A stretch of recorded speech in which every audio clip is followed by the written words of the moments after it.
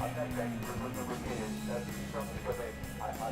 Service Campbell is on the inside line as he's been squeezed by Steve Darby with a lot break from Service Campbell, but he is able to sneak up the inside of Richie's corner and did take second place away from Steve Darby. So Campbell up in the second place for the race, and Steve Darby down in the third place. Mark Baker from the fourth now, but still leading class F at the MGF at this stage. Up to fifth from Supervisor of approximately sixth, but Martin Wills now, he's in the very places in class F. Down to seventh here goes number 42, which is Simon Kendrick, and Stephen Durden will come through, but lost a chunk of time on that map, but being a sweep somewhere ahead because he lost about 7 seconds somewhere there. Stephen Durden with that car has been on the extreme since the race got underway. So number one car, the rifle, that only for the top Stephen Durden. Now he's slowing down, I'm afraid, and Farmer is slowing up, and he's going to retire the car on that Farmer. So the championship leader, it looks as though it is going to be a difficult start to the day for Stephen Durden. It is now pulling the car onto the circuit.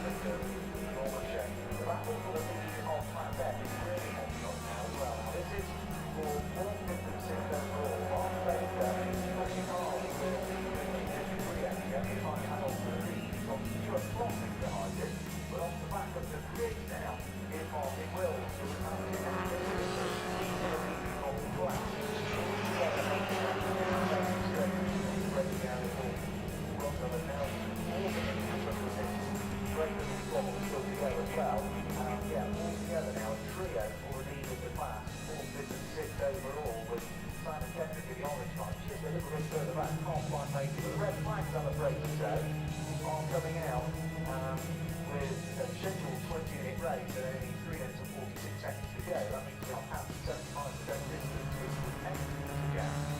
So that will also mean that we won't get a restart, so that will take a combination of that, but we shall wait and see. Dennis Barrett continues on his merry way, as does Curtis Campbell and Steve Darby. But they might sort of stop on the start finish line, and I think they will probably push him around the circuit, and that also means that it removes that possibility of that great little fight that we got for the lead of the MGF class. Now, what has happened around the circuit? There is nothing. I can see a hurry to that number my tip code. We'll look around the circuit that we can see.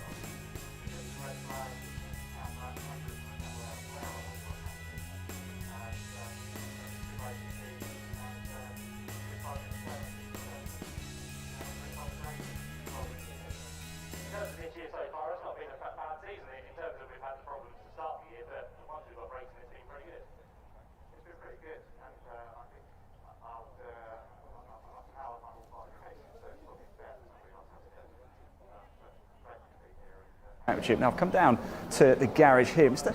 Will Gibson, perhaps not having the weekend he was hoping for so far.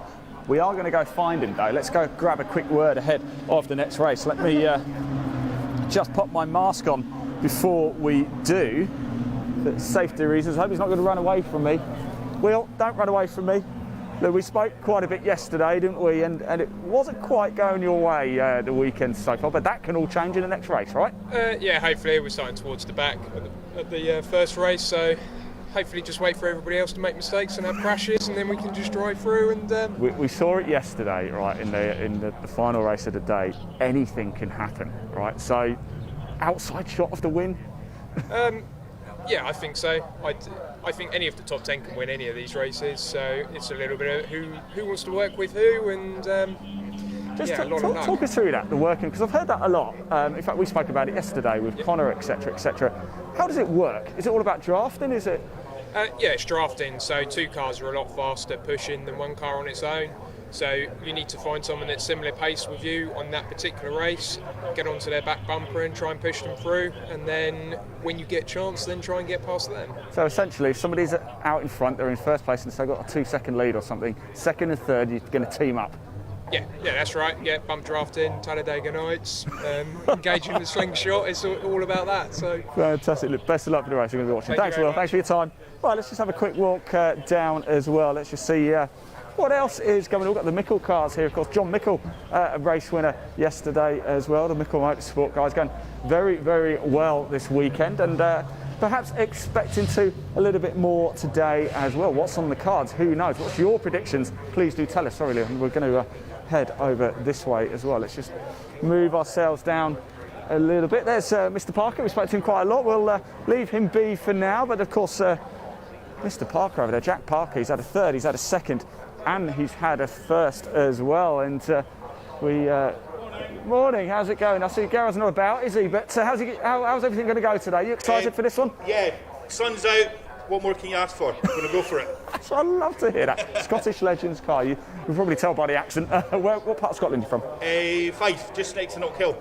In fact, do you know what? I can't claim I've ever been there, but I'm sure it's beautiful anyway. It's stunning. There we go. Right. It's time. I'm going to have to hand back over to your commentator, Kieran, for the next Legends Championship race. Do enjoy.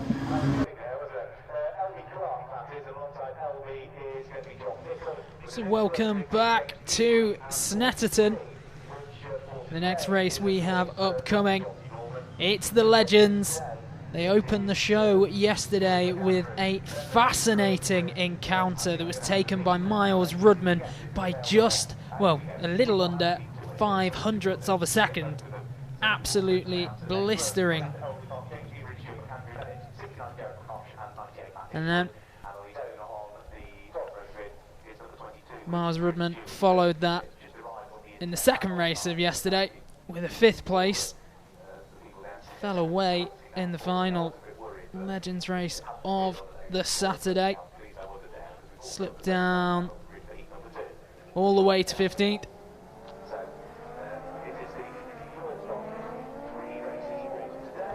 So we've only got 6 laps in this one.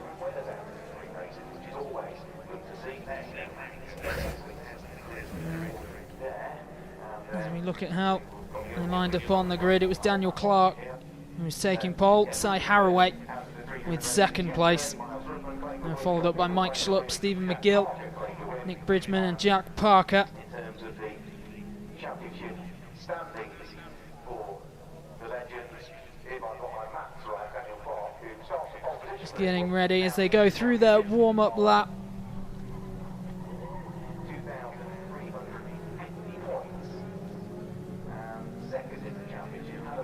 The safety car out ahead of them. Safety car been on the track a few times already today, so a couple of cars have to make their way onto the flatbed in the Mini 7 Championship. One in the standard class, one in the S class.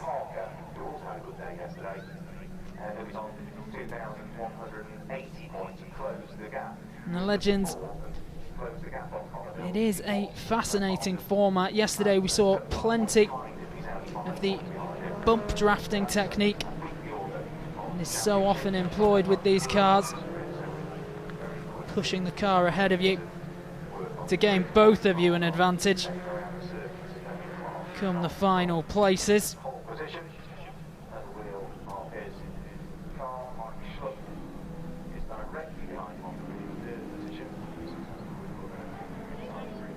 So we've had 2 race weekends on the 2020 calendar in the Legend Cars National Championship with MRF tyres. They opened in July at Croft. That was followed late August at Donington. And now the third of 5 race weekends takes place here on the Snetterton 300 circuit.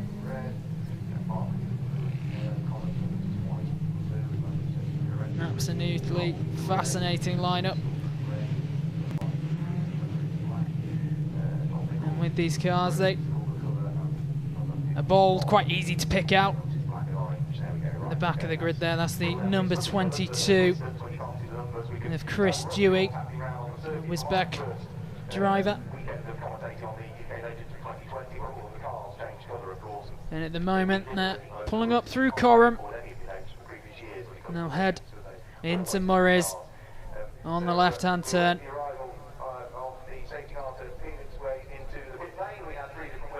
The number 14 of Daniel Clark,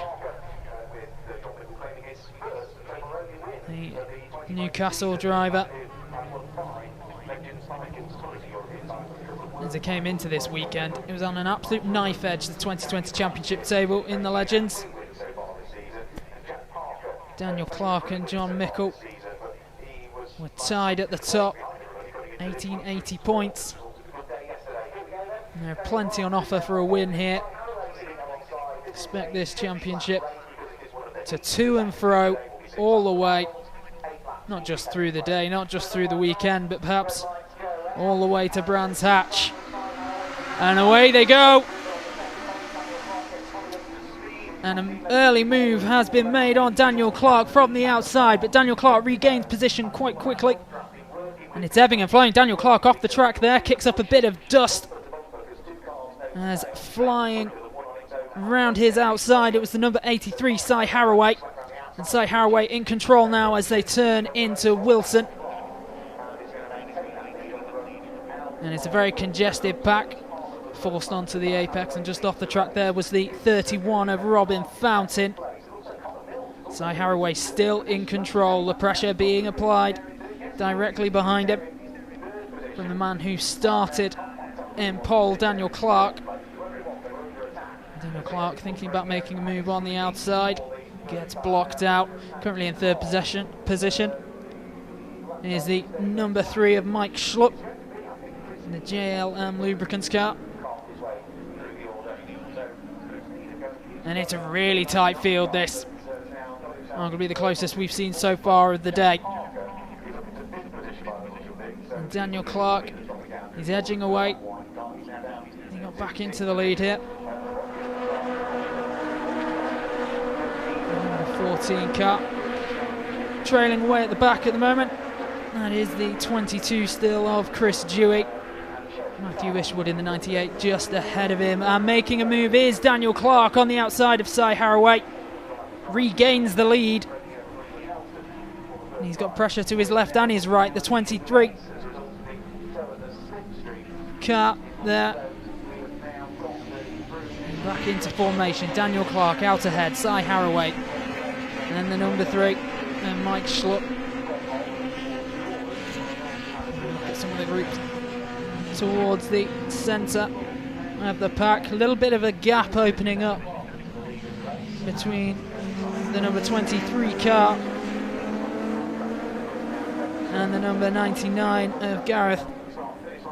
Well, Chris Needham today. It was Gareth Sheridan yesterday. But Chris Needham, the Altrincham driver, in the 99 today. And they come through. 2 laps of 6. And another move made.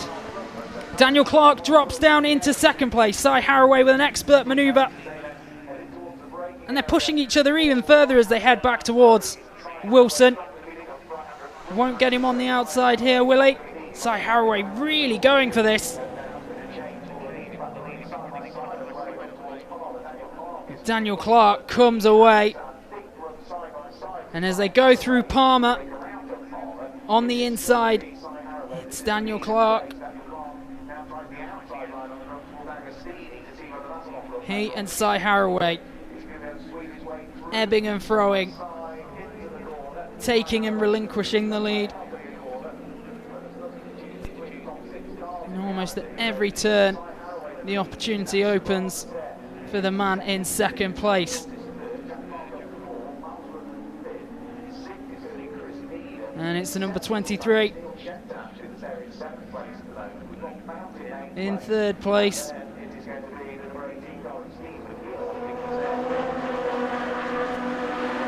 It's still so congested. The tail starting to fall away. Very big gap between the two right at the back. And creeping up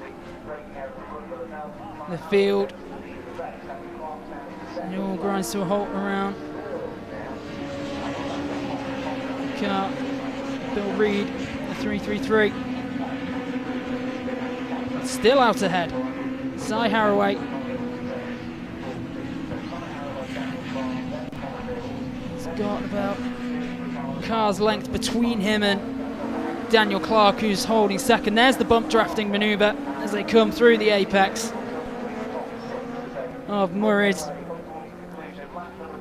And down the centre straight. And it's really close still.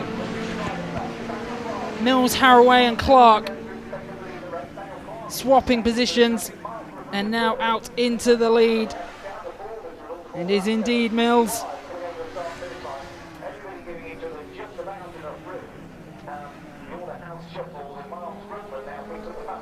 Cy Haraway and Daniel Clark have dropped even further.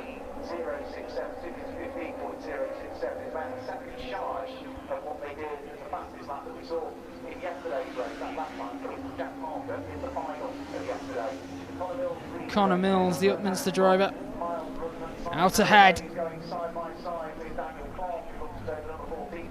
And he goes wide right. Cy Haraway on his inside. Tail pushes out a little bit from him. Cy Haraway is now in between the two cars. And Connor Mills forced well wide there and off the track. And we have another new leader. Daniel Clark just ahead of Cy Haraway. They're both trailing. They're in second and third spot.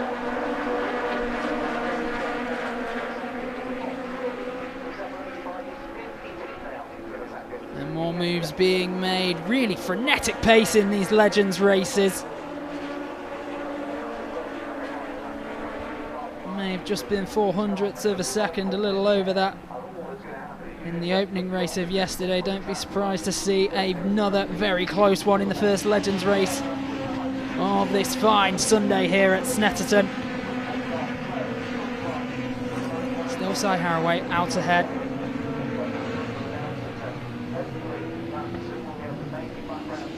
Daniel Clark and Connor Mills keep exchanging. And through Murray's, heading for centre straight again. A couple of laps remaining here. And out ahead, it's Daniel Clark in the number 14. He's followed by Cy Haraway. And there's a move being made by John Mickle. Daniel Clark trying on the outside of Cy Haraway as they go through Wilson. Taking the inside lane was John Mickle. And they head for Palmer. And the leads change hands again. Cy Haraway out ahead. Daniel Clark into third. Holding fourth place. That's the 23, Connor Mills. Absolutely fascinating, this one. Still, it's with Cy Haraway as they head for Agostini.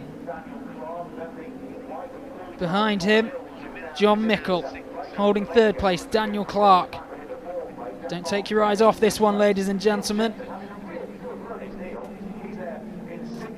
That race lead may well change a few more times before we're finished yet. Still Cy Haraway leading as they go through the Bentley Straight. Looking for the soft left turn at Brundle before the sharp right at Nelson. And here they come into it. Cy Haraway still holding off John Mickle. Daniel Clark a little bit further behind. Heading for Bomb Hole now. Coming down towards Coram.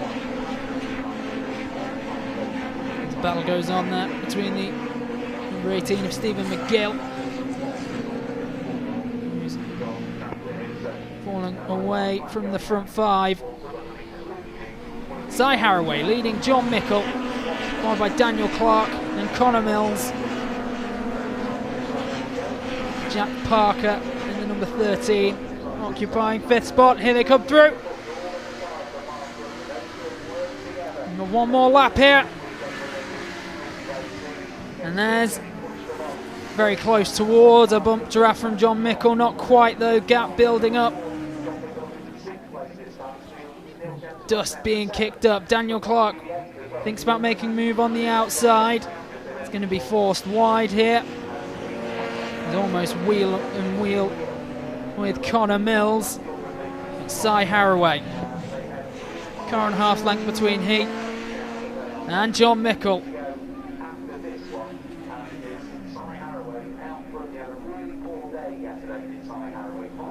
And Cy Haraway, plenty of pressure but absorbing it.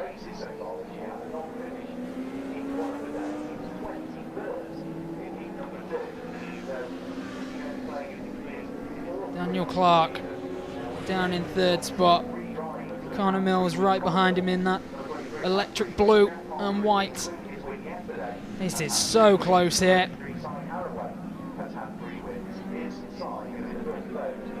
Still Cy Haraway out ahead.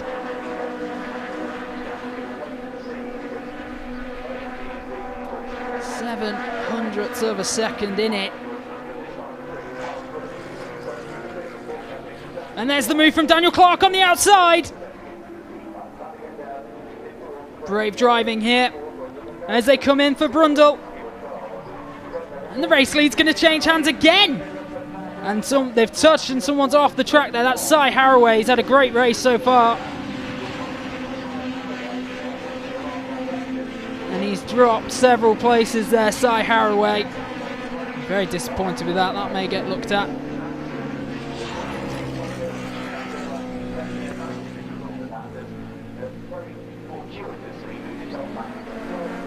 Pressure still coming through. Daniel Clark in second spot. And heading down centre straight once more. And here they go, one more time. And we've got another new challenger entering the mix. Jack Parker climbing into second spot, hunting down Daniel Clark as they head for the hairpin at Wilson. And Clark weathers the pressure well.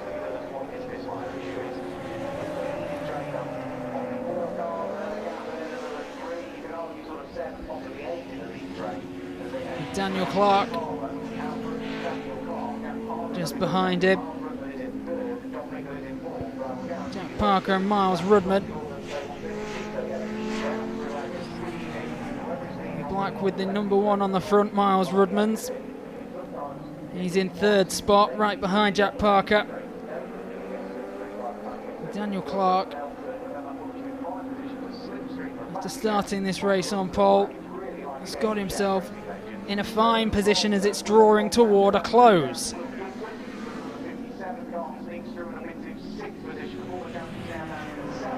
Daniel Clark, Jack Parker, then followed by Miles Rudman. Bit of bump drafting there going on between Parker and Rudman, trying to better each other's position. And it's going to pay off. Daniel Clark down into 3rd. Jack Parker out in the lead on his own. Goes wide. Through Brundle and Nelson. Now the bomb hole. And coming down towards Coram. There's one last twist in this tail. Jack Parker through Murray's, and we'll take this one into the centre straight. Should be comfortable now. That should complete the race lineup. It looks like it's going to be... There is a late move! And has he got it? Oh, we'll have to see that one to get it confirmed. But Miles Rudman, well, he started yesterday fantastically. As he started today in similar vein. It looked like the race was there for the taking for Jack Parker. Almost right at the finish line. Here Miles Rudman surging up the outside. And Rudman, Parker followed in by the man who started in pole. And indeed, it is Miles Rudman who's taken it. There was just, again, another race where just 0.05 of a second separated them. And Rudman, Parker, Clark complete the podium places in that one. John Mickle just outside in 4th spot. Then Connor Mills. Go a little bit further back, Will Gibson. And they're all being led into the pit lanes now. So let's go over to Ian Waterhouse, who's got a driver to interview. Wow, that race had it all, didn't it? Overtaken, fast-paced action, even a little bit of rallying by the looks of things, but wow, oh wow. We're going to go chat Miles Rudman, winner again. He's already won once this weekend. Jack Parker, is that man glued to the podium? And Daniel Clark as well, also on the podium as well. Let's go find the guys and let's go have a chat to them, shall we? That was one of the most exciting races we've certainly seen this weekend, and there is the man himself, just revving up a bit. So we'll let them go do their bits and bobs, otherwise we'll never hear anything. So there he is, there's your race leader, Miles Rudman, winning again this weekend. Magnificent stuff. Jack Parker behind. Jack Parker, by the way, this weekend, 4 races we've had now for the Legends. He's had a 3rd, he's had 2 seconds and a 1st. He's not been off the podium. He is glued to the podium. Now I'm going to grab a quick word with Miles Rudman, a very happy looking Miles Rudman, and a fist pumping Miles Rudman as he came over the start finish line. Miles, I saw that. Yes, it was all that. Congratulations again. Honestly, like, I didn't even know that was the last lap. I literally looked up in front of Jack and I seen the checker and I thought I was literally going to start pushing him and I pulled out. Just managed to keep him at the line, but yeah, that was... It had it all, didn't it? I even saw a bit of rallying in that race. Oh yeah, it was all going on. I mean, it was so close. You know, there was just nothing in it. I mean, it was, yeah, it was, you know. But every race is like that. It must kick the heart. Your heart rate must be going 10 to a dozen. Well, you don't get a chance to think about it, but when you stop, it's just like, like, you know, in the moment you enjoy it, but you're kind of glad, oh, that's over, you know. Absolutely. Look, I'll let you go. This is getting very hot. Thanks, Miles. Right, we're going to grab Jack Parker as soon as he's finished. Let's grab Daniel Clark again, actually, whilst he's waiting. Another man whose weekend, Daniel, your weekend just keeps getting better and better, doesn't it? It does, yeah. I did it again. I did it at Dunton. I went for the lead on the last lap, and I need to stop doing that. In Carton, it's not a problem, but I gapped them on the infield, which is what my plan was, and hoped they wouldn't get it. I looked in the mirror and seen them hook up, and the speed they caught us down the back straight. I was just like, yeah, I'm not going to win this. I'll tell you something. This is the second time I've done Legends, and I'm just mesmerised. It's right up until the line. You just don't know. You don't know? No. And what's it like for you guys? Awesome. Absolutely awesome. Daniel Ward, another podium finish for Daniel Clark there. Jack Parker, let's go grab the man. We keep talking to Jack Parker, but we have to keep talking to Jack Parker because he's glued. He's absolutely glued to the podium. Jack, you're not been off it. No, it's been an eventful weekend. I can't thank the team enough for getting the car prepped, and it just seems to just keep going. And the last minute dash to the last lap and to the line just keep getting pipped. But yeah, good start to the day, second. So yeah, hopefully we can pull out a few more podiums. Fantastic, Jack. Congratulations. Right, it is time for the British Truck Racing Championship. Do enjoy that. Was magnificent. If you like your action loud and fast again, here we go. I'm going to hand over to you. Hello everybody and welcome back to the British Truck Racing Championship. And just as I speak, the road recovery vehicle goes right behind me. Look, we've come down to the paddock anyway. We've got Tom O'Rourke here. Let's go see if we can just grab a word with Tom.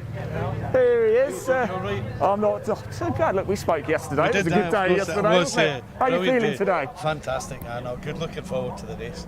So, no, yesterday was a big day for us. You know, we've had the Shane Brereton team is fantastic. The 6 boys, how they prepare the truck. If you look at the presentation, it's brilliant. It does look sensational, doesn't it? It just all came together yesterday. In qualifying, I forgot to put the half split up in the gear. Sorry.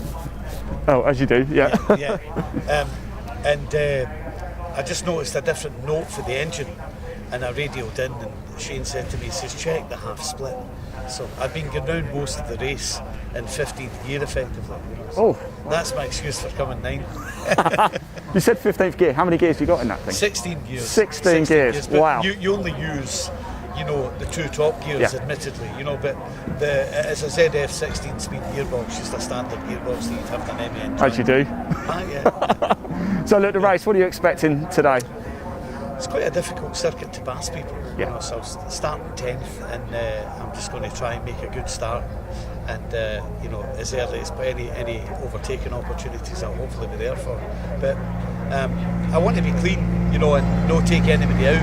There's a lot of damage here, you know. So just hope the truck will last the three rounds. You know, so, fantastic. Yeah. Look, best of luck, Tom. Thanks for taking the time out again to talk to us. Always a pleasure. Thank you. Thank you very much. Right, let's just head down a little bit further, shall we? Let's see who else we've got. We've got Mr. Dave Jenkins' truck over here as well. We had a quick chat with Dave. I can't see him anywhere, so we're just going to move on a little bit, aren't we? Let's just have a quick look over here, shall we, guys? Plenty of work going on here, chaps. Let's have a little look. Just a quick word, plenty of work going on here. Everything okay? Excited for this today? Yeah. Can't wait really. We improved yesterday, so. What's the expectation today then for you guys? We're fairly new into it, so we're happy finishing every race. Yeah. We're gaining experience and time, obviously, the more we do it. Just finishing, just being in with part of the pack and not left at the back behind, really. Yeah, like I say, it is a learning curve. It's quite tricky to overtake. We've just been chatting to Tom O'Rourke. He says it's quite difficult to overtake around Snetterton. This is only our 3rd ever meeting, but I did say to the lads that it's very complicated and very tight track in places. Yeah. So it is, yeah. Well, go out. Especially for us newcomers, it's a daunting experience. But have you enjoyed your experience so far? Of course we did. That's what I like to That's hear. all it's about, isn't it? Having fun and enjoying it. Perfect, lovely. Look, best of luck for the race. Thank you so much, and we'll see you a little bit later. Right, it is time for these monstrous trucks to head out onto the track. I'm going to hand over to your commentator, Kieran.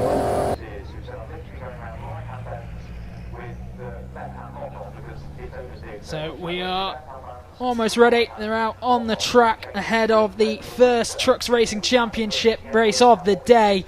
I'm joined by Poity. Poity, you were here yesterday. I was indeed. Hi Kieran, how are we doing? Not too bad. Are we expecting similar, given the conditions are so similar? Yeah, very good conditions this morning. We've had dry weather all weekend, which is fantastic. Obviously all the setups are going to be stiff and ready, as I like to call it. They'll be looking for an early start. Always an interesting first bend down at Riches on this track. We got some very tight racing yesterday, a bit of rubbing on the first lap, but soon we will see the gaps between the Division 1 and the Division 2 start to separate as the first lap goes on.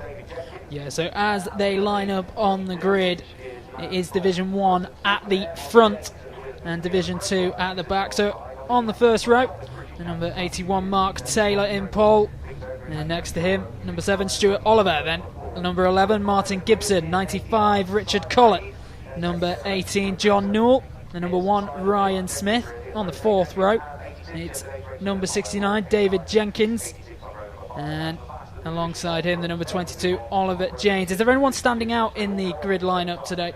Ollie James, quite an impressive performance yesterday, finishing third. First race back in British racing for quite a while, and obviously to take home a podium in the first weekend, very good result as well. Martin Gibson, one to watch as well, nearly missing a first place yesterday as he locked up on one of the corners and gave up his first place position to teammate Stuart Oliver. But yeah, the Division 1 and Division 2 both this weekend are literally all playing to win. We've seen such a selection of results in the championship so far this year that it really is anyone's game. Well, we've had one weekend in the trucks racing this season so far at Donington. This only the second in a revised schedule. Hopefully they'll make up for lost time. What's it like with one of those 5.5 ton trucks when you are taking on a hairpin turn like Wilson so early in a race? Well, having the pleasure to have actually gone on a few passenger rides over the years, they are pretty extreme. The very little roll on them, considering all the weight is very low down to the ground, mid-engine, most of the chassis as well, so lots of weight at the bottom, but still the amount of braking force that it takes to actually level off before you go into a tight bend, like Williams for example, you lose all of your momentum and it takes that whole 6,000 newton meters of torque to pull you back out of the corner. So it really is a skill to know when to brake and when to get the power back on. We can see now, just coming under the Snetterton Bridge, we've got the Champion RV sponsored Sean Taylor V8 Scania. Very nice racing liveries on the side. Very popular truck in the show truck world. He's had the honour of pace trucking this morning. Of course, yesterday we had the Big Mike in the Calcer truck. And I do believe we've got Stuart Williams later on in the BTRC liveried DAF. Well, we are getting closer and closer to the start of this one as they exit Nelson through Bombhole, heading towards Coram. And they'll be back through Murray's and down the centre straight, ready to get this one going. Also nice to see Luke Garrett there at the back. Had a bit of a gearbox issue yesterday which saw him drop out of the last race of the day. Worked until 2 o'clock this morning. Actually had a colleague bring up a gearbox. A massive shout out to Steve Brewer from D&G Recovery, who actually used the crane twice this weekend to lower the new gearbox into position after a very early start as well, putting it all back together. So fingers crossed Luke Garrett gets a good race out of the truck today. Late nights and early mornings, a big theme within the sport of motor racing. That is racing indeed, yes. Lots of effort going. Arnie from Ryan Smith's team as well, working late into the night with some steering issues, which saw Ryan Smith drop back considerably yesterday. Not the performance we're used to seeing from Ryan Smith at all. And they have exited through the corner at Murray's, are coming down the centre straight now. And we see the lights go out. The engines roar, all 1,000 horsepower, roaring down towards Riches now. And Stuart Oliver taking an early lead against Mark Taylor as we see them cross the line. Ricky Collett up the side of Mark Taylor, followed by Martin Gibson. It's looking very tight round Riches now. Bradley Smith in Division 2 making good headway to the front of the pack. Again, right on his tail, Steve Powell, followed by Craig Evans and Graham Powell looking to make an early start as well. And still out ahead in the number 7 as he makes his way through the hairpin at Wilson. It's Stuart Oliver, very composed start. And then it's congested towards the Bradley back. Smith there, forced off by Craig Evans as Graham Powell takes the opportunity to go down the outside. And it's Ryan Smith and Ricky Collett now shutting the door on Martin Gibson. It looks like Collett might have some trouble there as Martin Gibson and John Newell look to make a pass by him. This looks like it's going to be a very fiercely contested opening race to the day for the trucks. And now they're making their way towards Agostini. And then Hamilton. Nice to know somebody did their homework on the corners. All looks just like a racetrack to me. Well, still out ahead in the number 81 at the moment. I've got Mark Taylor on my screen, but what I'm looking at is still Stuart Oliver looking comfortable and in control.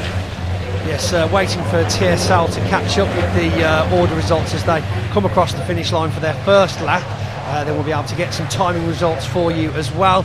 Ricky Collett now battling with John Newell, playing the defence, as yes, there is a definite lead of at least a couple of seconds there. Stuart Oliver powering ahead with Ryan Smith trying to play catch up, and then Martin Gibson having gone early on past Ricky Collett for the third position. We've then got Ricky Collett, John Newell, Dave Jenkins, just a little bit of dust there. Ollie Janes taking some early damage to the front wing there, and Simon Reed looking to get past there. Craig Evans dropping back now. We've got Luke Garrett's made his way up. And Stuart Oliver comes through Coram and into the left turn at Murray's before heading down centre straight. He's still in the lead. A lot of dust being kicked up, and there we see that damage to that front right wing. Point he mentioned earlier. And here we go as they cross the finish line for the first lap. We've got a 2:28 with Stuart Oliver, almost 2 whole seconds behind him, as I thought, Ryan Smith, and 3 seconds behind the lead is Gibson. Mark Taylor at the back, 11 seconds behind pace at the moment. I mean, in terms of those timings, certainly not an unassailable lead at this point. Plenty of time to go in this one. Anything could happen. Yesterday's last race saw huge differences in the standing order in the last lap alone. So it really is a race to the finish line, so to speak. You just have to, as I said yesterday, it's down to who blinks first in truck racing, especially on such a tight circuit like Snetterton.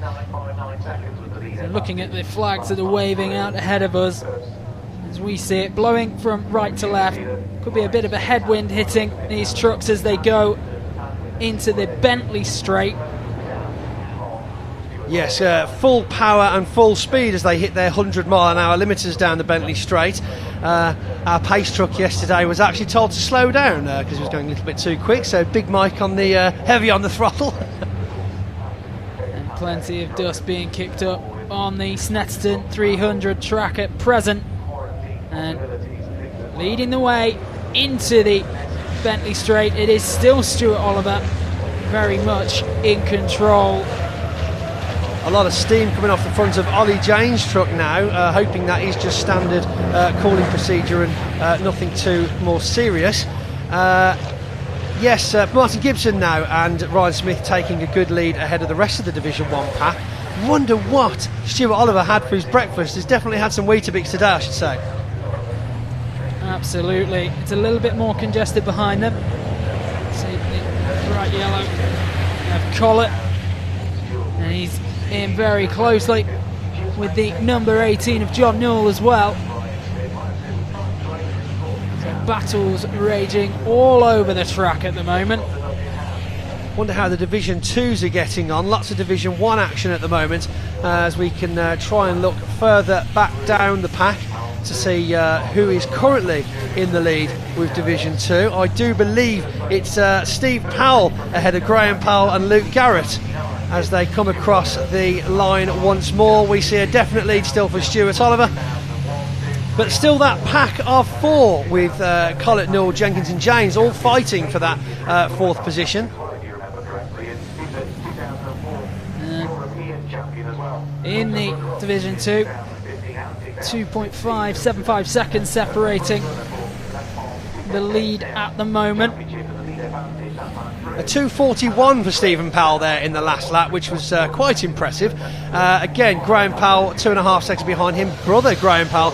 We've then got Luke Garrett making good headway for that third position, followed by Craig Evans, Smith, Reed and John Powell at the very back at the moment. Some technical difficulties outstanding for John Powell over the last couple of races, so I wonder if he's having some issues again today. Well, a man who certainly isn't having any issues is our race leader, Stuart Oliver, still looking so comfortable at the front of this pack. Behind him, Ryan Smith, and then the 11 of Martin Gibson, currently occupying third place. Then we have a little bit of a gap to the rest of the field. Craig Reed looking good at the moment, just ahead of Craig Evans in Division 2. Craig Reed taking home 2 first place trophies yesterday, and a fantastic start to the weekend for him. I've just seen Mark Taylor coming back out of the pit lane, looking like he might have had some issues that needed sorting out. Back with the Division 1 now though, leaving hopefully some gravel on the track for the rest of the events today. We've got Collett, Newell, and a very tight battle there between Newell, Ollie James and Jenkins. Anything could happen, we really must keep an eye on those. There's Ryan Smith going through the bomb hole, and ahead of him, and still building, Stuart Oliver. And then we have the more congested field coming round. The last one round that corner. Just double check what number that was. Didn't quite make Tom it out. O'Rourke, that was with the orange grill. And then we see Stuart Oliver still in control. Now it's the number Steve 3. Powell that we've got here now, flying ahead. Had a bit of an issue with his high range gears yesterday. The simple breaking of a little plastic switch saw him drop back behind the two brothers for a very disappointing finish for Steve Powell yesterday. It looks like that's been fixed, and he's flying away today with a fantastic result. Yes, it's still Powell, Graham Powell and Luke Garrett in the top 3 of Division 2 at the moment. Oh, and here we go. Here is Stephen Powell come flying past us, leading the way for Division 2. He's through Riches. Looking very comfortable today is Steve Powell, so definitely repairs have been made. Just 7 minutes left of this 15-minute race, looking to be about 4 laps left, so plenty of time for lots of position changes as we have some more Division 2s come racing past. It looks like John Powell and Craig Evans battling at the back of the pack.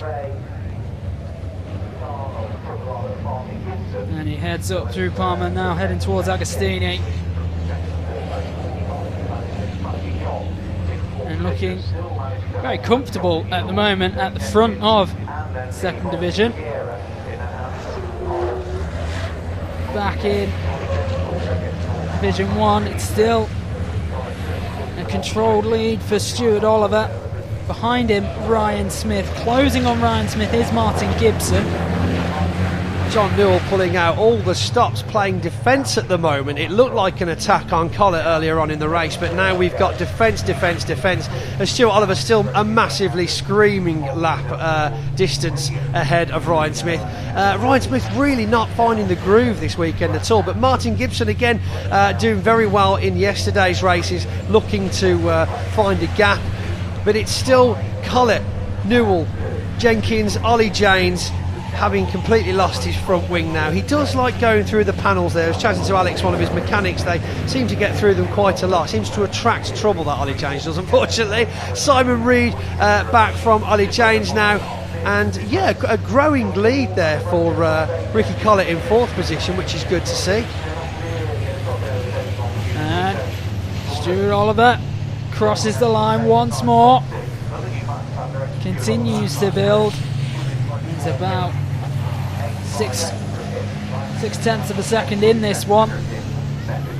Quite incredible to see actually the lap time. Steve Powell pulling a 2:41 and Stuart Oliver there with a 2:26. So really not a huge difference between the two divisions this weekend. All those corners, it really does come down to handling them in and out. Of course, top speed, they all make it to 100 eventually, so that Bentley straight really does separate the accelerators. Well, we have got a very big gap now between Division 1 and Division 2. Jenkins looking for a move past Newell there as they make their way around a very tight bend. Newell, very tricky driver actually, always looking for a space. Obviously the shoe is on the other foot this weekend playing defence, but Jenkins, a very, very well experienced driver on his tail, just looking for that first mistake.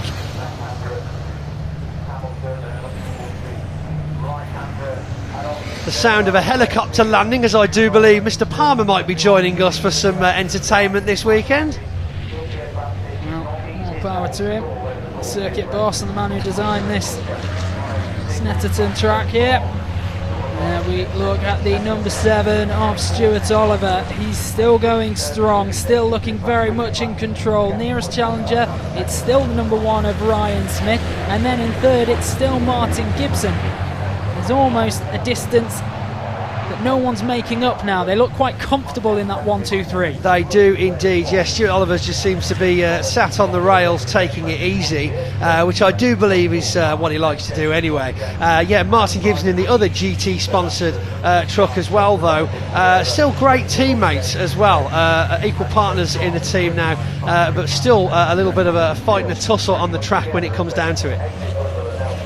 Here's Stuart Oliver, takes the left turn at Murray's.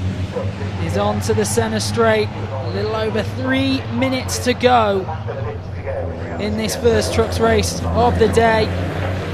Next one coming up is after lunch. Yes, quite evenly spread actually. If you want to join us back there, I do believe it's 2:45 for the next British truck racing race.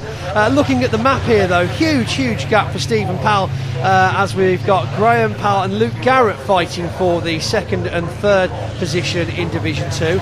Another decent distance behind them though is Craig Reed. Not quite feeling it today by the looks of it is Craig, but maybe something he can improve on for the rest of it. Further back then we've got truck 46 with Bradley Smith and John Powell in the number 6, not to be confused of course with the Brad Smith truck, who again had technical difficulties yesterday, seeing him pull out at the weekend. Stuart Oliver through Palmer, and he'll go past the grandstand. He's followed eventually by Ryan Smith, and behind him it's still Martin Gibson.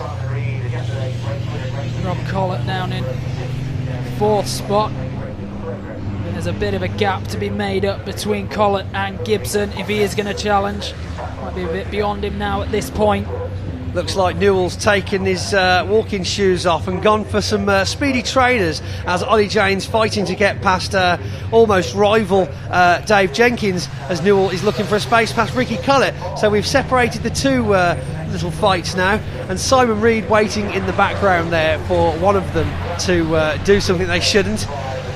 Ollie James right on the tail of Dave Jenkins here. They almost had a coming together yesterday on Murray's, but Dave Jenkins locked up just in time to stop any serious accident from happening. And there's a real battle going on here. It's the number 69 of David Jenkins. So close together at the moment. From certain angles you'd swear they were rubbing, but he's looking for the inside. Ollie James making a move on Jenkins. Will he be able to make it past? We go for the wide angle as we see Craig Reed coming round. And there we are out of Nelson onto the bomb hole. We've got Ricky Collett kicking up huge amounts of dust there in front of John Newell. They really are starting to get stuck into it now. Final 50 seconds of this one. Stuart Oliver still in control, still looking comfortable, and actually he's building. Behind him Ryan Smith race. And Martin Gibson are looking much closer. Gibson. Stuart Oliver could probably pull in for a pit stop at this point if he fancied it. Cup of tea and a quick biscuit. 26 seconds left of the race as they cross, so I do believe this should probably be the last lap now. But still anything could happen, as we saw in yesterday's second race of the day. Huge changes as the drivers desperately try and crawl some positions back before it's too late. Well, as Stuart Oliver heads back towards Palmer once more, just all about keeping his composure at this point. It's been a really strong showing from him, and the only thing that's going to open the door to Ryan Smith is probably Stuart Oliver himself. Indeed, yes, and I can't see him doing that by choice. We have now got the sign up for the final lap. As we look back to Division 2, Steve Powell still cruising ahead from Graham Powell in second, and then Luke Garrett very comfortably in third with his fresh gearbox, finished at 6 o'clock this morning after a very late finish. So it's good to see a result from Luke Garrett there. Luke Garrett actually moving up, as it's been updated on the screen now. So looking for a second position now. Graham Powell dropping back into third for Division 2. Stuart Oliver now at the front of the grid as he's on the second half of his final lap. Looked to have dropped a little bit of speed there, Stuart Oliver. A little bit of a wobble. Ollie Jane still all over the back of 69 digraph Dave Jenkins. This really could be an interesting tussle for the last lap for those two. And heading into the bomb hole. Stuart Oliver. Lots of fun in the bomb hole. That looked like an issue with his tyre. Graham's gone off. Someone. Spin off on the last lap. Graham Powell, what an absolute shame. Fantastic camera work just catching that as we see some re-turfing going on. Oh, there must be some liquor in the track there. We've got Craig Reed spinning off as well, as we just saw him come firing past the camera. Craig Reed looks to be getting going again in the 68. We've also got Graham Powell back on. Do we have any flags going out, or are they going to let it finish? The checkered coming flag through now. It's Stuart Oliver takes the checkered flag for Division 1. Fantastic effort, absolutely brilliant racing. And he's followed in by Ryan Smith and Martin Gibson. He looked so comfortable in this race. He did. Something just worked for him today. Obviously, Jack, James and the rest of the team working very hard on the truck last night, so they'll be very, very happy with that result. His second first place podium for the weekend as well, but this one truly well deserved. The checkered flag still flying now as we see Mark Taylor crossing the line. Stuart Oliver taking a victory lap now, gently around the track for the spectators that have actually made the effort to come out and see us on this weekend. So it's very nice to see some people in the grandstands. Craig Evans now battling with Graham Powell at the back of the Division 2 pack. Managed to get going, quite impressive driving to see them. As Steve Powell takes first place here at Snetterton for the first race of the Sunday. And he's followed in. It is indeed taken by Luke Garrett, second place in the Division 2. So it really is a tussle now between the two spin-offs, Graham Powell and Craig Reed, to see whether they can make a difference to the standing order as we see them make their way back down now onto the centre straight. And it looks like Craig Reed just pips Graham Powell on the straight to take that third place away from him. We'll see whether that was a photo finish or not. We've then got John Powell, Bradley Smith and Craig Evans as well. We were going to have a little look at that incident that involved the number 55. Massive spin-off there for Graham Powell. Unbelievable, yeah, full 360 onto the grass. Usually that would see a yellow flag and an issue on the race, but fair play to the driving skill and experience of the newly returned Graham Powell, getting the truck going again and the race finishing nice and swiftly, so fair play to him. Well, as the trucks head back in to the pits, we do have one more trucks race, well, two more trucks race actually today. We've got one at 2:15 and the final trucks race of the day will come at 10 to 5. But before then, let's hand over to Ian Waterhouse. Right, everybody, welcome down to Park Promo for the British trucks. Well, that was exciting, wasn't it? We're going to go have a quick chat with your Division 1 race winner, Stuart Oliver. Let's go grab him. Hopefully he'll turn the engine off for us and so we can actually hear something.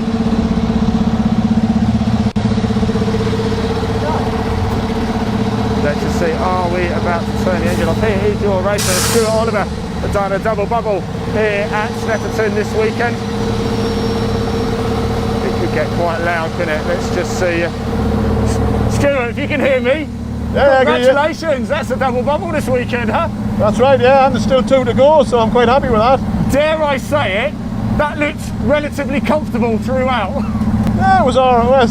Once I got round the start and got away and got myself a bit of a comfort gap, I was quite happy with that. Yeah, it was all right. It was good. Excellent. It's not over yet today, is it? There's another race to come on later. That's right, 2 races left, so looking forward to them. But the fun starts again like it did yesterday, where we're at the back on the next one. So all the work still to do. Congratulations, Stuart. Anyway, enjoy this one. Well done. There's Stuart Oliver, your winner. Let's go find Stephen Powell if we can. He's the Division 2 winner. Let's go for a little walk. So Stuart Oliver, then a 10-time British truck racing champion, picking up the Division 1 win there as well. We do want to see if we can find Stephen Powell as well. I believe he's over here. Let's grab Stephen, shall we? Division 2 winner, Stephen Powell. So fantastic stuff.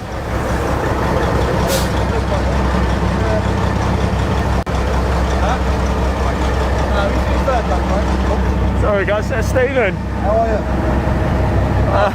You got a smile on your face, right? Yeah, not bad, Jude. That was good, that was good. Are you happy with that? Yes, a lot happy, Picked up the Div 2 win. A few battles going on, but was it in control throughout? Yeah, no, it was all right, really. Had a good start, got away from them, so I just thought we'd get some ground down and crack on, There's a couple of quicker ones behind us, but we had a good run on it, so had a bit of a problem yesterday in the last race. I was a bit annoyed with that because we was winning that, so, but no, good start to the day. That's what I like to hear. Just a quick question. We saw a couple of spinners around Agostini last lap. Was there a bit of oil or something down there? There did look something, I don't know what it was. You can definitely see something on the surface. Well, at least you stayed out of it. Yeah, right? it was out. Well done, Stephen. Cheers, congratulations. So there we go. Stuart Oliver, your Division 1 winner in the British Truck Racing Championship. And that man there, Stephen Powell, your Division 2 winner. It's now time for the Mini Miglias to head out on track. Well, I did manage to get down into the paddock. I had a quick chat with Lee Deegan, and hopefully we can play that video for you before the Mini Miglias head out on track. Right, hello everybody. Welcome to the Mini Miglia. It's almost time for the cars to go out on track. But before they do, we've actually nipped outside of the paddock because here is Mr. Lee Deegan's car, and he's just over here putting his shoes on. That's what he's doing. The life of a rock and roll race driver. But just have a quick look at this at Lee's Mini Miglia here.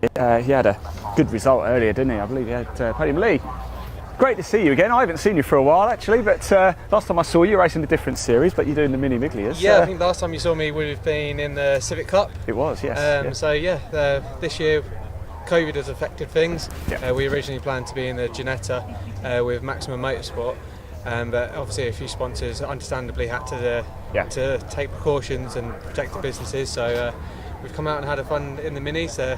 I've been out in them before. They're always cracking racing, really competitive, and we're having some good battles out there. It's going quite well actually, isn't it? Tell us about your weekend so far. Yeah, I mean, qualified P3, ended up P3 yesterday, was leading for quite a bit of the race until one of the MySab gaskets on the carburettor decided to fail and suck in, and then got stuck behind the box light. So every time I come to a slow corner, I was sticking at 6,000 revs, so I was obviously missing the apex, having to try and slow it down on the brakes, dipping the clutch in places to avoid other cars when they got back past me and in front. So managed to wrestle the car back in P3 and starting P2 today, so managed to get a good lap time because the second race today it goes from your fastest lap from the previous race. So managed to get a good lap in at the end with a toe down the back straight. We've got a really bad wind here this weekend, it is, isn't it? Yeah. And on the longest straight it's a headwind, so you don't really want to be in front really on the last lap if you've got someone behind you. So it's all very mind games really. Very similar to the sevens, because actually that was my next question, you just answered it there, and we saw it with the legends as well. They all say you don't want to be in the lead as you come onto the last. It's so crazy to say that, isn't it? It is, but when you have the aerodynamics of a brick, a Mini, it really doesn't help. Obviously in a lot of Formula cars it won't affect as much, but it really does affect us and the trucks and the legend. You have to play the right game really. And punch a hole in the air really, that's so right, the person behind. Just position your car in the right place. Some of the other Mini Miglias are down there. You're all the way out here. Any reason for that? No testing on Friday. We've been concentrating on getting the engine right. We've had engine issues all year really, and we've been lacking on power. Everyone's upped their game over the last 2 years on engine power, and TBR Racing have sorted me out with a really good engine now. Brilliant. So we can get up there and fight with the big boys. That's what I like to hear. So yeah, we're at Brands Hatch. We was on engine number 3. And probably about 15 brake horsepower below. And 15 brake horsepower doesn't sound a lot, but in Mini Miglia terms, that's a massive percent. It's huge, yeah. It's huge. So we're back out there with a good engine and pushing on. Enjoy it. We're going to be watching. Lee Deegan, thank you very much. Right, normally we'd like to potter about, wouldn't we, and catch some more of the drivers. Unfortunately, Lee's kind of out on his own a little bit over here, but we had to catch up with him, didn't we, Lee Deegan, a good friend of ours. So right, it is time now for the Mini Miglias to head out on track. It's going to be a super race. You're not going to want to miss it, and the best thing is you don't have to. I'm going to hand over to your commentator Kieran to take you through the action. So that you can enjoy the racing action, but also ensure that you... For this Mini Miglia Championship race by Stephen Colburn. Welcome back, Stephen. Thanks, Kieran. Nice to be back. Right, it's not been too much of a break for you. How are you feeling ahead of this one? What are we expecting? The number 21 of Aaron Smith is on the grid in front of us, that hot pink Mini Miglia. Yeah, well, you've got some real fast guys right at the front there. So Aaron Smith, champion from last year, has won 4 out of 6 races so far this season. He's looking like the man to beat. But alongside him, you've got Lee Deegan, brother of Shane, and probably one of the most successful mini circuit racing cars in history, that one. It's Peter Baldwin's car. It's won the championship multiple times. I'm going to say 6 or 7 times. So that's a very well set up car. Quick driver as well. And behind him, second row, you've got Rupert Deeth, former champion. And then Joe Thompson alongside, one of our younger drivers on the grid, who was P2 last year in the Mini 7 series that we saw earlier. Well, on the grid, just working a little bit further back in row 3, it's the numbered 0 car of Colin Peacock. Alongside him in 6th, the 54 of Tom Bell. Behind them on row 4, 11 Kane Astin. And the number 37 of James Cuthbertson. Behind them on row 5, Tony LeMay in the 69. Richard Jessup in 17. Jason Balding is in 12th spot behind the number 42 of Paul Simmons. And in row 7, it is Sam Summerhays in the number 85. Then we have a bit of a gap on the grid. Vacant row 8 before we go into row 9. And that is the number 171 of Dan Lewis, followed by the 500 of Rob Davis. The 126 driven by Peter Hills, and the 113 of Phil Harvey, and 133 Craig Cox. So as we see, green flag lap about to begin now. The second group there at the back with the blue windscreen headers, they're the Mini Libra class cars. So it's the new class, relatively speaking. The Mini Miglia has been around for 50 years this year. So they're an unlimited tuning class. They still run an A-series engine, still very similar wheels, tyres, the cars are the same. But they run 8 ports, 1385 ports, kind of encouraging people to bring perhaps an old hill climb car out of the garage and come and join in. So we've got Dan Lewis there, took the first win yesterday in his 8-port car. It was a mightily powerful engine in that one.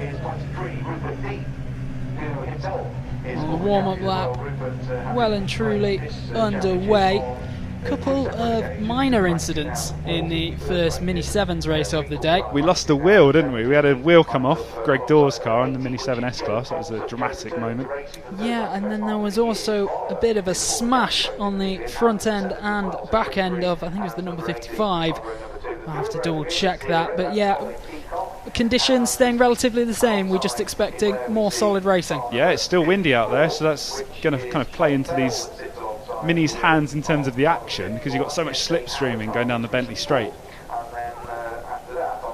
We have the tailwind when they come down the Senna Straight also. Well, you might not be able to see on the screen, it's actually uphill.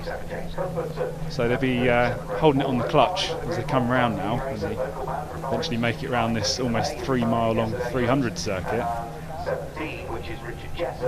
As we mentioned earlier this morning, it is a long old track for these minis, but they make good going of it. It's a fascinating battle in the opening mini race of the day.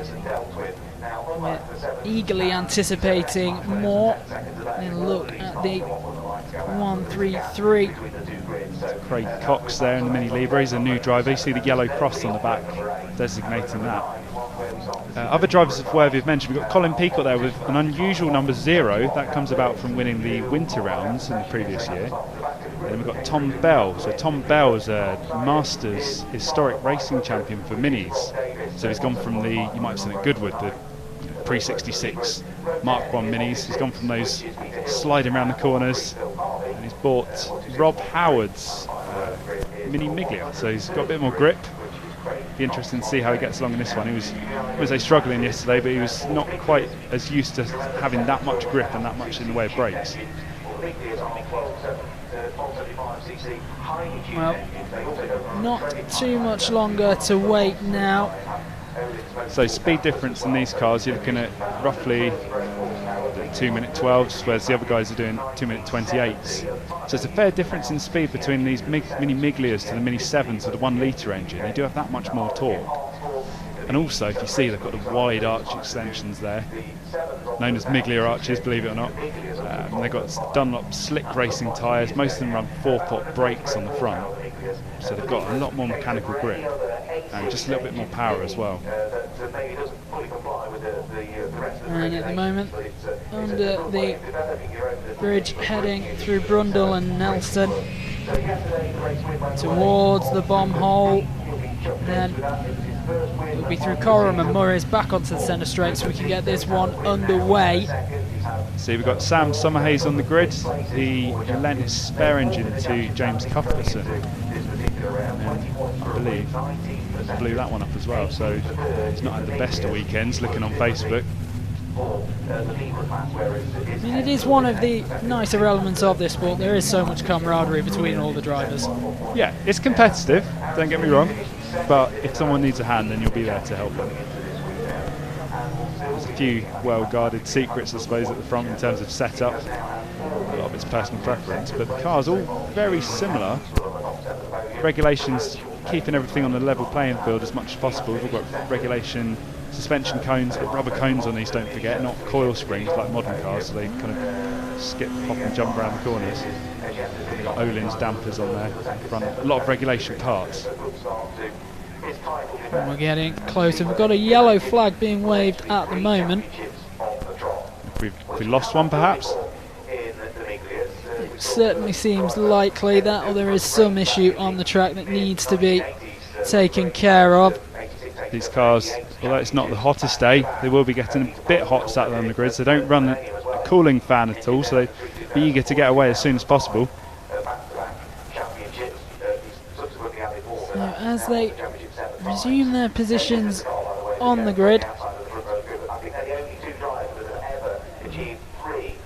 there's some oil on the track, we're hearing, around the bend at Agostini. Sharp bend too, you don't want to be running over anything. There we go.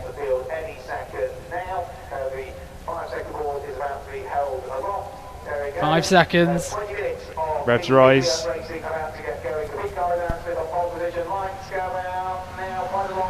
And Aaron Smith is away. But going toe to toe with him early doors is Lee Deegan.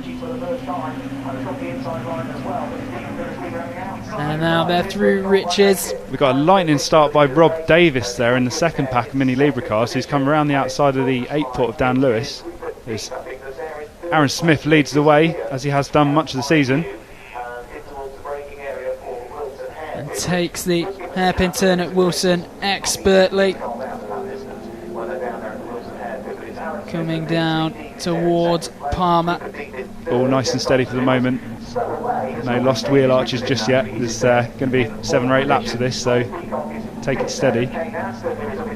Plenty of time in a 20-minute race for things to change several times. Colin Peacock locks a rear wheel by the look of it, but he's made it through with Kane Aston just behind him there. So we've got Dan Lewis and Rick Jessup. See, Rick Jessup's got a new engine in for today. It's a bit of damage sustained yesterday. Been on all night. So we've got Kane putting some pressure down the inside of Colin Peacock there. As he hops, skips and jumps, like I said. Very hard spring rates on these cars, so they do tend to move around a little bit under braking. And still in the Miglia class, race lead is Don't speak with too Aaron soon. Smith, but the challenge is on, and the number of 48 of Deegan comes up the outside, and as they're heading for Nelson, he's breaking away. Rides the apex on bomb hole. Aaron Smith drops into second. He's got close company right behind him. It's going to be a fascinating 20 minutes this. Oh, there's a long time to go yet. You see they're getting 3 abreast coming down the Bentley straight there down the back with the slipstream in effect. See just Tom Bell there, who was talking about earlier, the historic racing champion from last year. Getting to grips with the car there. Rob Davis leads Dan Lewis in the Libras. And as they pass the finish line down on the centre straight, Young Joe Thompson putting his nose out a little bit. Put some pressure onto Rupert, keep him going. They like to work together. These 4 out front can get a bit of a break now. That's always the aim. Kane Ashton's just there in 5th look. He letting him get away for too long. We've got the Libra battle, so that's Rob and Dan Lewis. We've got Sam Summerhays made it out, despite blowing up a couple of engines and gearboxes. and the lead has been eaten into. Aaron Smith is right behind Deegan now.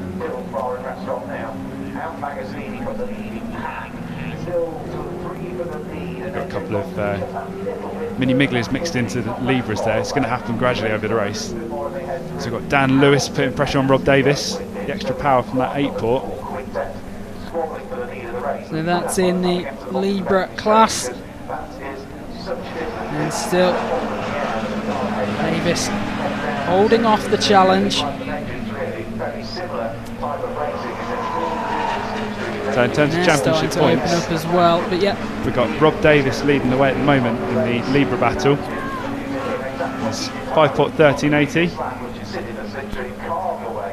We've got Lee Deegan still staying ahead of ever fast Aaron Smith, but look how much they're packed in there now. They're all catching up with each other. We've got Tom Bell at the back there, but between the lot of them there's only going to be a couple of seconds, if that.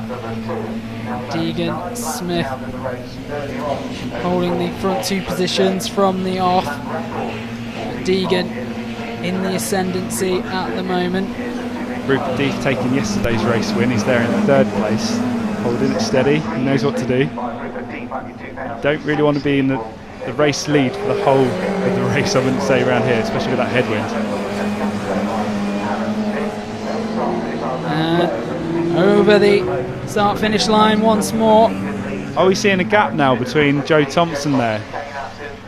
Kane Ashton? Not really, no, they're catching back up again. There's absolutely no chance of getting away around here. What we are seeing is Aaron Smith continuing to attack at the back of Lee Deegan through Wilson, heading for Palmer. Smith on the outside, Deegan on the inside. Keeping that pressure on. In a neat line as they head for Agostini. Is there going to be a challenge from the outside by Smith? Ooh. And a bit of wheel on wheel there. That was as close as you want to be without taking the wheel arch off. And still out ahead, Lee Deegan. And we're seeing this battle heat up, getting slightly more aggressive. We've got Sam Summerhays coming through and catching up now in, where is he, 5th there. So the whole pack is really backing up now between this battle. Lee Deegan and Aaron Smith. Don't discount Rupert Deeth. An experienced mini racer who knows what he's doing. Especially if the front two continue to challenge the way they are. Aaron Smith takes into second. And Rupert straight down there. And Aaron actually drops back a place as they come through Bomb Hole. Now, Smith down to 3rd. We've got Deegan in second, Deeth out ahead.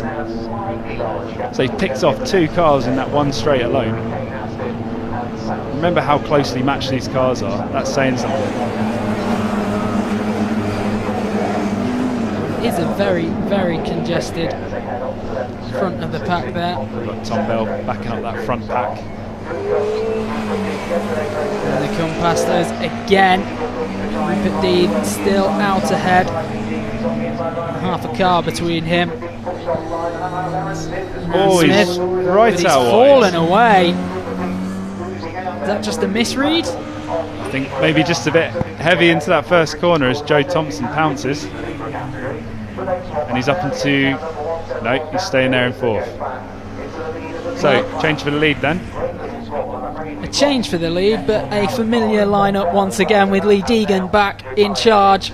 Aaron Smith right on his tail. Rupert Deed applying the pressure from 3rd, but has fallen a little way back from the leaders. So Aaron picks up the toe once again on the left there in the pink car. One driver missing this weekend, Andrew Jordan, who you might have heard of from touring car fame. Went out last round to Brands Hatch at the touring car meeting, and I believe he managed a 3rd, a 2nd and a 1st. So that's, even from a professional level driver, that's saying something. The competitive level of these mini Miglias is so close at the front. And Aaron Smith continuing to press and apply pressure to the race leader, Lee Deegan. And there is the number 23 car of Rupert Deed. Back in 3rd place and making a move. Aaron Smith on the outside. Rupert Deed on the outside. Rupert's done it middle. again. He's done it again, exactly the same as 2 laps ago. And Lee Deegan just rides it out in the middle and holds on to 2nd spot once again. There you go, 2 for 1. He's got the Libra battle still raging there. Dan Lewis, Rob Davis. Too far behind as they turn for Agostini.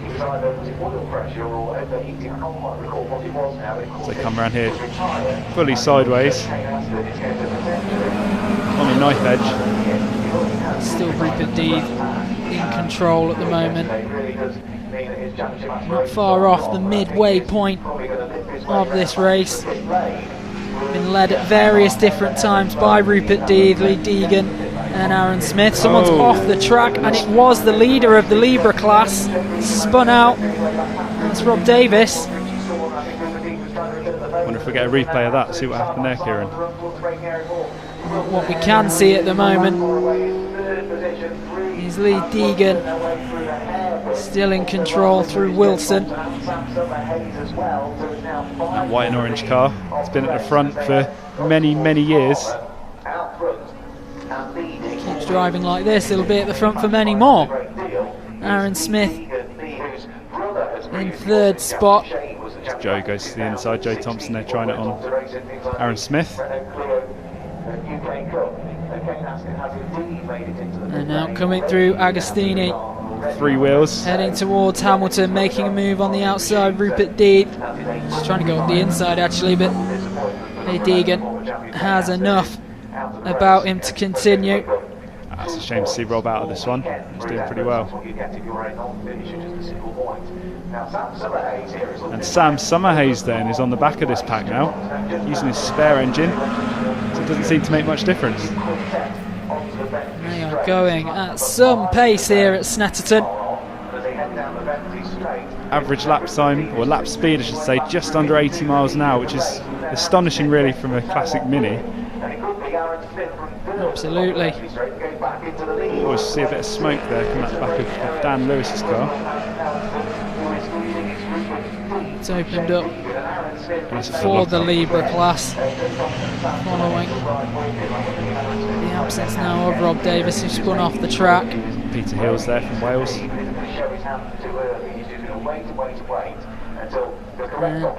The lead is still with Rupert Deed. He's cutting that close. Driving aggressively, but with a clear and focused intent on taking this one. And now they're coming down the centre straight. In the top three, it is Deeth, then Deegan. Bit of a gap before you get to Aaron Smith. Heading for Wilson.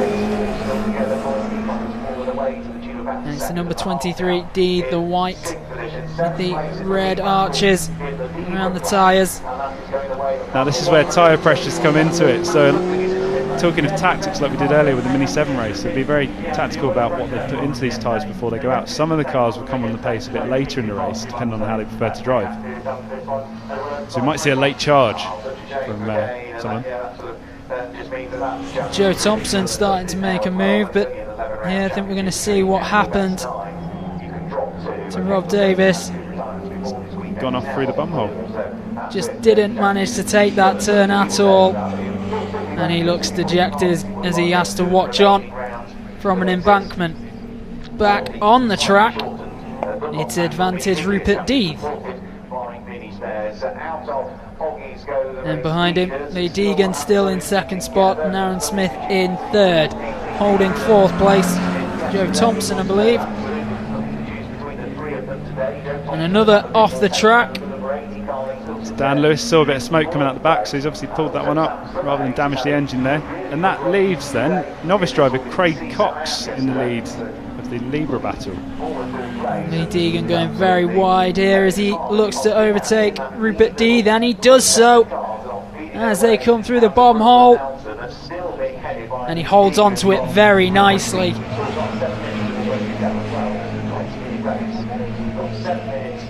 And the number 23, Rupert Deeth, still very much in this. Lots of challenge from Aaron Smith and Lee Deegan. Lee Deegan in charge at the moment. So lost count of how many times they've swapped the lead now. I'm anxiously checking the TSL live timings to see how long we've got left. We lost the graphic from the screen there, so see how many laps we might have. We've got 6 minutes to go in this race, so 6 minutes, you're going to get probably 2.5 laps in. The clock continues to tick down as they head into Wilson. Joe around the outside of Aaron Smith, or is it vice versa? Nice clean battle there. Pick up a little bit of dust. Lee Deegan starting to pull away now from Rupert. He goes slightly wide there. And just so does Sam nicking off Summerhays. the track. Yeah, Sam Summerhays. As if by magic. You heard what you said. And here we go towards Agostini. The race leader is number 48, Lee Deegan, followed up by the 23 of Rupert Deeth. In third place, the 21, the hot pink car of Aaron Smith. And then the number 80 of Joe Thompson, the Leicester driver.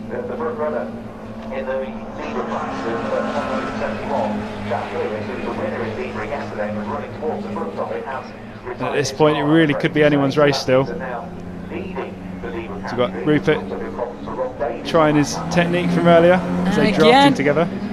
Rupert Deeth and Aaron Smith making a move. And Lee Deegan has dropped down to third, at least momentarily. And Aaron Smith is holding off Lee Deegan and then is forced behind him. Good line. And a little bit of a wobble there for him, Lee Deegan, but he holds on to it, but that's opened up a bit of a lead. Bit of contact there between Joe Thompson and Aaron Smith. Unintentional, I'm sure. But all of this behind is playing into Rupert Deeth's hands as he comes on to what's got to be said a penultimate lap now. So he's starting to eke out a bit of a lead. No doubt they can bring that back going down the Bentley straight where the headwind's so strong. And now through Riches, the opening right hand turn of this circuit, heading towards Wilson. And that's the number 23 of Rupert Deeth, our leader. Through Wilson, behind him Lee Deegan. Third place, the 21, is Aaron Smith. Joe Thompson has fallen away a little bit in fourth place. It Are we seeing a puff of smoke there from the back of Lee Deegan's car? Maybe a bit of tyre rubbing. I'm sure he'll certainly hope not. But we're coming up towards a portion of a track where there's been so many moves made already. Once they get through that Bentley straight after Hamilton and Oggies. And they're all playing a waiting game now, I'd say. And they're waiting for that one moment. Every lap as they've come down the Bentley straight, someone has tried to make their move. Less than 3 minutes to go in this one. Aaron Smith's quite obviously going to try a pass here. Is he going to get 2 for 1 like Rupert did twice earlier? Let's see. Soon find out. Rupert Deeth still at the head of that pack. Move being made by Lee Deegan on the outside. Aaron Smith follows suit and has Rupert Deeth drop back into third. He's forced out. Excellent driving by Lee Deegan and Aaron Smith. These are ambitious moves, but it takes some expertise to pull them off safely. Super clean overtaking there. There's no arches in the air. No door mirrors coming off. That's what we like to see. And so the lead with Lee Deegan now. Aaron Smith back in second. As they begin the last lap of the race. And they come through. 2 minutes to go, so yeah, this is likely to be the final lap of this one. And Lee Deegan out ahead by just under 0.2 of a second. Aaron tries a sneaky move down the outside. I think he's just putting the pressure on for now. He doesn't want to be in the lead. Not yet. And Deegan continues in control in the white, orange and blue Mini Miglia. There's nothing between these three for the whole race. Mega racing. It's been absolutely enthralling watching these three go at it. Somewhat a shame that Joe Thompson has fallen away from that pack because he was involved at one stage too. Seems like they've broken the toe a little bit now. And a little bump there, Aaron Smith on the back of Lee Deegan. Gentle nudge.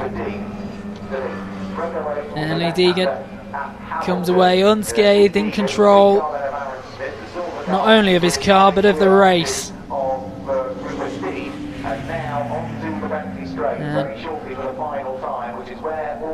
Now, who's going to make it to the end of the straight first? This is where the race is going to be won or lost here. Who will make the move? There was lots of slipstreaming. Look at the speed difference coming up from behind. And Aaron Smith goes into the lead. Can Rupert Deeth get away from Lee Deegan? No, he can't. Rupert Aaron goes Smith sideways there. Oh, and Aaron's a bit slow coming off that one. Smith and Deegan breaking away from Deeth now.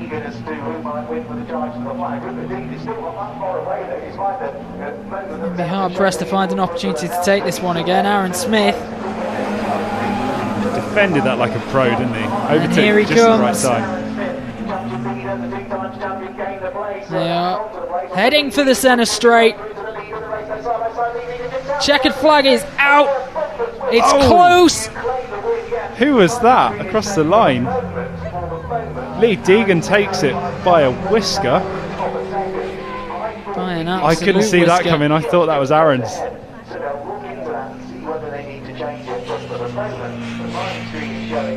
That was mega close at the end there. We got confirmation of that. So I think we've got confirmation that Aaron Smith has indeed taken it. Lee was celebrating as if he'd won. Lee Deegan, and the stats we've got at the moment, about 1/10 of a second, if that, even less. There we go. 1,000th of a second, Aaron Smith, and Lee Deegan takes it. 1,000th of a second. Try and do that again. You couldn't do that if you're pushing the cars across the line. That's mega. And the fact that so soon after coming across the line, his hand was shaking a fist in celebration. He knew. I think Lee thinks he's won it. But regardless, what a battle. Yeah, top 3, mega. They all deserve that one. Well, yesterday we were talking about how close the legends were at a gap of 4/10 of a second, but 1/1000th of a second. Let's go to Ian Waterhouse. Well, that was an incredible finish. I know I keep saying it today, but wow. Lee Deegan is the winner. Come with me, we're going to have a quick word. 1/1000th of a second. That is how close it was between him and Smith. That's incredible. Let's see if we can have a word about getting run over here. He's just about to have a chat there. We'll go grab Mr. Smith over here, shall we, and see how he's feeling.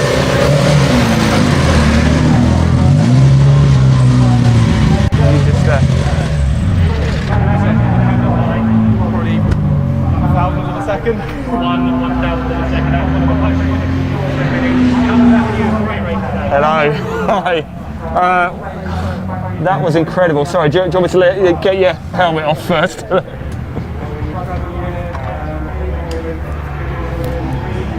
That was incredible, wasn't it? That was something really, really special. We're just going to let Smith get his helmet off and just relax a little bit. There we go. Look, that's better.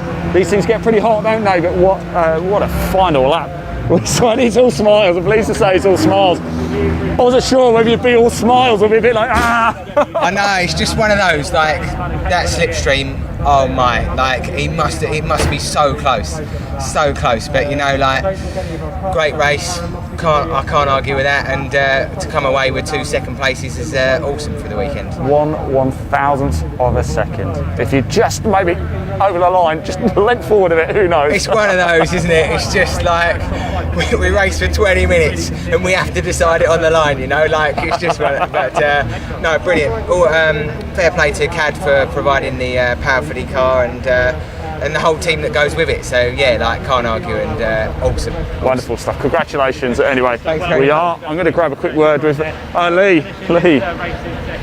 So I spoke to you earlier, Lee. I spoke to you earlier, and you go and win the race. Congratulations. 1/1000th second. Are you just saying there? Yeah. I mean, that is literally. I could just. It's like that much, isn't it? It's like that much. Yeah. I mean, I don't know if the cameras had a finish line view of that, split. but it must have been probably half a wheel that I won it with. But I was looking at Aaron across. I wasn't looking forward. I was just looking at Aaron and waiting for that flag. And I knew when I went over that we'd just got it. When he got in front of me coming down the back straight, I knew that if I was in P2 on that last corner all race, I was getting a really good exit. So I just slowed down into the corner, made sure I got the apex to perfection, and then I knew that it's a straight line finish between KAD and TBR. He's got the most beans under the bonnet, and TBR just the nice tiniest margin. Yeah. Lee, good weekend for you in the end. You must be happy, double podium. Yeah, double podium, plenty of points in the bag, and now we can push on. Congratulations, well done. Lee Deegan, just about your race. And we must give Craig Cox a big shout out as well. He's the winner of the Libra class as well. So it's actually time for a little lunch break at the minute, but when we come back, we are going to have so much more action. We really hope you've enjoyed the coverage so far this morning, and we'll be back after lunch.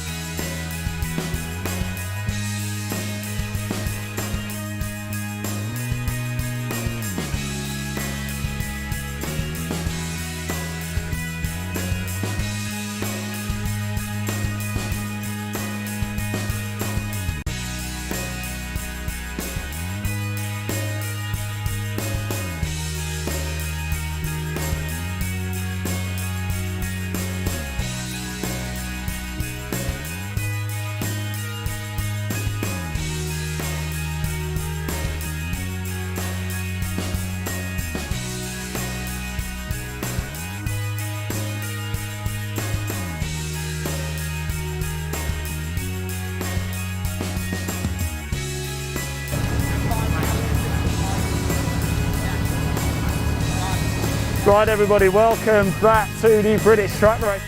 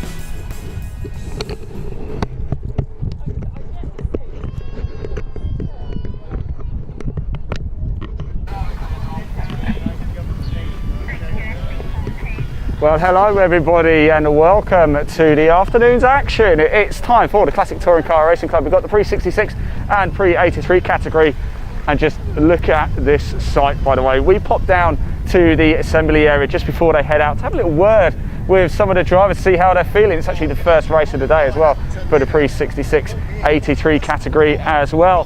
Over here, the man on pole, Stephen Primmitt. Let's go have a look and have a quick word with him, shall we? I think it's a wise thing to do. Let's just grab him. Stephen, how are you, first of all? Very good, thank you. How are you doing? Yes, not too bad. Oh, it's very nice of you to ask. Pole position, you're going to have a clear track in front of you. It's a bit of a theme for you, isn't it? Yeah, but maybe not for long today. I think there may be a few guys in front of me before the first corner. But I'll do everything I can to prevent that. Exactly. We know it's a fast track. I've mentioned it a lot. Is that a detriment to you, or is that kind of working in your favour? A detriment to me. My car carries speed, so I need to be in free air, and when they get in front of me they can just control me in the corners and kill me in the straight line. So you've got Mr. Mike Luck next to you in that BMW. Is that holding a bit more power, do you think? Yes, definitely, but you know, it's not over just yet, is it? Well, you're on pole. That's what it's all about. That's what it's all about. Best of luck, Stephen. Thanks for talking to us. Stephen Primmitt, the man on pole. Of course, I don't know if you remember, multiple winner this year in this category. Let's talk to Mike Luck as well. Mike. Hi. Well, good afternoon. Good afternoon. You're in the BMW. You've got Stephen alongside you. He thinks you've got a fair bit more power. Is this going to play to your strengths? Yeah, it's funny. I thought you had a bit more power than me, but you know, we always say Who's that. sandbagging then? Yeah. No, we're fairly evenly matched. I mean, Steve has got the edge round the circuit. I've actually, for all my years, I've only raced on this particular configuration once before this weekend, so did a bit of testing on Friday and it was going well. I did a time similar to Steve in testing, but I couldn't pull it out for quali, but there we are. It's you know, obviously pole stands for something, but when it comes to it, when we're all mixed with the 66 guys, it's you know, anything can happen. So it's about just being ready to take the opportunity when it presents itself.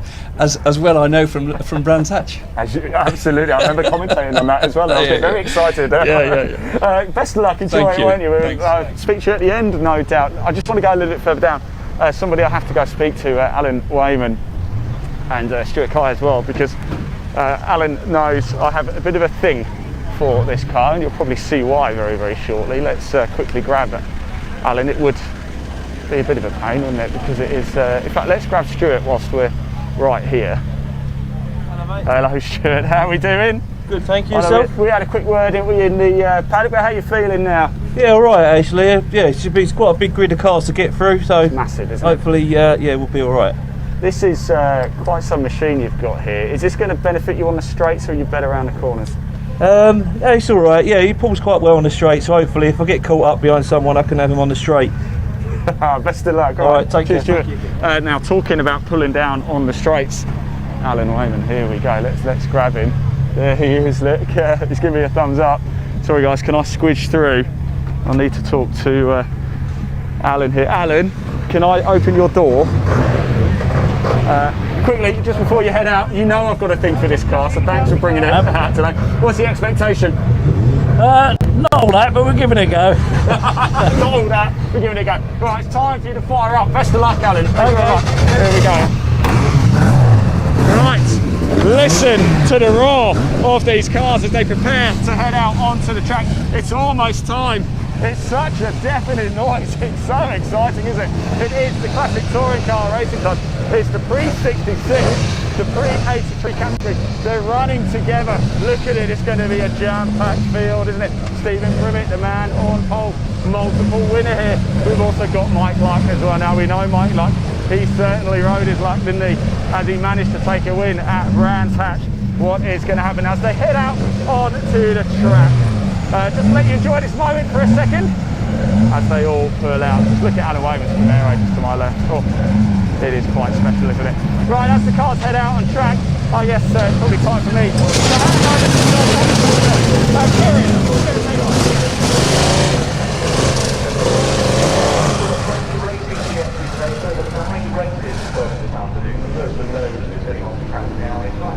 First race of the weekend as well. I think it's the only category we've had So welcome back to the Snetterton 300 circuit. The cars making their way onto the track at present.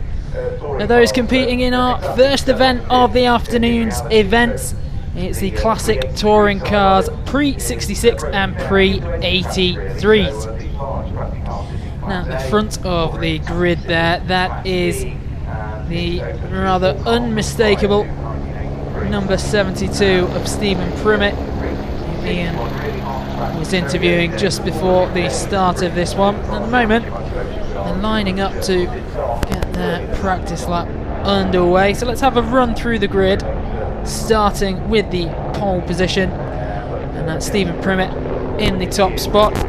He's joined in row 1 by the number 78 car, Mike Luck. And behind them, on row 2, the number 18 Mark Lucock, 81 Mark Collerton, and number 55 David Howard lies in 5th spot. In 6th, Jonathan Corker in the number 85. Meanwhile, on row number 4, driving in the number 47, Thomas Harvey, 37 Jonathan Lewis, starting in 9th spot, Alan Greenall, and then in 10th, number 99 David Margulies. So, just waiting for the rest of the cars to make their way. This really is a packed field. We're going to have 28 cars on the track for this one. Plenty of categories within the pre-66 and the pre-83. 66 running from A to F and the 83s A to E. So we had a very interesting morning here at Snetterton, this converted airfield. It was bright, it was breezy, and it's exactly the same this afternoon. There's going to be head and tail winds to deal with on the straights. Hopefully we pick up where we left off before the break. A fascinating encounter in the Mini Miglia Championship. In the top class of that one. A real battle between Aaron Smith, Lee Deegan and Rupert Deeth that was ever changing. We'll have to hope for more of the same here. So the number 72 Stephen Primmett, he's driving a Ford Escort MK1. He's actually in the C class of the pre-83s. And to his left, it's the 78 of Mike Luck, also in the C class of the pre-83s, driving a BMW E21 320. 30 seconds to go until they'll get this practice lap underway.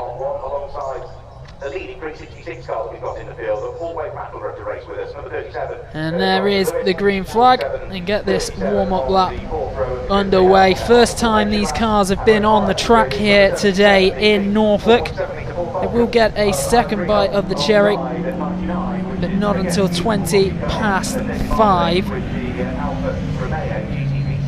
And also there is that wonderful Chevrolet Camaro of Alan Wayman, a 28. In a moment, we are with the middle of the order. As they start to work their way around, familiarise themselves with this track. Sharp hairpin turn. It's the second turn of the course at Wilson. Bit of smoke coming up off the track there. Perhaps there's something a little bit slick there, bringing a bit of mist. Should be very warm down there.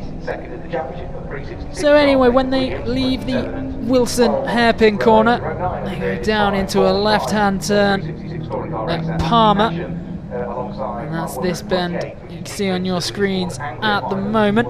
Before carrying through to Agostini.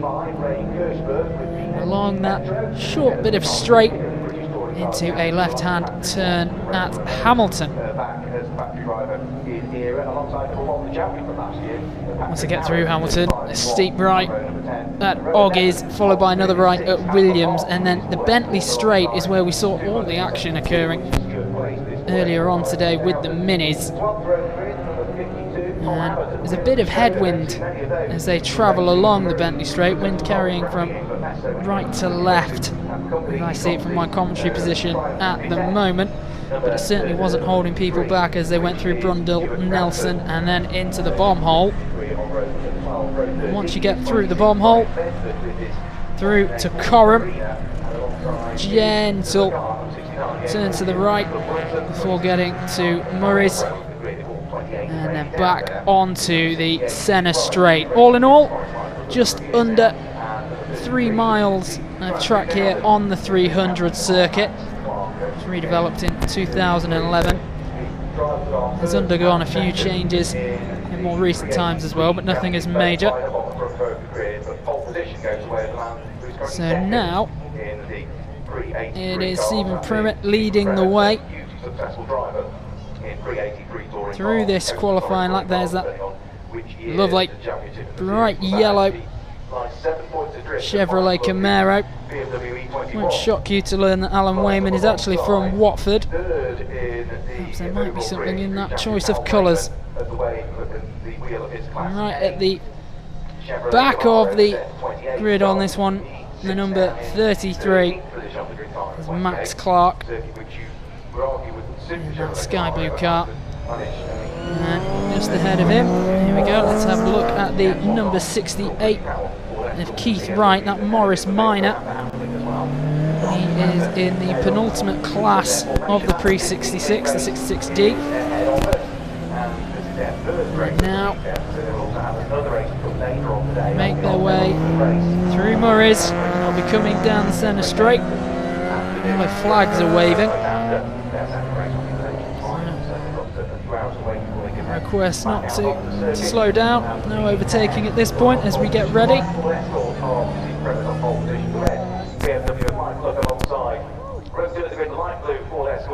And we're back at the start line now, ready to get underway in this first race of the afternoon here at Snetterton. We've got 8 races in total to bring you.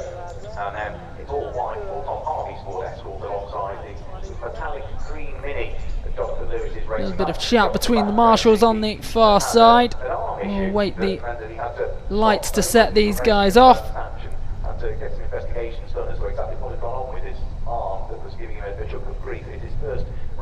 And still, the dialogue is continuing. Not quite sure what is occurring at the moment, but now the banner's raised for 5-second countdown. And they prepare to get away. And just the kind of start that Stephen Primmett would have wanted, leading into Riches, occupying a central position on the track as he eases into that right hand turn, looking towards Wilson and the hairpin that is lying in wait ahead of them.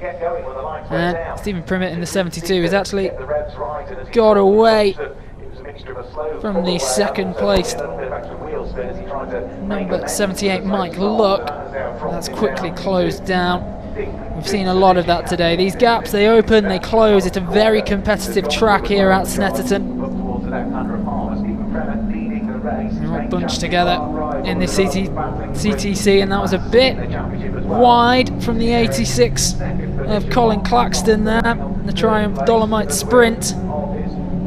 Regain control of it, back on course. And now heading towards Agostini, there is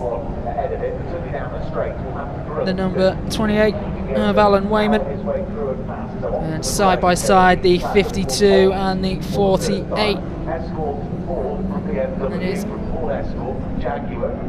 And now it's still very open, this. Not much changing of places so far. Still our race lead with the number 72. And that's Stephen Primmett He's heading through Brundle towards the right-hand turn of Nelson, and then the bomb hole. Back tyre just lifts off the apex there, brings it back in. Still very much in control of this race. And then number 99, David Margulies, the Alfa Romeo GT V6. Applying pressure in the middle of the pack.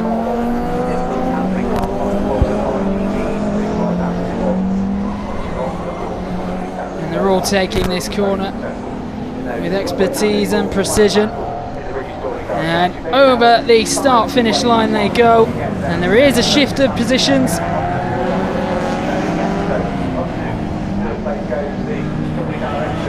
Currently in second spot is still the number 78 of Max Luck. Stephen Primmett still in control. Is going through Wilson on the hairpin and still in control of the car. That was David Margulies again. And in third place in the 83A class is the number 1.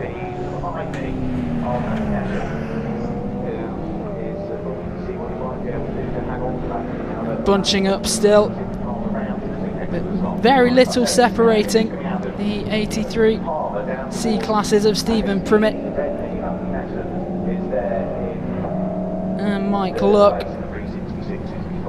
7/10 of a second, just over, just at 7.6, 7 seconds between them.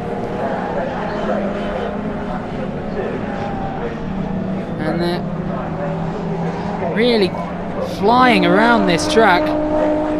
Stephen Primmett looks comfortable and in control as he maintains a comfortable lead, approaching Brundle and Nelson once again through both. Goes wide and following the same line. Here's Mike Luck. And just behind them, it's the number 18, Mark Lucock.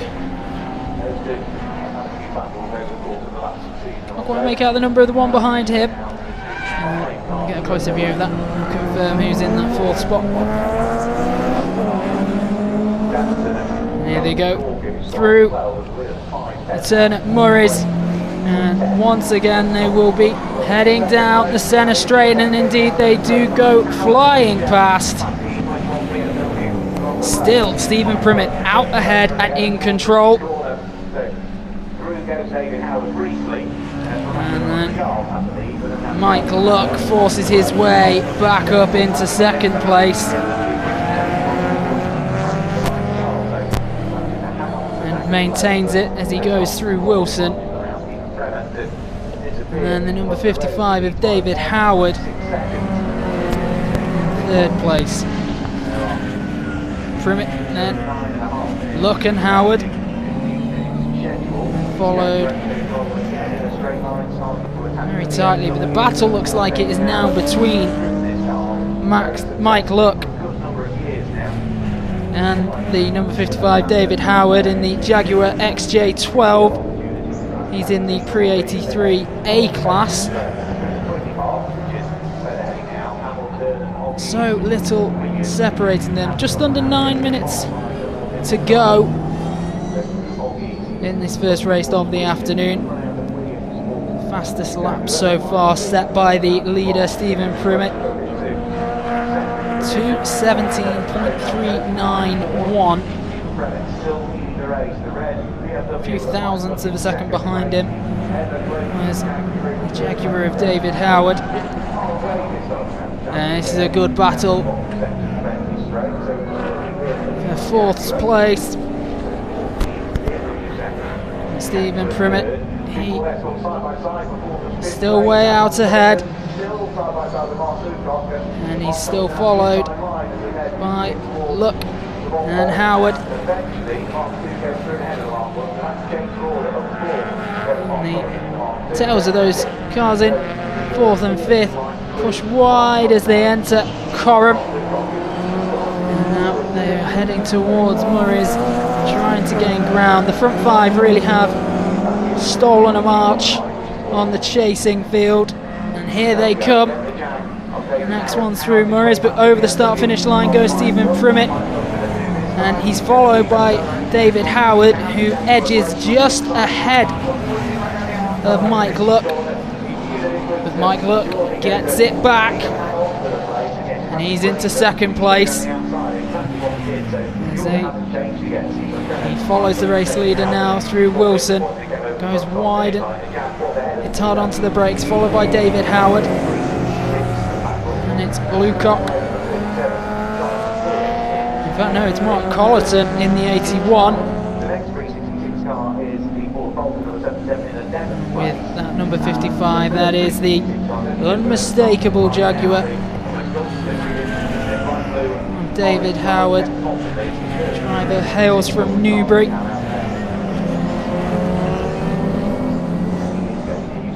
And the number 18 following up, that is Lucock in 5th spot. His battle for 2nd place rages on and on. David Howard on the tail of Mike Luck. All the while, Stephen Primmett, who seems to be edging further and further ahead in this one.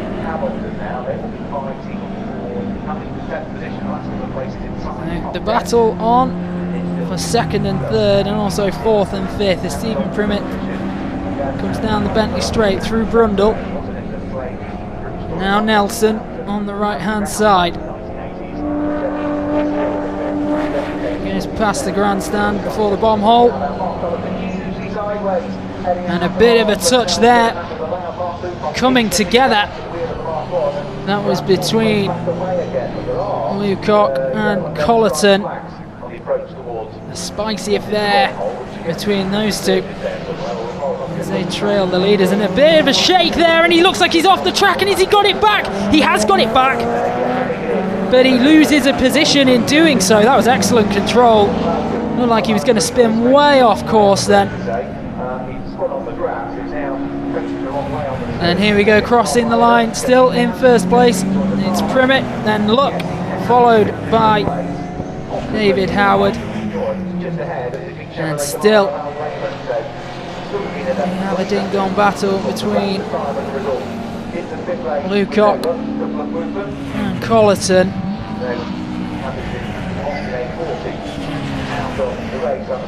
And now they're approaching Wilson. Is that rivalry in this race going to continue? And we've got another one off the track, the number 77. And that is Alan Greenall of New Malden driving the Ford Falcon.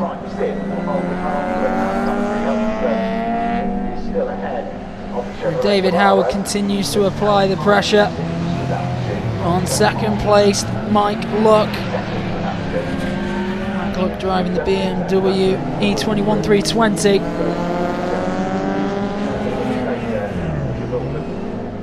And he restores a bit of a gap between the two of them. And we've got another off the track in the centre there. Been a few in this race. Not right at the front, however. And we've got a red flag now. So everyone needs to slow down. There'll be no overtaking.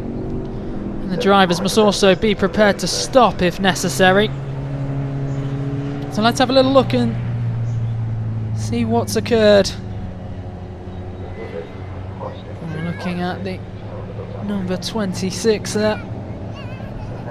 And that's 2 cars.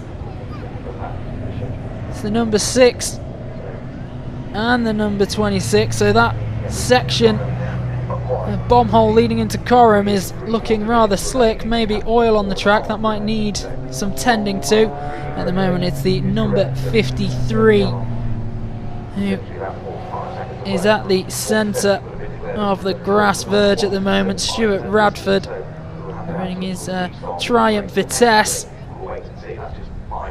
Less than 5 minutes to go, and the red flag still waving at the minute, so no overtaking.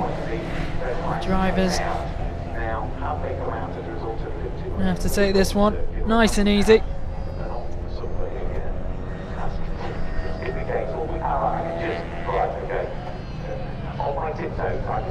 So we're just waiting to see what the ramifications of this red flag are. Has this brought the session and the race to a complete halt? The race has been stopped at the moment. The marshals onto the track while the race leaders are into the pit lane. So they are certainly going to have a look at that piece of track. The oil making it very slick. Cars losing their grip. Too dangerous to continue, especially given the competition, the level and standard of the competition here. These drivers, they drive safely, but they do drive aggressively, picking the right lines to gain ground throughout. The right call here from the marshals, just to preserve everyone's safety.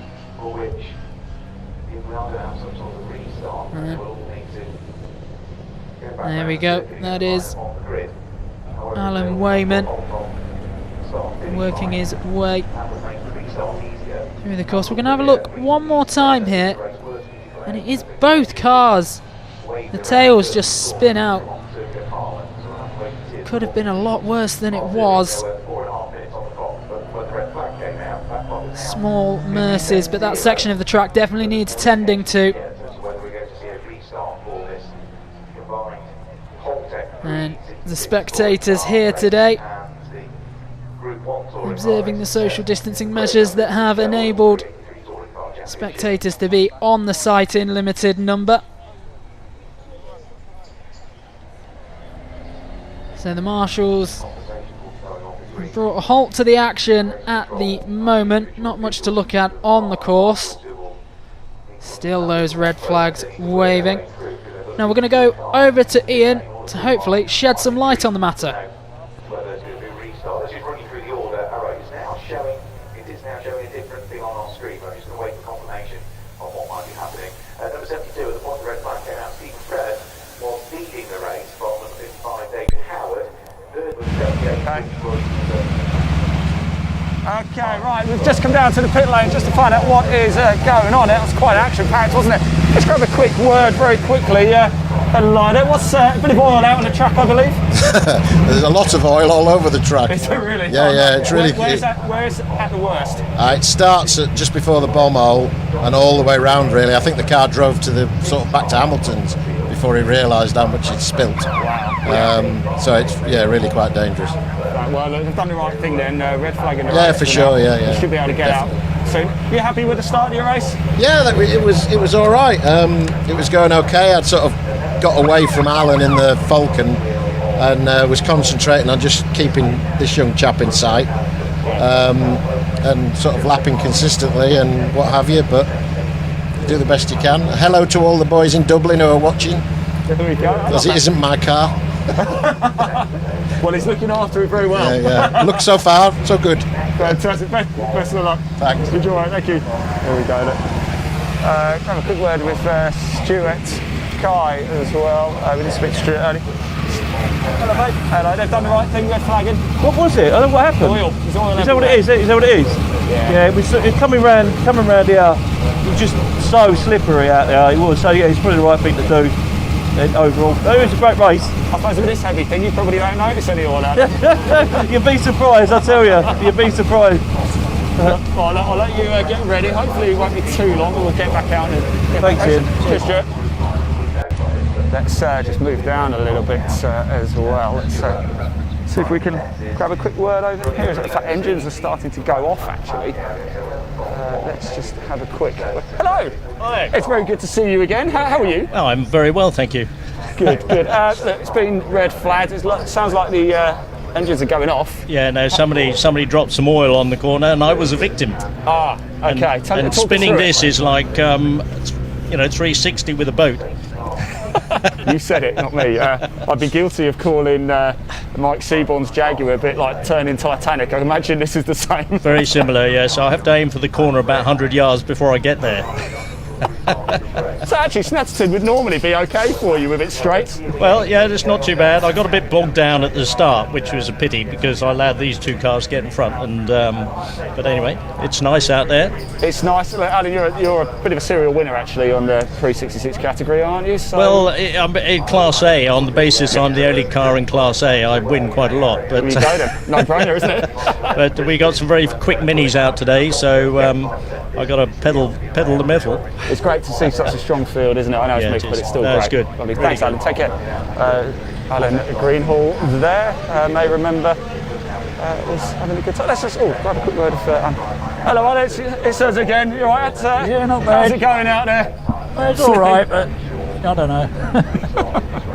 I can't keep up with this lot.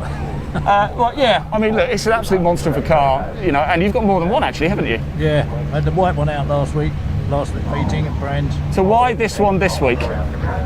It's higher geared. It's higher geared basically. The other one to be revving out at this track. All right, look, I'll let you get yourself ready. Hopefully, we'll be back racing again very soon. I'm just trying to see. I can't get anybody down there. Doesn't look like. We've still got the safety car flashing at the top end. I wonder if they might take everybody out soon, just to do probably a formation lap or two, see how they're going. Let's chat to some of the minis, shall we? Oh, they're just... right, they're just heading out now, so we're going to stick around, just watch them go before I hand back to your commentator. Kieran's going to take you back through the action very shortly.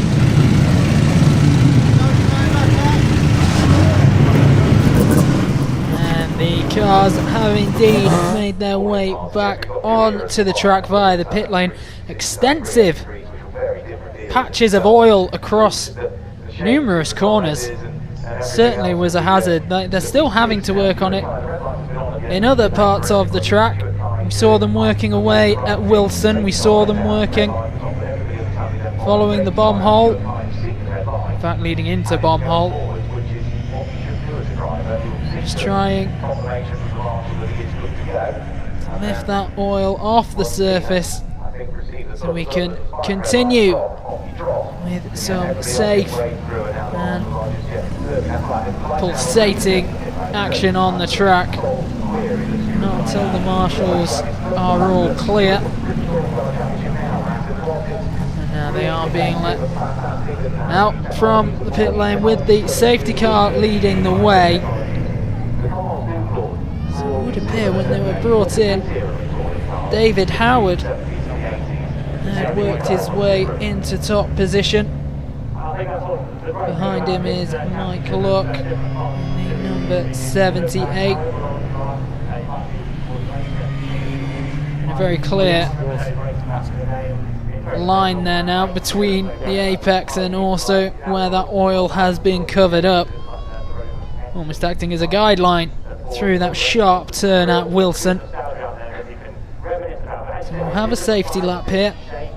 Now the cars to warm up those tyres once again. It had been a battle between Stephen Primmett in the number 72, Mike Luck in the 78, and also David Howard in the 55. Hopefully we'll get a clearer idea of what has happened and who is left on the track to compete following that unfortunate little interval, but that is racing at the end of the day. As they go through Agostini heading towards Hamilton. Just shy of midway through this warm-up lap. 3 miles this track is. These cars make it look a lot less than that when they're going at full pace. It's only moments like this when everyone's forced to take a considered and measured speed that you realise quite how long it is.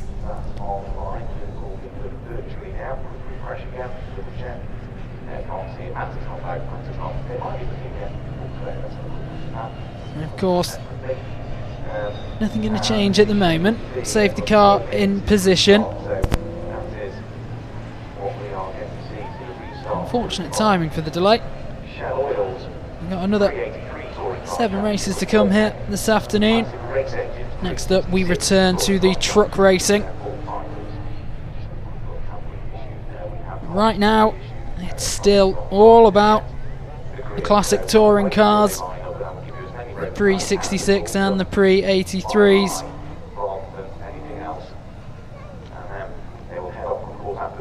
So is that Stephen Primmett as he dropped further back down the list? And here we go, we've got a look at the rest of the races that we have coming up here today in Norfolk. So following race number 17, we have race 18, that's the Truck Racing Championship, followed by race 19, the Legends Championship, 6 laps that one. And we go back to back in the CTC divisions. Firstly, it'll be the pre-93s and the pre-2003s, followed by the return of the Thunder and Boss cars back to the course, and that will be followed by race number 23, the final Truck Racing Championship tie of the afternoon.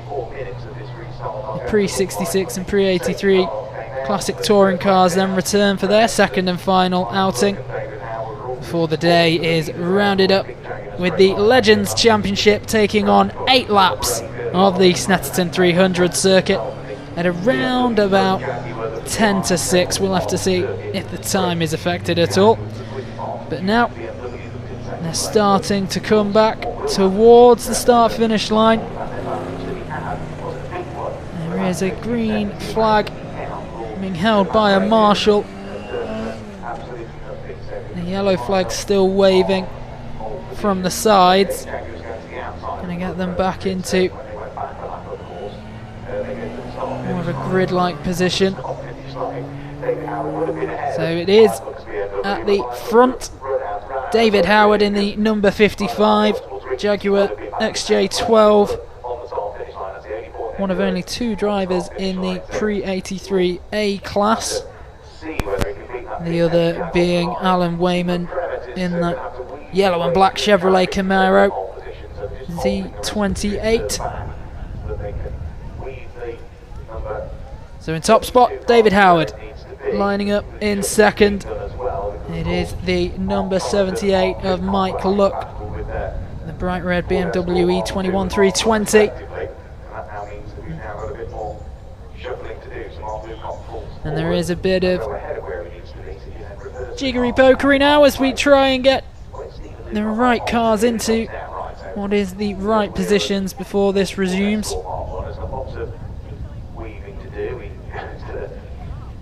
David Howard beckoning someone from the sides to come and have a word with him.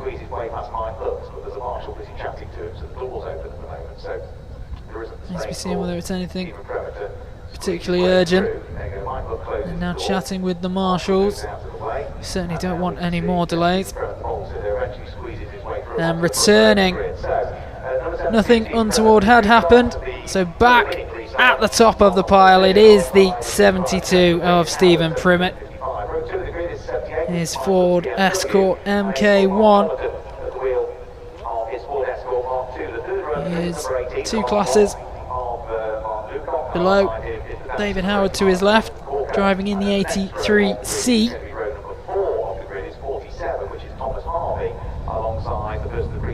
Very close to having racing action resume here. Just a reminder, if you were late to joining us this afternoon, we had a few laps completed. However, an oil spill on the track and around large portions of the track ground everything to a halt. The red flags were out waving, and the cleanup crew was brought in while the safety car marshalled these classic touring cars around the Snetterton track before eventually it has been cleared up and then returning to the grid so we can get competitive action back underway. There's round about 4 minutes left on the clock when everything did stop. We'll have to get confirmation of how long is to go in this one. But after a strong start from Stephen Primmett, he's going to have to do it all again. And the Jaguar of the number 55 to his left now at the start line. It's David Howard's car, and the green flag is waved. And there was a bit of a stuttering start there from the number 72 of Stephen Primmett. And obviously they're just going back through the motions, get a proper warm-up lap. Safety car slowed things down then on the grid at a halt. Those tyres get cool very quickly. Need warming back up to deal with the challenges, and there certainly are a few challenges here on this course at Snetterton. 12 different corners, just the 2 straights.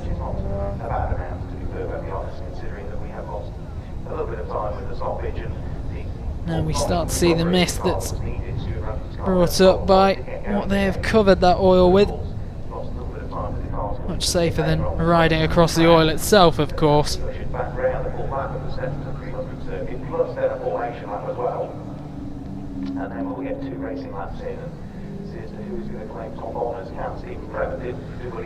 And through Palmer. As they go past Palmer, there's a grandstand to the right of the cars as they pass before heading into Agostini.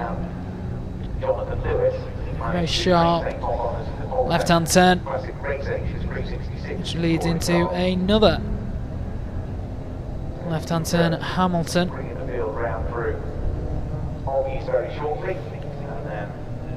So a wide array of cars in this one. Ford Falcon, Triumph 2000, Alfa Romeo Sprint GT, Triumph Vitesse, Austin Mini 7, Mini Cooper S, Ford Anglias, Morris Mini Cooper S, Austin A40 Farina, Ford Lotus Cortina, Chevrolet Camaro. The classic touring car racing really does bring out a wide variety of automobiles. And it certainly brings out a very interesting standard of racing too.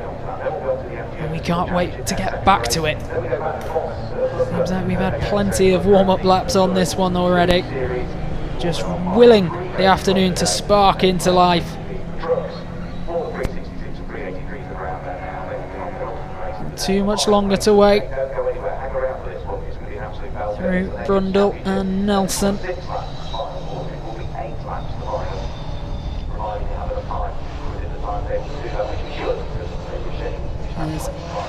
There's a huddle of minis at the centre of the action there, towards the centre and latter half of the field.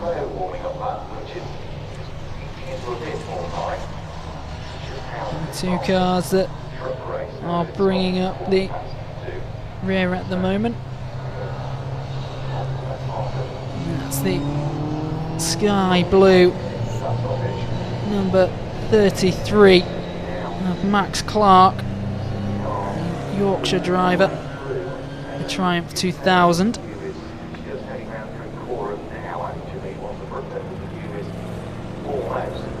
We're getting closer now. The yellow flags are out and waving, ushering the cars back to the front of the grid. Revving his engine at the start line. It's David Howard, ready and raring to go in his Jaguar.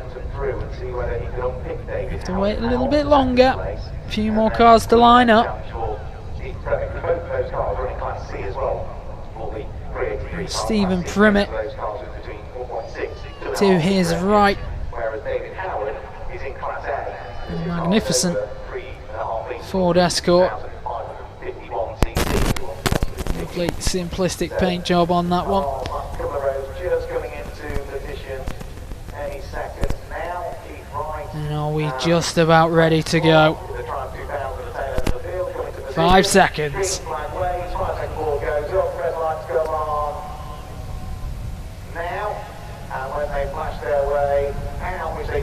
And the afternoon's racing is back underway.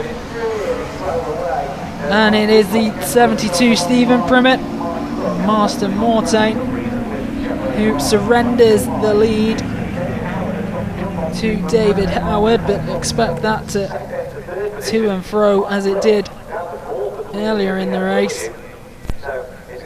And indeed, David Howard in control as he enters the hairpin at Wilson, going very wide with Stephen Primmett. May have opened the door to someone else to claim second place there. And he does look like he has dropped back a few places. Yes, David Howard in control in top spot. In second place. Oh, we'll need to wait and see as they come around the next bend for confirmation. But it wasn't Stephen Primmett. He's dropped his third position, maybe even fourth.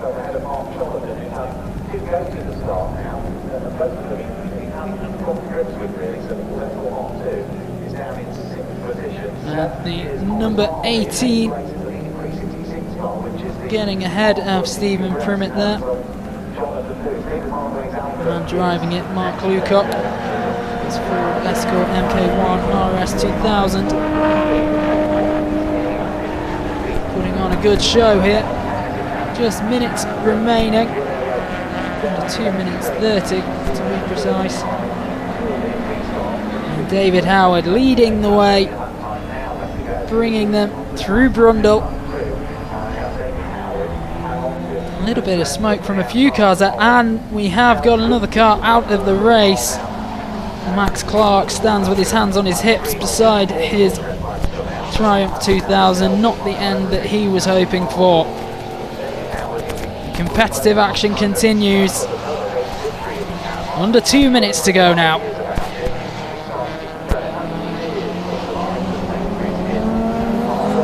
Max Luck, Mike Luck even, riding the apex there.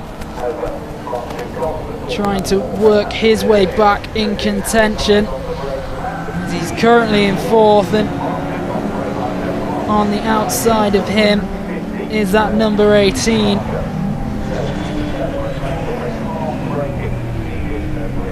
Now they're heading through Riches, up towards Wilson. Onto the brakes for David Howard. Stephen Primmett now into third place. And it is the number 18 of Lucock that's in second at the moment. Third place, Stephen Primmett. Mike Luck in fourth, but he has a gap between him and Primmett in third. Needs eating into as soon as possible. 40 seconds left in this one.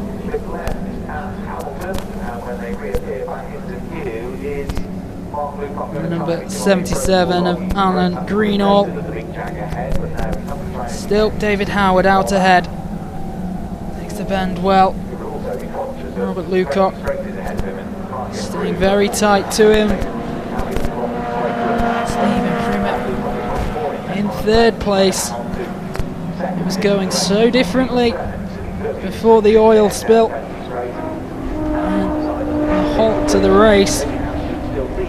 Now it's all David Howard, but making a move on the inside of Robert Lucock is Stephen Primmett, and they're going to be very close as they go into the bomb hole. Going towards Coram now, the red BMW of Mike Luck. Still as a Mr. Spray kicking up off the track. Here we have our race leaders, first, second and third, and Robert Lucock just touching the dirt, kicking it up in Stephen Primmett's direction. Now we're heading for the centre straight. Who's going to come through? At the moment, David Howard is clear out ahead, and he takes the checkered flag, and he's followed. Oh, it's really close. We're going to have to wait and double check the seconds. I think Stephen Primmett might just have been edged out by Robert Lucock. Let's get that confirmed.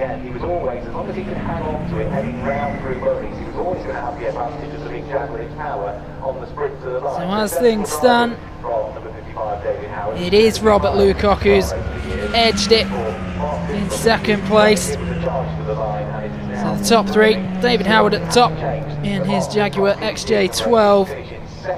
Robert Lucock in second place. And 0.08 of a second difference between Stephen Primmett and Lucock in second place. Agonising, but we've seen some really close finishes already today. This course bringing out some very exciting ends to races as the drivers make their way back towards the pits. Alan Green on number 77. 9th place is 44 Stuart High, and 10th place was number 99, which is David Hardway, at the wheel of his Alpha. 11th place was Al Raymond, car number 28, and 12th place was number 7, which is Kevin Bottomley, so he will finish. We're going to just have a little look back at this finish. It really was very, very close. And Stephen Primmett on the outside left of Robert Lucock. We're going to go into slow motion just to make sure the time has it awarded to Robert Lucock at the moment. Look at that, agonising, so close together. Oh, to the naked eye, almost imperceivable. Let's go down now to Ian Waterhouse. That was another exciting race when the red flag took it all on the track, but it was this man, David Howard, who really took advantage, didn't he? Let's see if we can grab a quick word with Mr. Howard himself. Oh, before I get my note, I'll grab a word with Mark Lucock first. Now, it's interesting actually, David Howard was the Class A winner in the 83 category. This man, Mark Lucock, was actually a class winner as well, despite coming home second place on the grid. Let's grab a quick word with Mark as soon as he's ready. It's quite exciting way to finish the race, wasn't it? It's getting those straps off, because I can tell you what, it certainly gets hot in these cars, doesn't it? He's getting out. There we go. Let's try hold the door for you. Oh, Mark, I'll let you take your helmet off. It's good to see you again anyway. And you must be pretty chuffed with that, right? You managed to hold Stephen off. I'm pretty chuffed with that. Yeah, I thought if I was going to have an opportunity, it would be on the restart, and just managed to make the most of it, to be honest with you. I think people, because I was 2 or 3 cars back, they've been a little bit cautious a bit further forward, first time out on the oil. I suppose the red flag, the restart, kind of threw a bit of a curveball into mix and an advantage for yourself. That's really. Right, exactly. So that's what I say, I had nothing to lose, and obviously we'd only got 2 or 3 laps to go, hadn't we? So and you did it. I gave it all, and here we are. Yeah. Class winner, of course. Just the Jag, just a bit too much power down the straights. Yeah, down the straights. You know, if he gets anywhere near you, it's like a missile. It was stood here coming through. Congratulations anyway, Mark. Thank you very much. Well done. Mark Lucock there. Let's grab Stephen Primmett, shall we? He's just up here, coming home third in total, second in class. Can I just grab Stephen? Just a quick one. Did the restart, the red flag, kind of throw a bit of a curveball into the mix for everyone, didn't it, really? Yeah, it's rubbish, wasn't it? It was a shame, I have to say. Yeah, well, I won the race, haven't I? Done. Yeah. Just outrageous, that much oil on the track. It's so dangerous. Just not happy at all. Where was it at the worst? Well, I just touched, as soon as I turned in, I was going backwards into the first corner. Just dangerous, man. 120 miles an hour, wow. Well, I've got some good news for you. There's another race later. Cheers, Stephen. Thank you. Let's grab a quick word with Mr. David Howard. Mr. Howard, congratulations. Thank you. That Jaguar is so quick, isn't it? in a straight line it is, but it's also 1.5 tons around the corners, which is they're different types of cars. I've said it before, Absolutely. Ultimately, when Steve can get going, he can keep up or beat my lap times. Yeah, but I've got to, you've got to use the power in the first lap, first start. I didn't get in the lead. Yeah. Okay, I was hoping to. But then I took 3 laps to get past Mark, who defended. Fair enough defending, by the way. Defending's fair enough. Moved once, not twice. And I really got him close. I could feel the wind. My car buffeted as I went past him on the start-finish line. And I got up to Mike, and then I got past Mike, but he was out braking me because they're much lighter than cars. So I have to touch. They know when I touch the brakes, they haven't got to, basically. So, the restart, and I thought, I know I can get the lead, but can I keep the lead? I thought we can only be 2 laps. Yeah. It can't be more than 2 laps or 3 laps. But you can go on forever, because I love it when I'm in the car. Yeah. I hate it until the light goes. I hate the whole thing, but I love the car. I love the racing once the light goes out. Well, congratulations. Thank you very much. Race later. Well done. That's David Hammond there, your outright race winner. Now it's time for the British Truck Racing Championship. But before we head out onto the track, I did manage to go up to the paddock and have a quick chat with some of the drivers. This weekend, he won the second race of the weekend. This is race number 4 coming up, i.e. it was the final race they had yesterday. Tom O'Rourke sitting alongside the wheel of 86, so 81 and 86 on row number 1. Row 2 of the grid, it's number 89, the Iveco Stralis. Championship, we've seen so much fun. Right, everybody, welcome back to the British Truck Racing Championship. We've seen so much fun action here today, haven't we? It's almost time actually for the next race as well, but we thought we wanted to have a catch up with some of the drivers ahead of it and get a bit of race reaction from earlier as well. Let's go have a quick chat around here. We've got Graham Powell over here. Let's see if we grab a quick word with Graham and just see how his weekend's going to. Oh no, maybe not. So let's go over this way. Let's just grab a little word. Let's just see. We're having a bit of a look to see what's going on. There's quite a lot of noise going on around here at the minute, isn't there? I think it might be. Is everything all right with the truck? Yeah. So it's been. Let's go around and got on here. Great idea. I've got a headphone in, I've got a face mask on, I can't hear nothing. That's all right, it's all right. Look, it's been an eventful weekend so far, but there's still races to go. Yep. What's your expectation for the rest of the day? We'd like to get third, continue through. I don't know where we finish there. Yeah, I think so. So just keep going, really. We've got a new engine, new team. They've absolutely worked flat out this morning because they broke the manifold.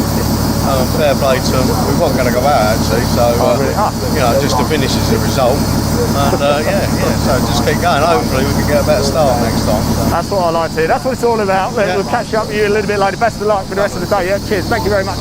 Let's just head down a little bit further on to the Division 1s. We've got Craig Reed over here as well. Let's grab a quick word with Craig as well, just to find out if everything is all right. So we've got Simon and Craig Reed actually both. We chatted to them both quite a bit today.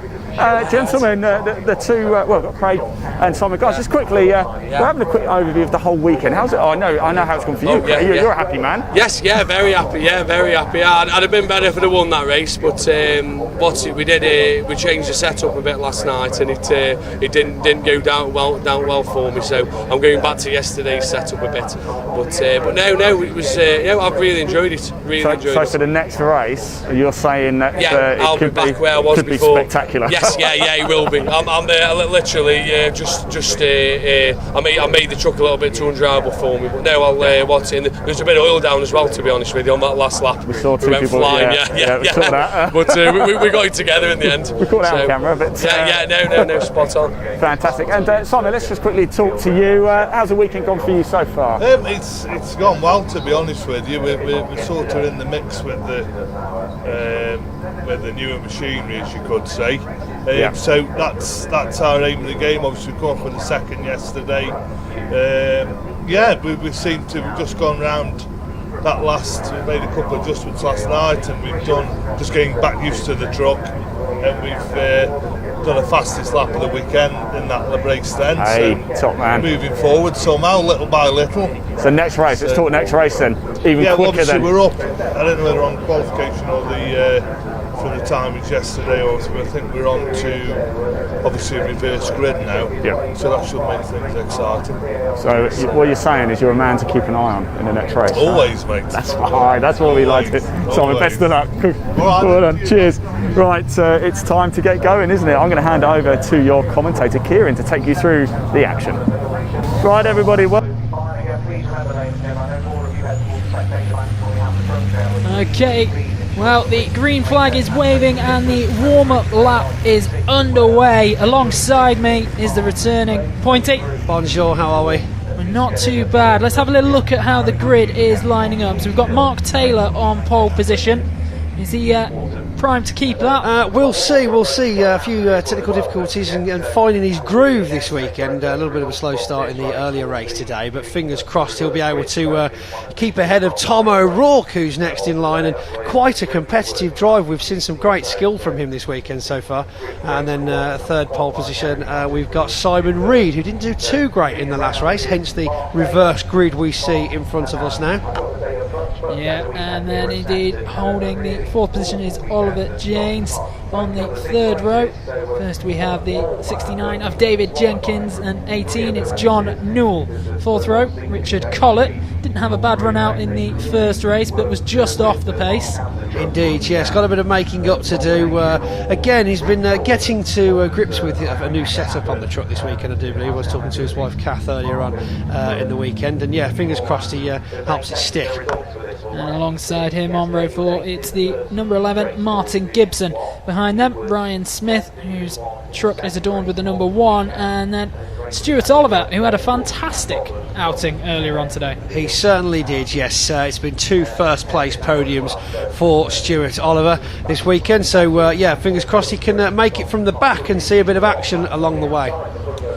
So behind Stuart Oliver, it's Craig Evans and Bradley Smith, then John Powell and Graham Powell, Craig Reed and Luke Garrett, Stephen Powell, Adam Bint and Brad Smith complete the lineup in the second division. Of course, Adam Bint and Brad Smith, although being on the lineup, won't be racing in this race. They're completely out for the weekend. Brad Smith loaded up before dinner time last night, unfortunately having engine trouble, and Adam Bint being loaded up this afternoon as well in between races with engine trouble as well. So lots of work to do for a couple of the Division 2 trucks when they get back to their garages, and a lot to prove for Luke Garrett, hitting the circuit with his fresh gearbox for the second race today. A good performance this morning that hopefully he can build on. Well, there's plenty that is in the driver's control, but sometimes Lady Luck has her say and completely throws a spanner in your weekend. They certainly do, yes. Anything can happen, and that is indeed racing. Of course, all eventualities are possible, and fingers crossed, of course, we don't have too much dangerous action on the track this afternoon. A few minutes behind schedule, as you may notice, running 20 minutes behind time at the moment, with an issue in the race previous to the BTRC Championship. So as we see them making their way now, looking very nice in the sunshine. We can see quite a few spectators in the background there, Keith. Yeah, it's we were saying earlier, well, when we had that little interval due to the oil that was on the track, that, you know what, everyone looks like they're socially distancing, and that's what people need to do so we can get people in the doors and keep events open to the public. Exactly, yeah. It was so important, especially with how things are going with the possibilities of a second lockdown that everyone's talking about. It's so important that we try and support these tracks and support all of the outdoor entertainment venues to try and help them last out the year, really.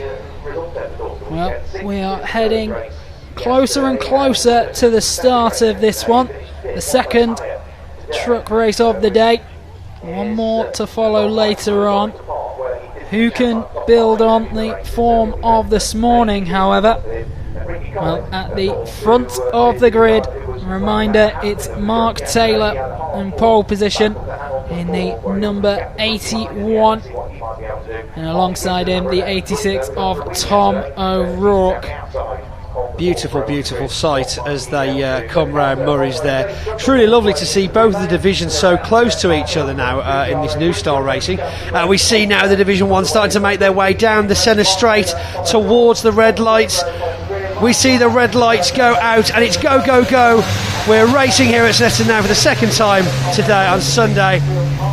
Huge roar as Tom O'Rourke and Mark Taylor neck and neck into riches, but Mark Taylor making it stick ahead of the game. John Powell also making a good jump, and Craig Evans and Bradley Smith just holding Luke Garrett back at the rear of Division 2. Ollie James getting very close to the back of Tom O'Rourke there, and Simon Reed looking for. We've got a bit of contact between Newell and Jenkins there by the looks of it, and Luke Garrett goes into the side of Craig Evans as Bradley Smith also is forced wide by Steve Powell. My goodness, what an opening to the first race, Kieran. Yeah, what can ever prepare you to take that kind of contact so early in a race? That must really throw some people right off their stride. Ain't nothing wrong with a bit of bump and grind. Well, out ahead, it's still the 81 of Mark Taylor, and Tom O'Rourke is being really closely pushed by the number 22 on our screens. Slightly wide goes Luke Garrett now. Yeah. And again, another one. Bradley Smith also struggling to keep it on the track there, as we see now back with 86 and 22 of Ollie James and Tom O'Rourke as they battle for second position. Simon Reed holding back Jenkins, and Newell just waiting for a space through to the front of the pack. And it is such close racing this afternoon, with Ryan Smith looking like he's found his stride right on the tail of Stuart Oliver as well. Yeah, Stuart Oliver at the heart of everything this morning. A little bit further down the field, unfamiliar territory at the moment, as we go back to our race leader Mark Taylor as he is through Brundle and Nelson. Yes, very good effort from Mark Taylor. He has got the skill, of course, having those 3 disqualifications at Donington Park with issues with overspeed. Let's just hope that he can make the points count this afternoon and maybe go home with some silverware. See some of the dust kick up. That's where the oil was on the track earlier. Hopefully it won't have any too major effect on the large trucks. Coming through. Murray's now heading for the centre straight. Still comfortably out ahead, it's Mark Taylor. Massive lead. 1.922 seconds ahead of Tom O'Rourke. As the Division 2s just start to come across the line to finish their first lap. Out ahead we've got Luke Garrett in the 42 truck, followed by 55 of Graham Powell, and then behind him 68 of Craig Reed, 46 Smith at the back. Might not have some issues with transponders with Division 2. There's Ricky Collett, looks like he's going over something on the track there. Do we think they did a good job of cleaning it up, or...?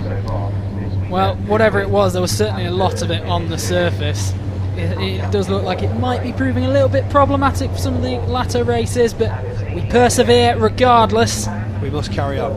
And so does Mark Taylor. No interest in letting anyone in with a sniff of his lead at the moment. The battle really is on between Tom O'Rourke and Ollie James for second spot. Plenty of time to go, however. Steve Powell and Craig Reed in the back of Division 2, neck and neck, whilst John Powell is right on the tail of the 42 truck Luke Garrett, who had a little bit of an issue earlier on in the race, but seems to be holding the first position quite nicely, but only 0.3 of a second ahead of John Powell. And there we have Mr. Collett again, going a little bit wide.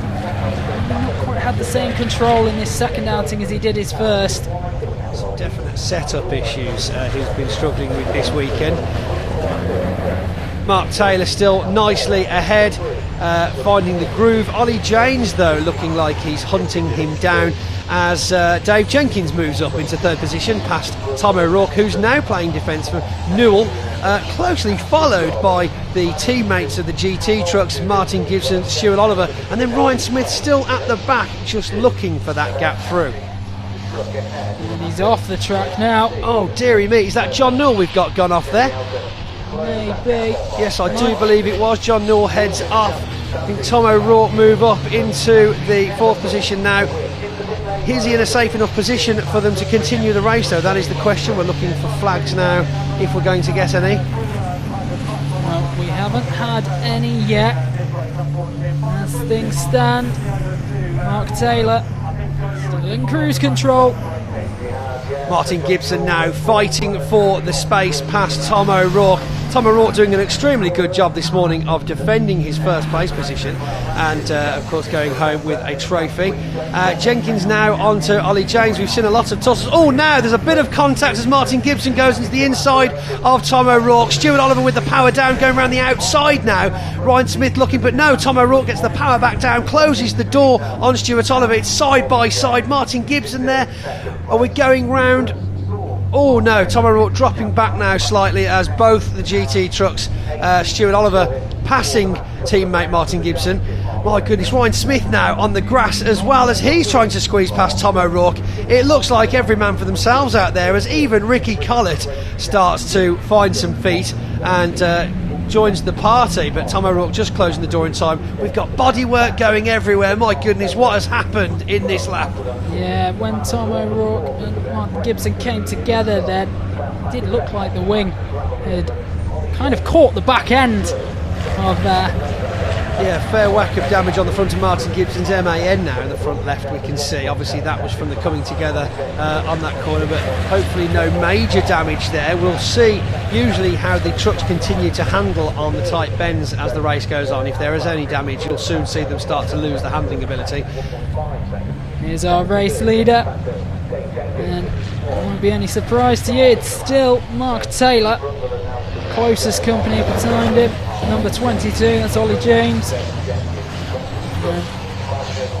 There's a bit of a gap now behind Jenkins and those chasing down in 4th and 5th, and that is Stuart Oliver and Martin Gibson.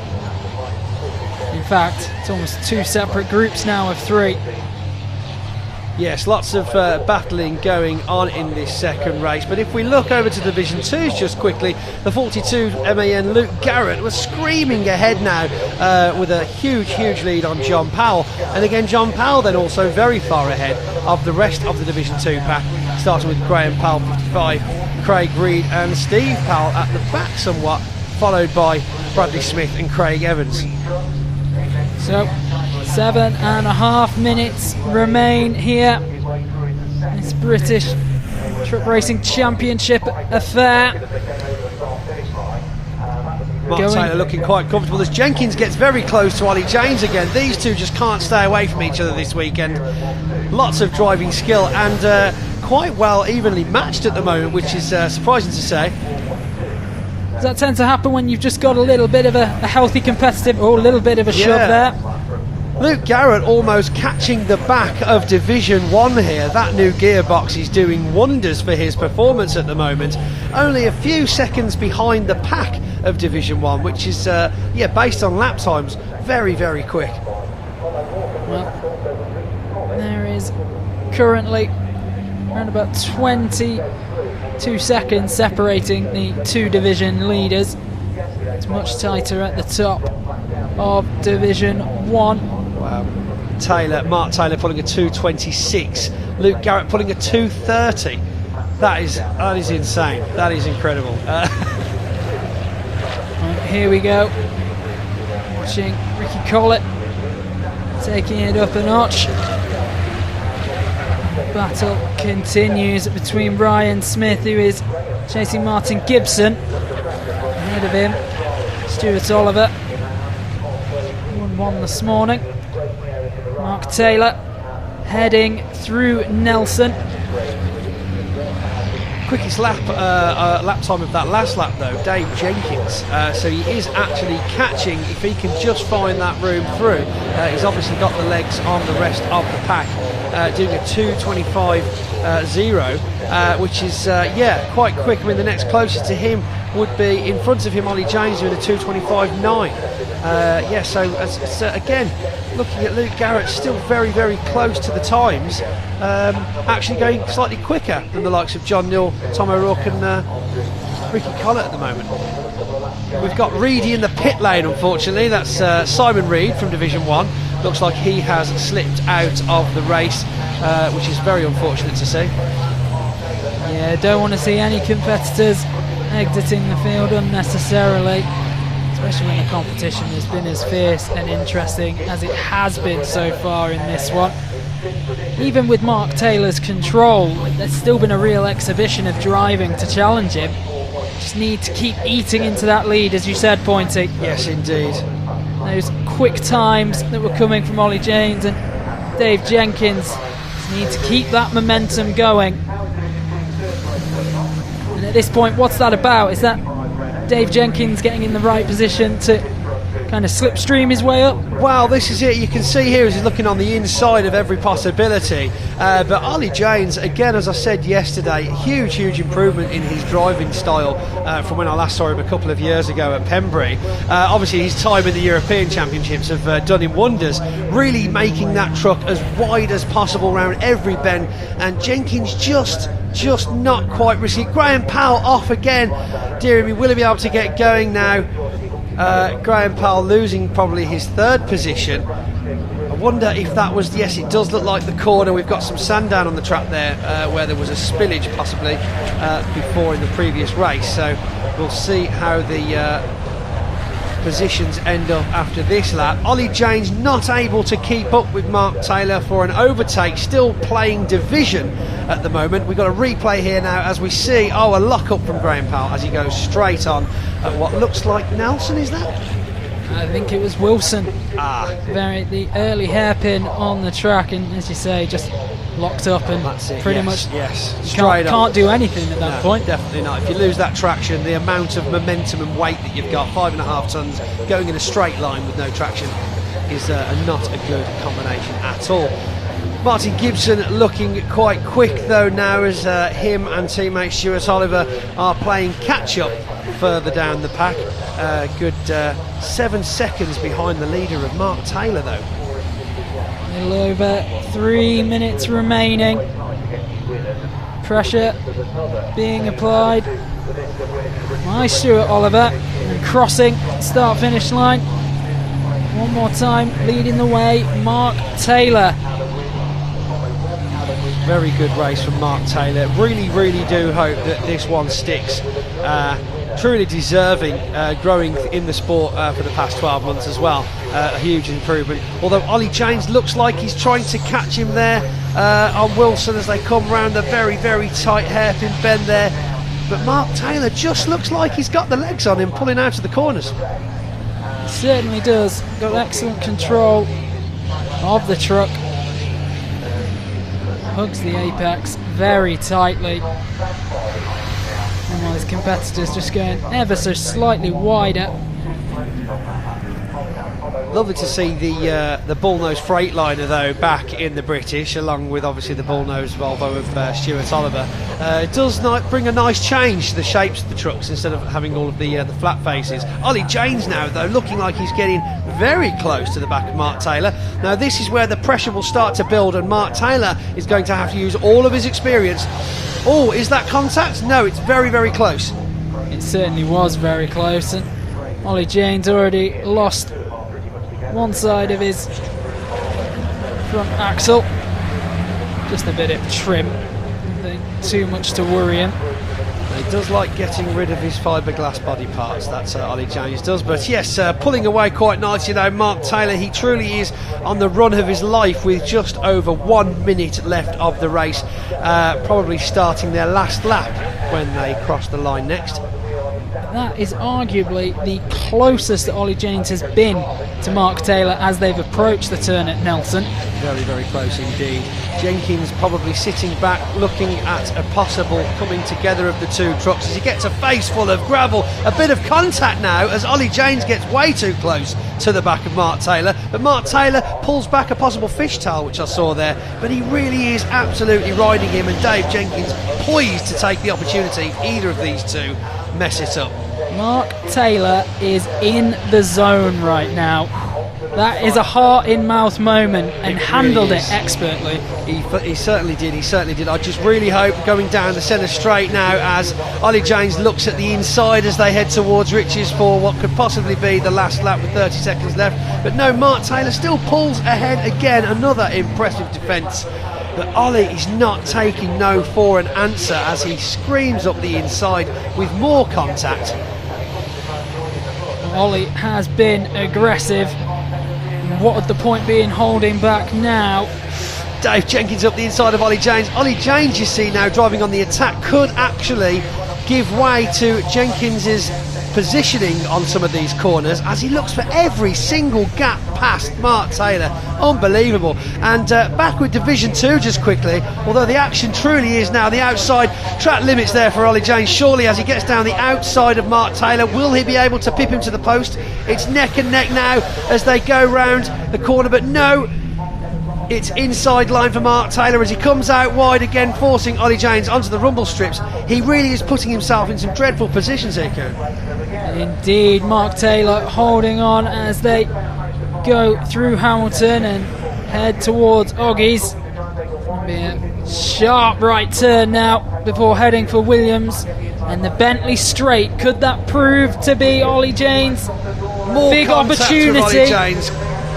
Mark and Ollie coming together. They are literally attached at the hip here as they come round onto the Bentley straights. Full power down. Ollie James just pulling ahead now. It can't be this close. Mark Taylor, Ollie James, neck and neck. Dave Jenkins just waiting for the inevitable problem that I can see happening in this race, ladies and gentlemen.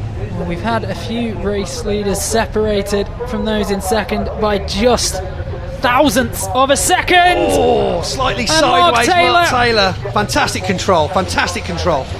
He does excellently to regain control there, and is that going to be enough to see him home? Ollie James still knocking on the door, still getting no answer.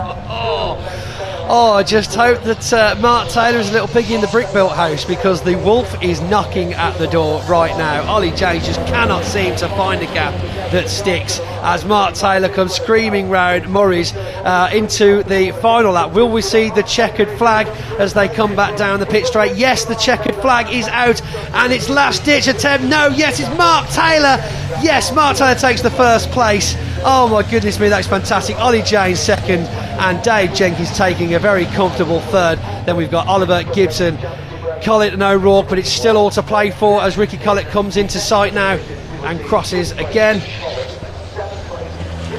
What a fantastic finish, what a fantastic start. Mark Taylor never let up. That was rode every challenge, rode every challenge. Literally, that was fantastic. That is some of the most intense racing I've seen in the British Truck Racing Championship for quite a while, and with no incidents, with no off trucks. Luke Garrett there now screaming through to finish his Division 2 race in first place, with quite a few seconds gap behind, looking to beat Craig Reed, having taken the position of Graham Powell. But no, John Powell takes the second position on the last lap. My goodness, well done John Powell. Then followed by Craig Reed in third position. Very, very good driving from both of the divisions. Yeah, we're really seeing a lot out of John Powell this weekend.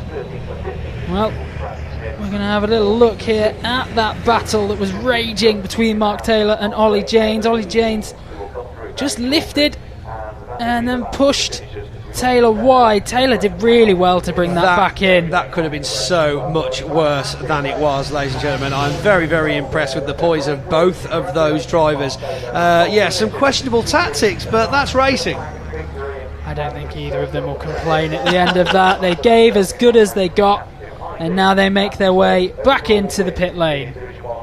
Absolutely fantastic race for both the divisions there. Certainly one to remember. I'm going to head back over into the paddock now and hand out some trophies, and I'll hand you back over to Kieran. Well, I'm going to hand over to Ian. Wow, Mark Taylor didn't have to work for that, didn't he? Let's go and grab a word of him. He must be thrilled. Ollie James here, though, putting up a magnificent battle. We'll grab a chat with both of them. This is what we get, Mark.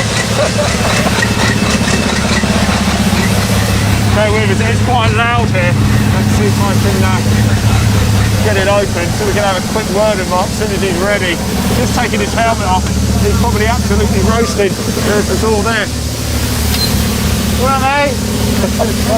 Well, just let him get his helmet off, and then we'll have a quick word of that. How you doing? Mark. Thanks. We finally got there in the end, didn't we, I'll tell you what, you didn't have to work for it though, didn't you? Oh, I know, we've had no but problems at Donington. and now it's Snetterton. My last race didn't go very well because the turbo went on us. So we've the good team has put it all back together and got new turbo on, and it's off like good now. I'll tell you what, down the Bentley straight at the back there, last lap, you got Ollie side by side. It could have gone anyway, but you managed to, well, you had the inside line, so you managed to hold it round. Yeah, we did. So it was a good battle that last lap was. So I bet it was enjoyable to watch. It certainly was. Mark Taylor, congratulations. Thanks a lot. Your Division 1 race winner. Let's just grab a... Mark, do you want this open? Yeah, please. Yeah. So we grab a quick word with Ollie James as well, because that was... Ollie, quick word. Wow, that was a feat. I must have thought you had him now in the last lap. Yeah, I know, we just need one more lap like always, yeah. No, he had a good, to be fair to him, he had a good run at the start of the race to get in a big gap, and around here, everyone's lap times this weekend are pretty close, so I didn't know if we could gain it back, but we knew we had, a banker behind us, someone who's Dave, who's really pushing for championship points, so yeah, he wasn't attacking me so hard, so we pushed, and then one more lap we could have had him, but second place, not too bad. Congratulations, it was a great race. Ollie James had second in Division 1. Let's go a bit further down. If we've got time, I would like to speak to Luke Garrett, if possible. Luke Garrett came first in Division 2, so it'd be great if we could grab a quick word. In fact, I can see him there. Let's go and just get him and offer our congratulations to Luke. Of course, he missed the race yesterday, didn't he, later on in the day due to a problem with the car. Let's just grab him, shall we? I'm sure he won't mind. Watch. Here he is. Congratulations, Luke. How do you feel? Well, brilliant, to be fair. Obviously, we worked until 2:15 this morning redoing the gearbox. And then again, we're up again at 6 to actually refit it. So, yeah, I'm very happy, as you can probably imagine. So. It makes it worthwhile, doesn't it? All that hard work, late night, early start, you got the trophy, right? Yeah, I got the trophy and our fastest lap we've ever done round here, so yeah, very happy. Magnificent, superb stuff. Congratulations, Luke Garrett, Division 2 winner, and of course you've got to do it all again later as well. How good is that? What a wonderful race, and it's delighted to say we have to do it again with the Broders Truck Racing Championship a little bit later. But now it's on to the Legends Championship. Now before the cars head out onto the track, I'm delighted to say I did manage to catch up with one or two of the drivers in the paddock. Right, hello everybody. It's almost time for the Legends Championship to get back out on track, but before they do, I'll just nip back down to the garages. I wanted to show this. Instead of wild Bill Reid, we've got mild Bill Reid. How good is that? However, he won't be too mild because he's going to start 4th on the grid in the next race.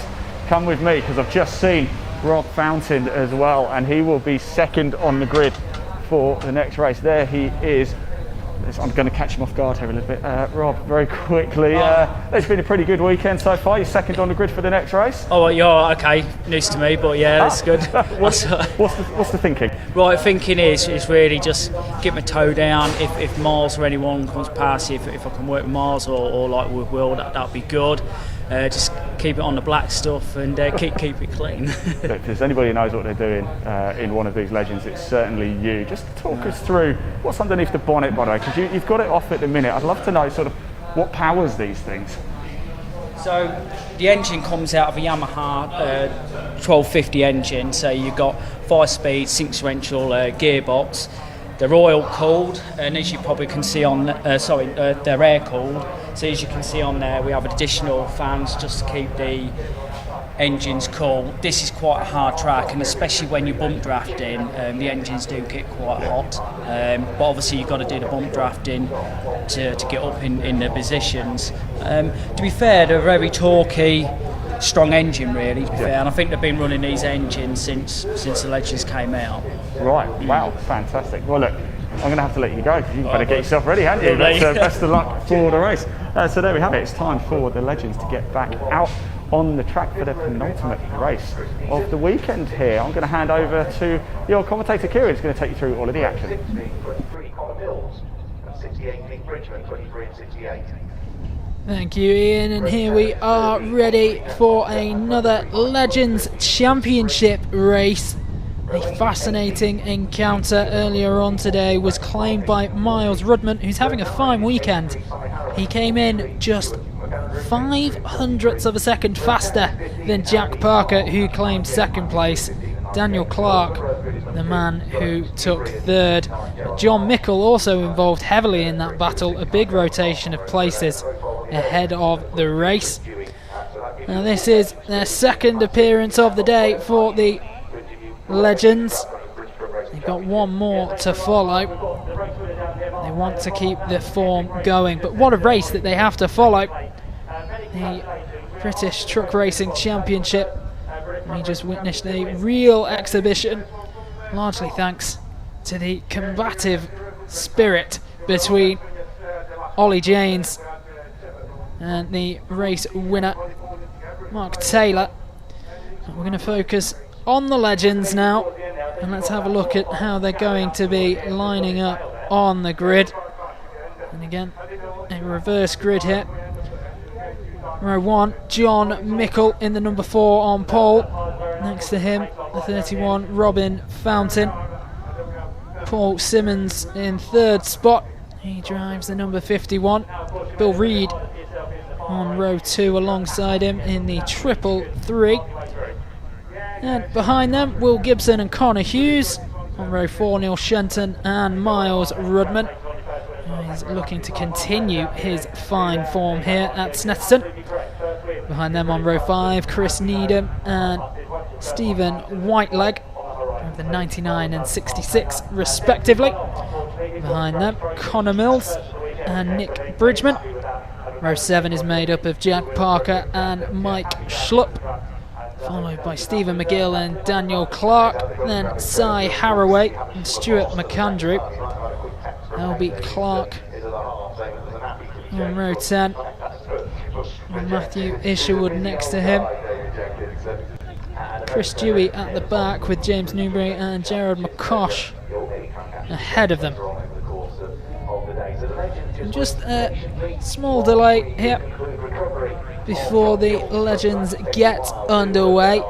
We will be bringing you the racing very, very soon.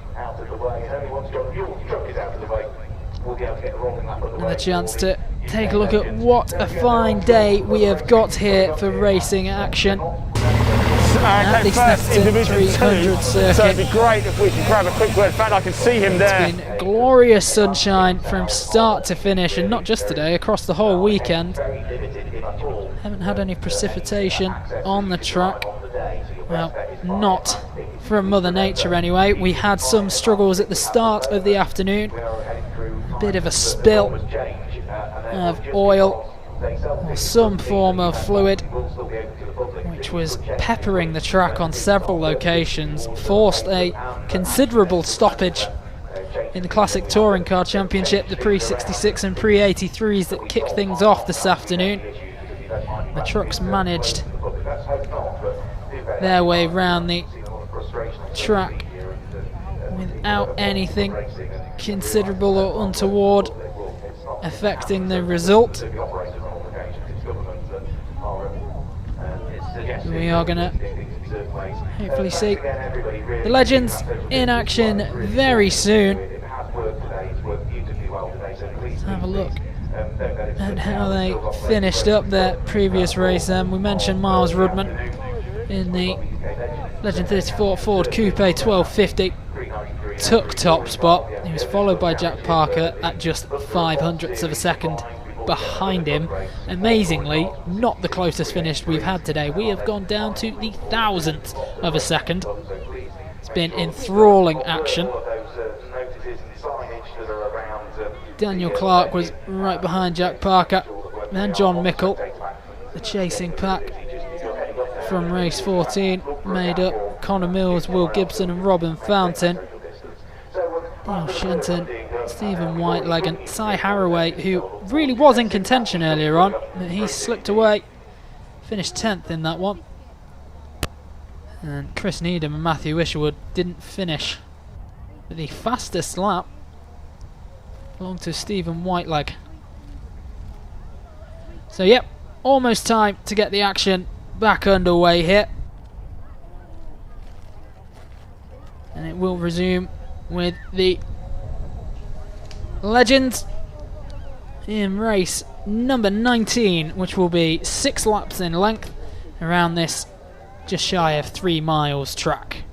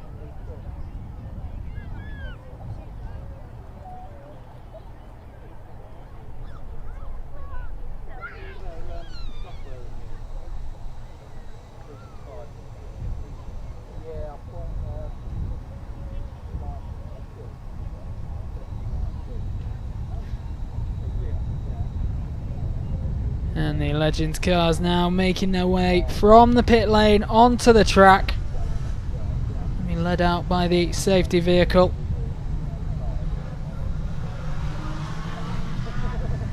We'll get the warm-up underway.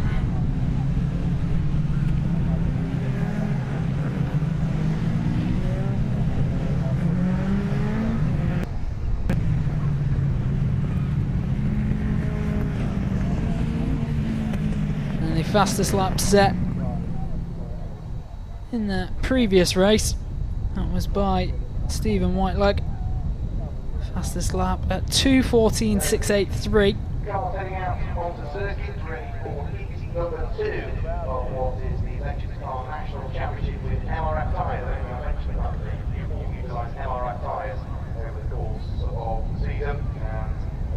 And there we see them taking the corner. Wilson likes to be getting drier and drier at that corner. That little white line that you can see is equidistant between the rumble strips to the left and the outside edge of the track to the right. That was used to dry up the spillage of whatever the lubricant on the track was earlier. And someone's got their mascot on the back of a car there. And can't quite tell what that is, but it's very pink. That's what we can make out at the moment.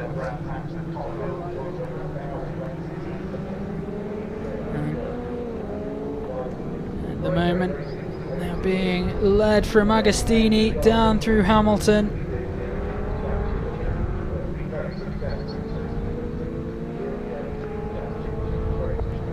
And then it's a sharp right turn through Oggies, another right through Williams, and onto the Bentley straight,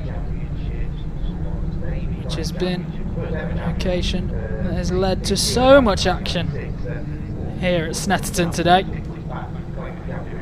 Brundle and Nelson offering drivers across many different races the opportunity to improve their standing. Tail enders of this one making their way through.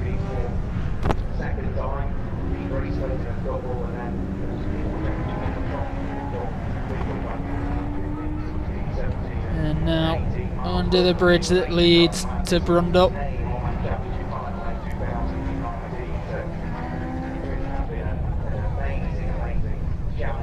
And into Nelson. It's a wide open championship in the Legends cars. As we mentioned prior to this weekend, 2 drivers came in on 1880 points. Given that you can take home 200 points for a race win, well, everything to play for in this championship. 2 more rounds of action to follow after this weekend. They'll visit Pembrey and then finish up at Brands Hatch in November. So this, the midway point for the season. Time to make a statement time to put a stamp on the championship table and stake a claim for finishing top of it come a few weeks' time. And the cars starting to get into formation as they are led through Coram and Murray's and back onto Senna Straight. And the number 14 there is driven by Daniel Clark. It's very central to the action in the first Legends race of the day. Toing and froing, swapping the lead. Will want to climb quickly, get to the front of the grid again. Yeah, perhaps we will have another battle along with Mars Rudman, and they're away.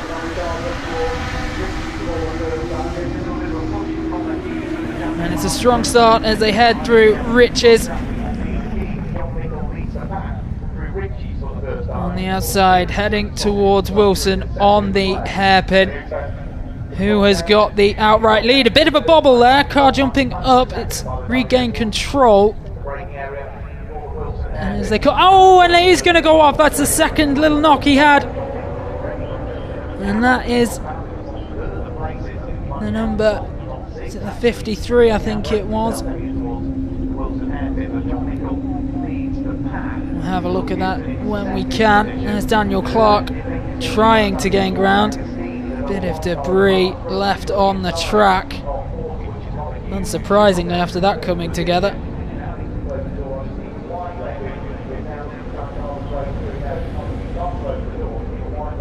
And that is the number 2, driven by James Newbury. It started way back in 21st position and is now out. It's Gerard McCosh that is driving with that stuffed animal on his back window. As this one continues to hot up, they're coming very, very close together once more. Only 6 laps in this one. There's Miles Rudman again challenging right at the head of things. And the bump drafting technique certainly in employ at present. Looks like Miles Rudman currently in 3rd place, following his victory earlier in the day. He has opened up a slight gap between himself and the chasers, currently in 4th place. Can't make out the number there. Is it perhaps John Mickle? And here they come again through Murray's, and once again heading towards Senna Straight. And it's John Mickle who's out ahead, clean in the number 4. His nearest company is coming from the number 57 of Will Gibson, and then it's Miles Rudman in 3rd. They're so close together. John Mickle holds through Wilson, and tail of the number 40 Connor Hughes went a little bit wide then, but he regathered it. Yellow flags are waving in the background. Quite sure what that's in reference to, but as they're through that section, it looks like viable competitive racing continues at the front of the pack. The number 23 there, belonging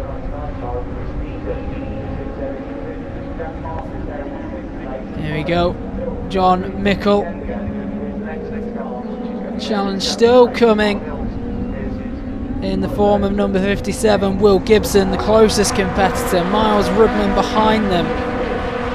Gibson is just a little over 0.2 of a second behind the race leader John Mickle. And again getting right up behind the leader. utilising that bump draft technique. Miles Rudman now going round the outside. Has he done enough as they come through Nelson? Yes, he has. Miles Rudman into the lead ahead of John Mickle. And in third place is the number 57 of Will Gibson.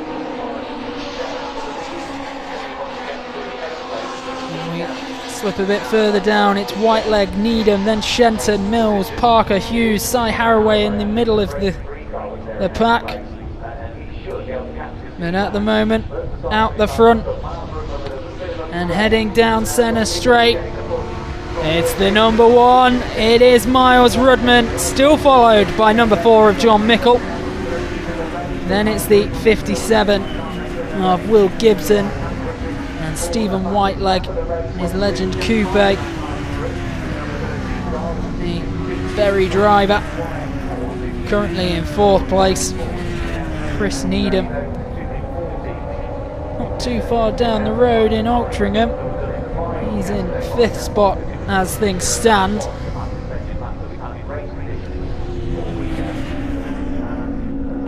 Still oh so close in this one. The drafting technique paying off here for John Nichol. He's edged back ahead of Miles Rudman. All about precision timing there. Chose his moment, made it count. Leads the race through Hamilton. And looking toward Oggies. Miles Rudman giving chase, trying to go around the outside. Can't do so. John Nichol maintains his position. So Miles Rudman in 2nd. Will Gibson in 3rd. Stephen Whiteleg, apologies, in 4th spot. Driving the number 66. And Miles Rudman back into the lead now. To and fro they go. And back through Brundle, heading towards Nelson. John Nichol back in 3rd place now. Stephen Whiteleg into 2nd. Miles Rudman in control.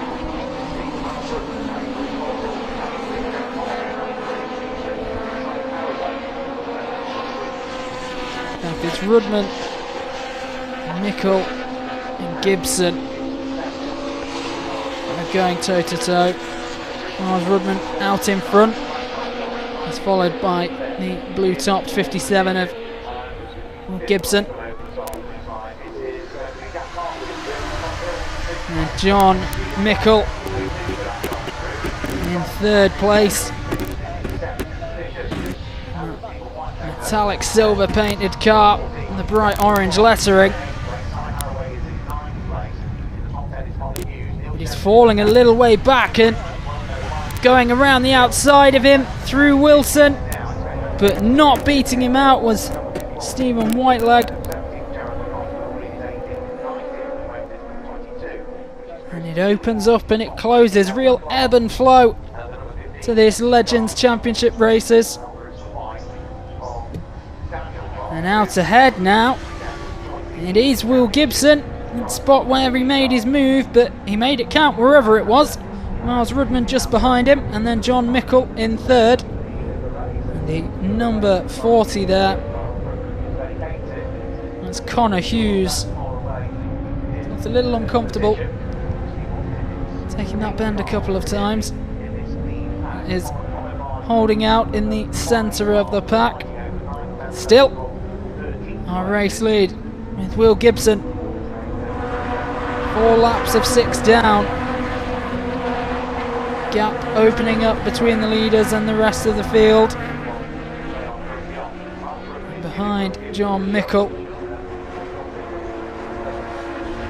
Another huddle, a cluster of 3 cars. Will Gibson still out ahead. And takes the turn at Nelson.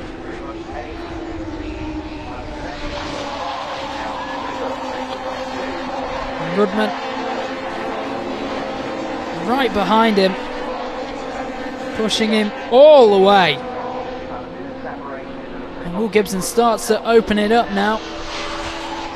He's coming back towards Coram and Murray's, and heading for Senna Straight.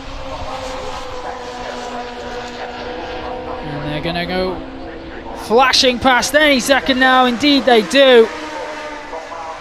And the race lead still with Will Gibson from the Legend 34 Ford Coupe 1250cc. He's heading up towards Wilson at the front of the pack. We've lost another car further back. It's number 15. That'll be Clark. Looks like their race is over. And the number 13 of Jack Parker is on the tail of John Mickle. John Mickle has forced away into second place. And Jack Parker takes third. Miles Rudman drops down one to fourth. And the front four then have a little bit of a gap before those who are chasing come in. Let's see, number 40 of Connor Hughes. He was followed by Chris Needham in the 99. And then behind him in the 83 of Western Supermare, it's Cy Haraway. And a good move here now on the outside from the number 4 John Mickle. Just one lap remains in this one. And now the race lead with John Mickle. Second place Will Gibson. Jack Parker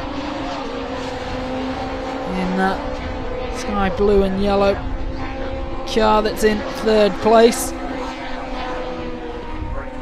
No mistaking the glinting of the sun bouncing off the hood of John Mickle's number 4. Miles Rudman is the man down in fourth. And as they go now into final lap, the unmistakable roar of the Legends cars, all to play for who will make a move. And John Mickle holding challengers out left and right. Nearest is Jack Parker in the 13. And Miles Rudman, has he done enough to get past Will Gibson here? Very close to one another, but Will Gibson looks like he's going to make it out through that one on the inside track. And indeed he does in third place. But pulling away are the leaders, John Mickle and Jack Parker. And taking a little look on the outside is Gibson's car. The number 14 of Daniel Clark doing battle with the number 35 there. That's Neil Shenton. But they're some way off the lead at this point. We're coming closer to the end. John Mickle, he's been up there or thereabouts throughout this one. Come on, Miles Rudman getting right on the tail of Will Gibson. This is where you might see the bump draft come into effect. Jack Parker having worked his way into second spot. Might even be able to just push John Mickle on and maintain them both in those top two positions. John Mickle, man, leading the way. Jack Parker behind him. Will Gibson in third. Miles Rudman is in fourth. The number 23 there, taking fifth place at present. And they're getting very close now as they come through. Who's going to take this one? It's going to be tight again, but it will be John Mickle. John Mickle followed in by Jack Parker. That was mightily close once again. Been a very familiar story today here at Snetterton. Highly competitive racing, very close finishes. John Mickle benefiting on this occasion. And that looks like a second place finish of the day for Jack Parker. And Jack Parker was in 0.065 seconds behind John Mickle. Fantastic race once again. And we look a bit further down the final places. Miles Rudman finished in 4th. And now the cars led in to the pit lane.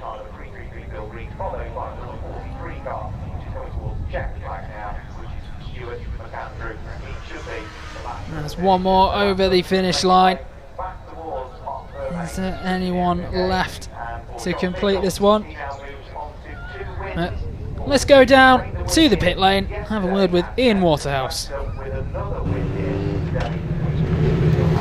Right, everybody, another fantastic Legends race. They all go down to the wire, don't they? Aren't they so exciting? Who's your race winner? John Mickle. They're going to park up right here anyway because they've got to have their electric tested, which is actually pretty handy for us, isn't it? Because it means they have to come again. There's Jack Parker as well, 2nd place. We're going to have to grab a quick word of him shortly as well. And we've got Will Gibson too. So we'll grab a quick word with John when he's got a spare moment. Oh. Sounds good.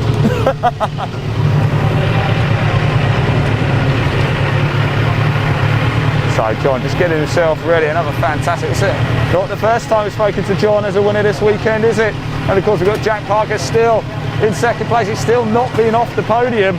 Let's see if we can grab a quick one. And of course Will Gibson, his day today is certainly a lot better than it was yesterday. He's got to be happy with that. John's just getting himself nicely prepared. We spoke earlier, didn't we, when we were down in the paddock? These things do get pretty hot, and especially with the temperature that we've got today as well. He's just locking it in, making sure it doesn't run away. John, congratulations, just making sure it doesn't run away. Not the first time I've spoken to you this weekend as a winner.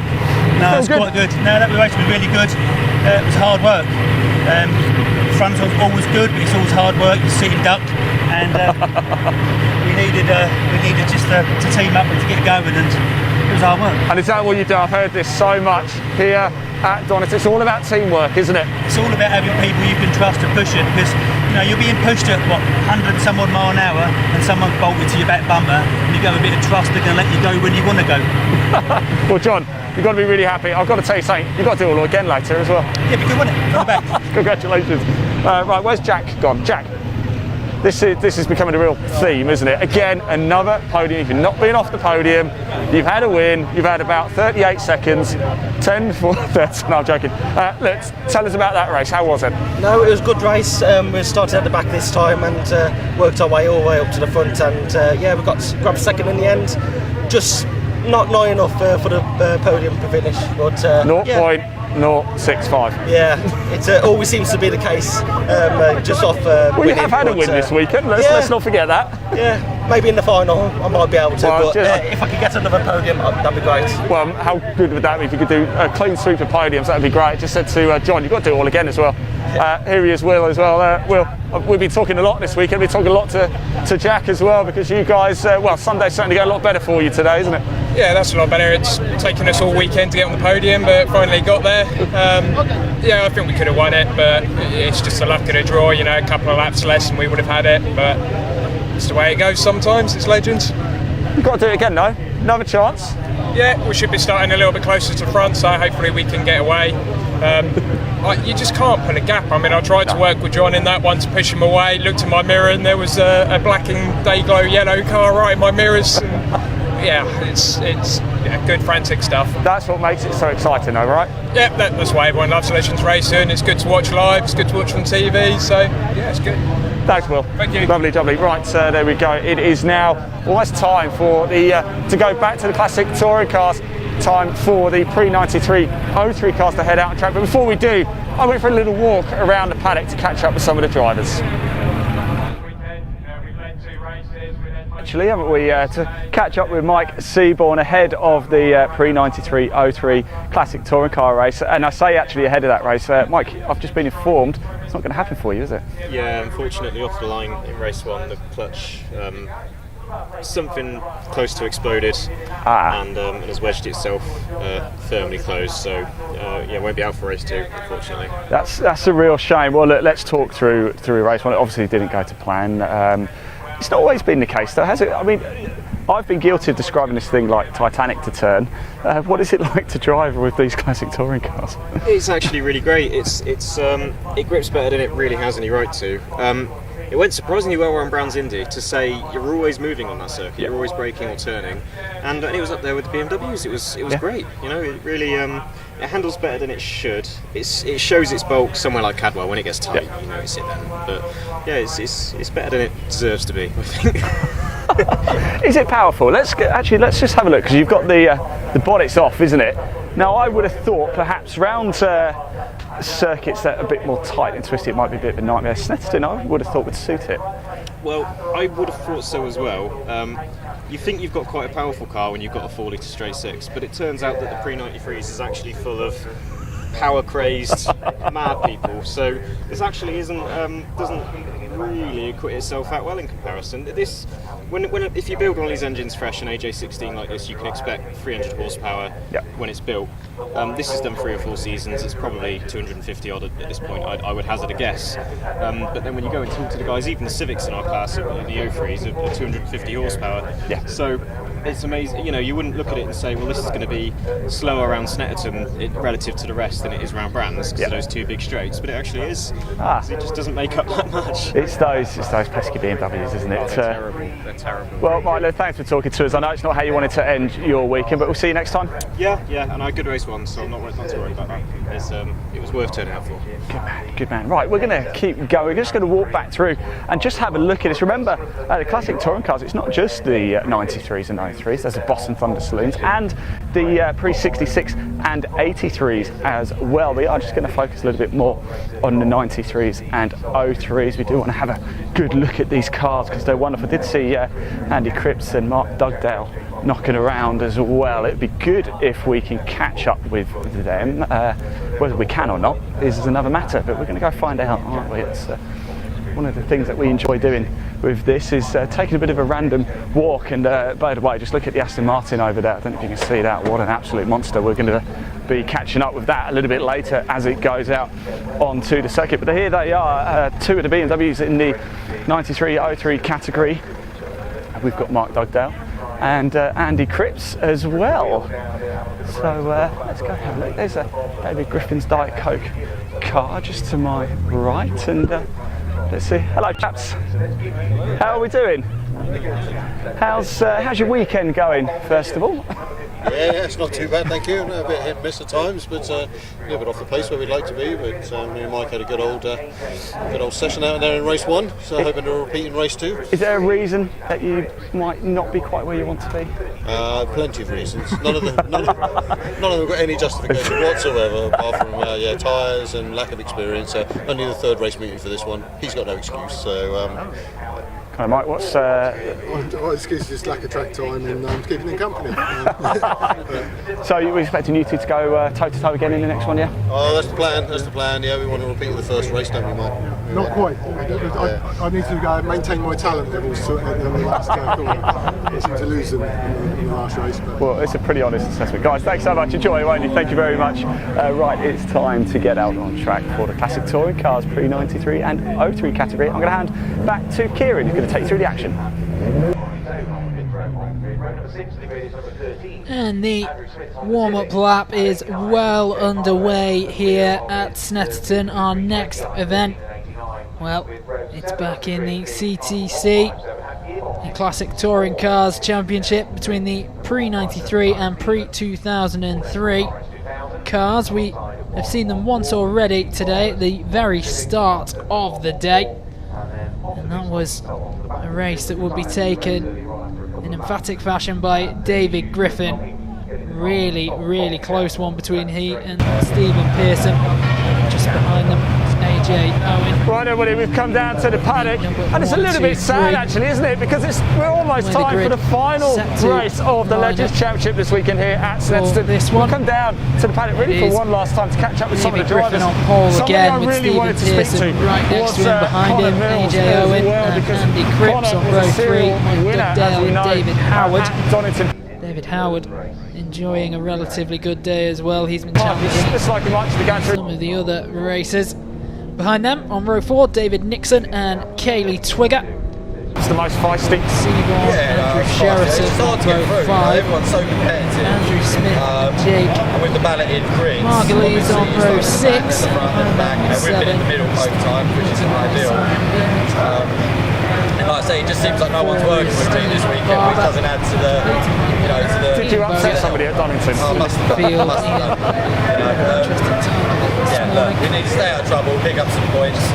A little bit of a slip See what happens with Henbury, and if not, places. Grant's our home track, rain, shine, snow, whatever, we're quick there, so we'll try and win it there. One more opportunity. Thanks, Connor. Best of luck here. Connor, Mills there. Let's just have a look. David Griffin set the fastest lap looks like everything's in okay. this category this morning. Tyre pressures, everything all right with the car? Speed of 81.5 we hope so.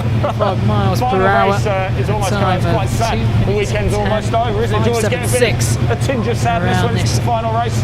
Yeah, 3-mile track at Snetterton. Pushed all the way. We're enjoying it. It's been great, I've got to say. It's been so much second fun. appearance for the it must be even better to be right. Sort of here in the garages and 2003 cars. Yeah, it's been a great weekend. I'm new to it. It's my first time to a Legends Championship, event at all. plenty of categories. We're all just newbies. 393s and 303s. That's what I did. Thanks, guys. Thank you. Enjoy the rest of the... And A to D, respectively. We did have an oil spill earlier, or what we believe was oil. There was certainly some form and fluid on the track that needed outings as well. And let's move a little bit further down as well. We've got some more action. Let's just have a quick check. These guys will be very kind to us all weekend, providing us with plenty of on-board footage as well. Just quickly, yellow flags are waving. I'm a little bit sad. It's been such a great weekend. Are you ready for the final race? Is this going to be a spectacular show for us? I hope so. It's my first time starting up in the front with everybody. Make it creeping along. An eye opener. To the start line. Got battered about a little bit in that race then, and ended up falling off the front. That's it. It's time Pearson, to as he did earlier, get the cars out on track for the final race of the Legends Championship this weekend here at alongside him to the right. In that Diet Coke adorned car, the number 34, it is David Griffin. Much smaller field than in several of the races we've had.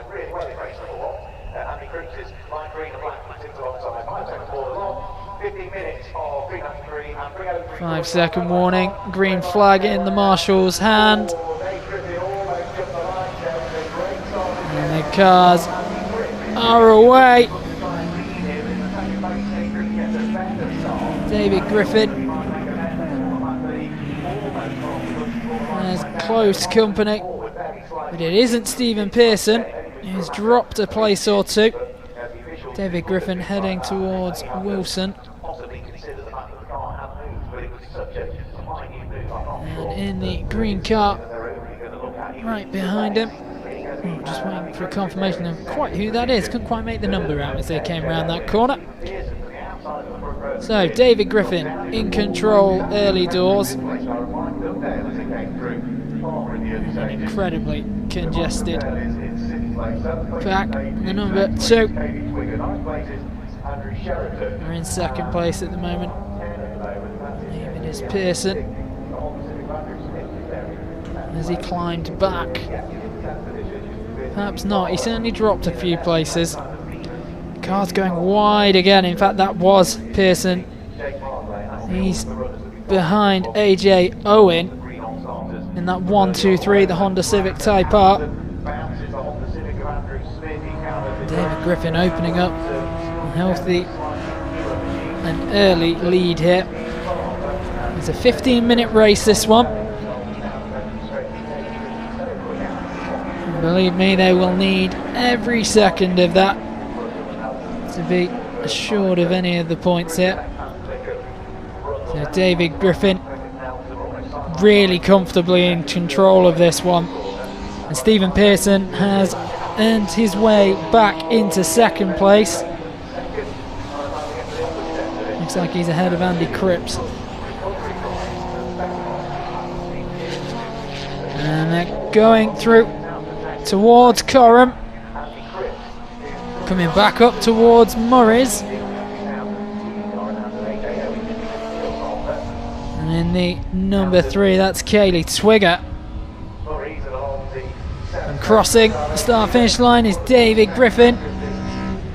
That's the second between him and his nearest competitor, Stephen Pearson.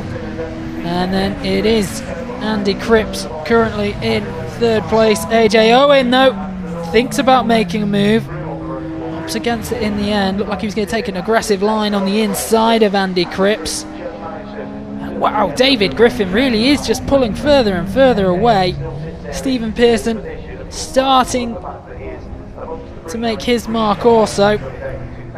Looks like it's going to be between those two for top spot. AJ Owen and Andy Cripps are going to have to duke it out for third place. As they go around Palmer, we'll head towards Agostini.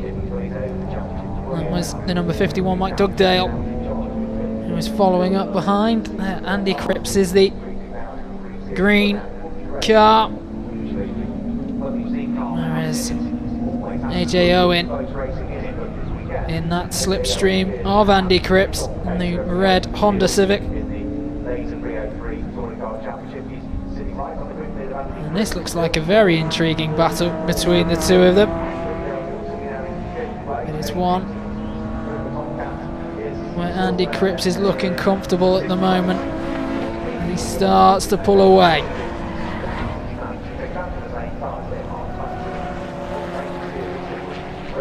Still out ahead, Andy Griffin, very comfortable at the moment.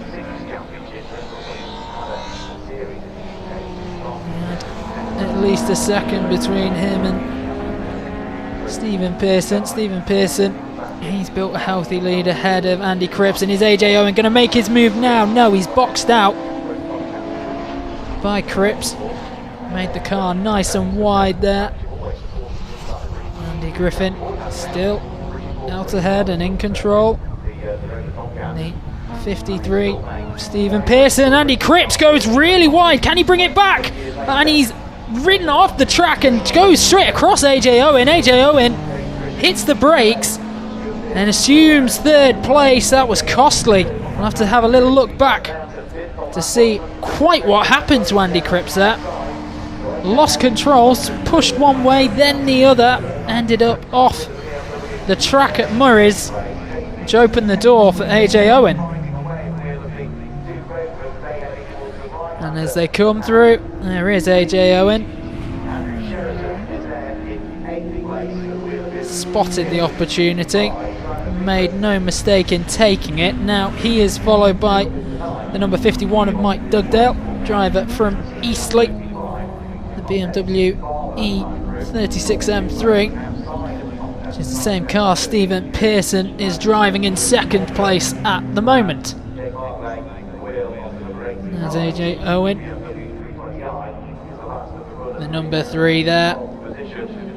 That is Kaylee Twigger, a Nottingham driver, Rover 220 Tomcat Turbo. David Griffin, still so comfortable. He and Stephen Pearson so far ahead of the rest of the field. And there it is. David Griffin going through Brundle first and heading for Nelson.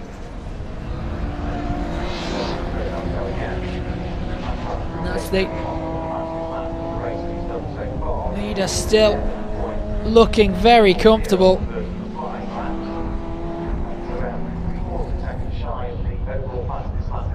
Behind him it is Stephen Pearson. Stephen Pearson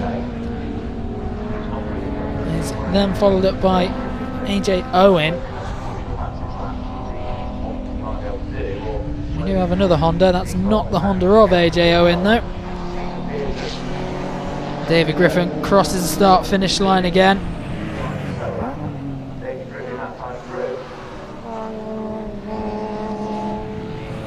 That was the number 52 of David Nixon leading the 3 of Kaylee Twigger.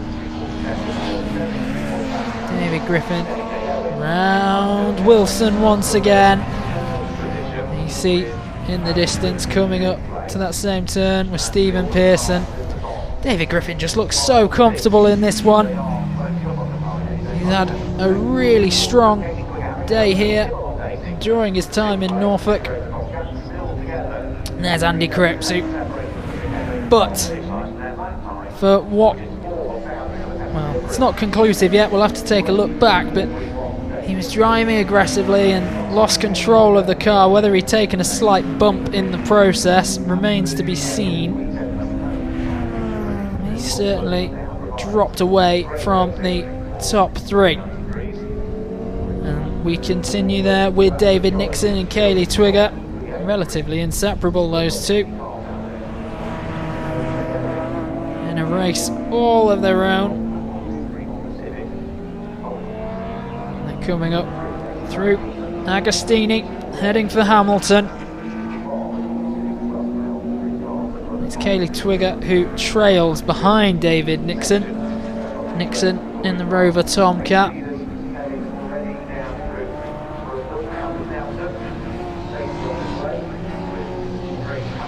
And there's David Griffin again, the race leader. Still a long way ahead of Stephen Pearson, looking so comfortable. And Twigger and Nixon, their battle rages on. Stephen Pearson trying to close some of the gap on the leader. He's going to have a tough time of it. Good couple of seconds in it, and we have 6 minutes to go in this one. Confirmation that the lead remains with Andrew Griffin. He's followed by Stephen Pearson. A bit of a wobble there, but does well to keep control of it. David Griffin, I should say.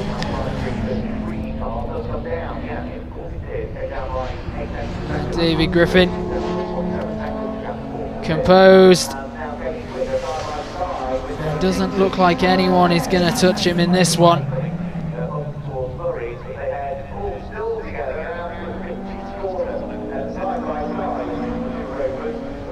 He's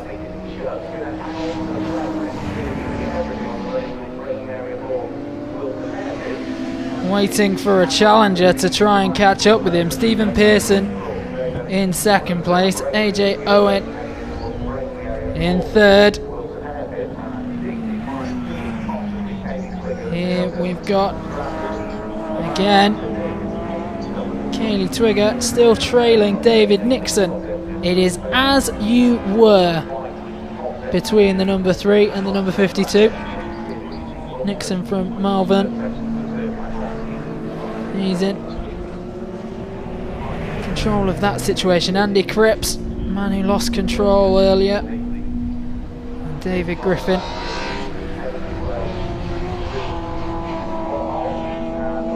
Comes through again, unscathed, just picking the right line, executing it well, staying in control of his race.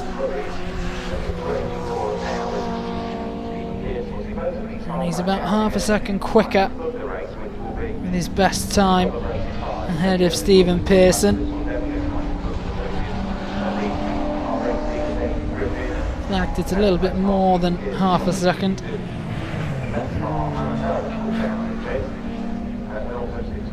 And David Griffin heading up towards Wilson. And he hasn't got much company as he finds a way to Palmer. Is he just going to ride this one out solo? So long as he stays in control. We've got to look for some of the later challenges. It looked like it was going to continue being a battle. 7th and 8th spot between David Nixon and Kaylee Twigger. They started back on row 4. They've been clinging to each other ever since.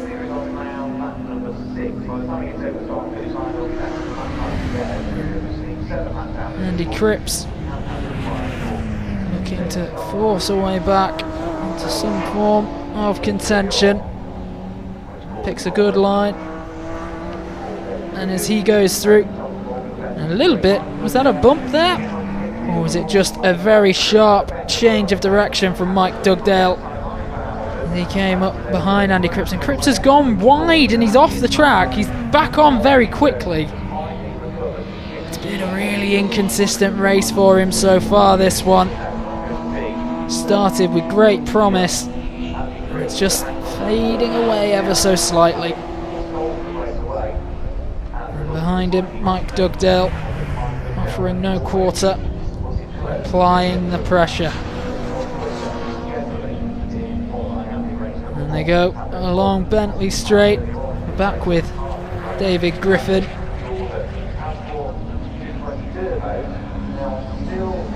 Andy Cripps, and Mike Dugdale right on his heels.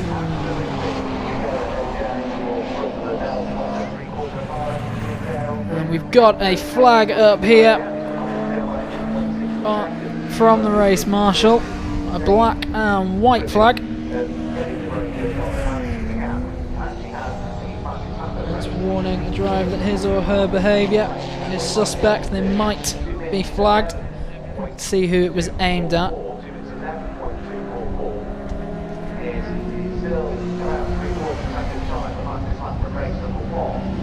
Now with a little over a minute to go, David Griffin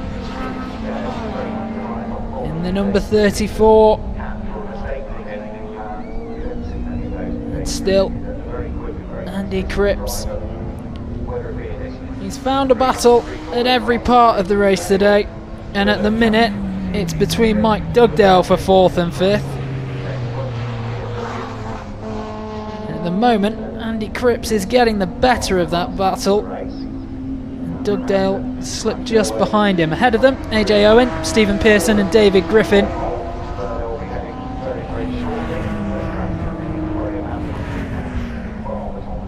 Andy Cripps goes wide into the turn at Agostini. Dugdale outside him but behind to the right. David Griffin. Again, Andy Cripps just flirting with the edge of the track. Keeps it on again. And still has Dugdale for very close company right behind him.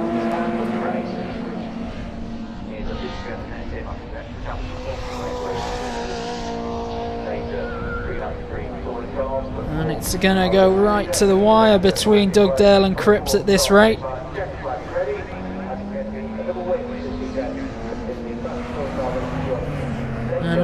And there's the checkered flag. First one through, David Griffin, followed by Stephen Pearson. David Griffin really, he won that one at a canter. And that's some smoke coming out the number 52. And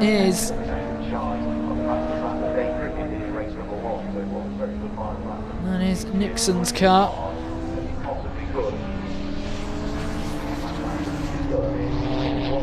quite sure what happened. He's going to take it easy as he brings it back. And Andy Cripps now crosses the line. He's followed by Mike Dugdale. And that completes first to fifth. A wave from David Griffin to the crowd. And a thumbs up as well. What a day it has been for David Griffin. This morning took a win, picks up another one now, and he leads Stephen Pearson and AJ Owen down into the pits.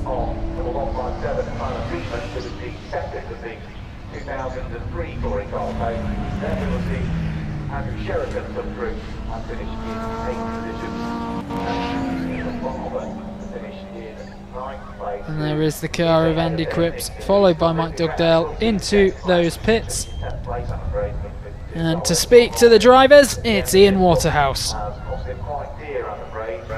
Right, everybody, welcome back down to Parc Ferme, and here he is, the outright winner, Dave O'Griffin. Dave, I did say to you, actually, I'll let you get your helmet off first, but it looked reasonably comfortable, didn't it? Stephen Pearson in second, AJ Owen. In fact, it's exactly the same as we had a little bit earlier.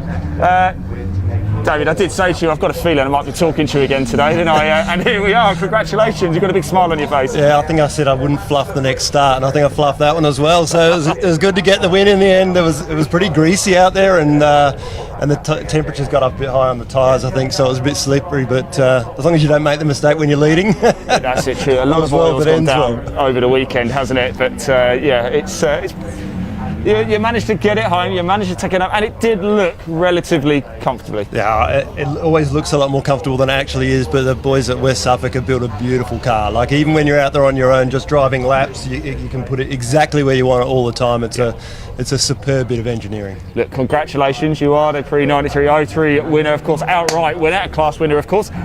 You're not finished yet, actually, are you? You're out a little bit later too, in the Thunder Boss as well. Yeah, straight back out. Get the slicks. I bet you've got, you might have a little break. Have a nice cup of tea, David. Thank you. Cheers. Let's go grab Stephen Pearson, shall we, as well? And Stephen, how you doing? Good to see you again. It's just a little bit too much. I got mugged at the start, got hit. Oh no. And then they started playing silly boys, and it just took me a little while to get in my stride. Yeah. By which time David got on. Yeah, I imagine if you get a bit of a lead and he's got clear air, it's next to impossible, I suppose, unless he makes a mistake. When you get a bit roiled, you then tend to overdrive, so you don't gain anything anyway. Right, so anyway. I had a good day, big fun. Good day, good weekend. We'll see you next time, right? Hopefully. Top man, thank you, Stephen. Let's watch your back, Leon. There we go. Right, let's just grab a quick chat with AJ. It's a repeat of race one, isn't it, really? Yeah, swamped by another BMW off the start, but no, it went it was fully expected, really, that what was going to happen at the start. It surprised Stephen to get away too well. So Andy Cripps made a fabulous start, went round the outside of everyone, and then it was just a case of applying the pressure, make him overdrive a little bit, which he did. He had a little mistake into the last corner, and we did well to avoid the accident that when he was a bit out of sideways over the curb, and it was just settling in and then just chasing the lap times on my lap timer and just seeing if we can get a little bit quicker and quicker. But I think the tyres are well past their best. So, do you know what? I was just having a little glance at that. I mean, they're almost cuts in there. Yeah, they're pretty old. They're pretty old. The back doesn't do much really on a Civic, so they keep the bumper from scraping the ground. So no complaints. We changed the rear end again for race 2, and it was really good actually. Really confidence inspiring even from the start. So I think we've got a little tweak there. It does compromise the front of the car quite a bit, but no, I'm happy. Silverstone in a few weeks, only half an hour away, so lovely. There you go, look. You have a lion. AJ, congratulations, we'll see you soon. Thank you very much. Thank you, lovely. I did want to grab a word with Dave Nixon. He came in actually, one of the Tomcats, but he's driven straight back out again, so we're not going to be able to have a word with him. Multiple class winners here today as well. Look, it is time for us to go to a short break, but not too short, because it's time for the Thunder in Boston. They will be going out next. I did have a little walk down the paddock a little bit earlier, and I know we're going to play that for you just before they head out. So now's probably time for yourself to grab a quick cup of tea, but don't be long, so we'll be back soon. Yes, the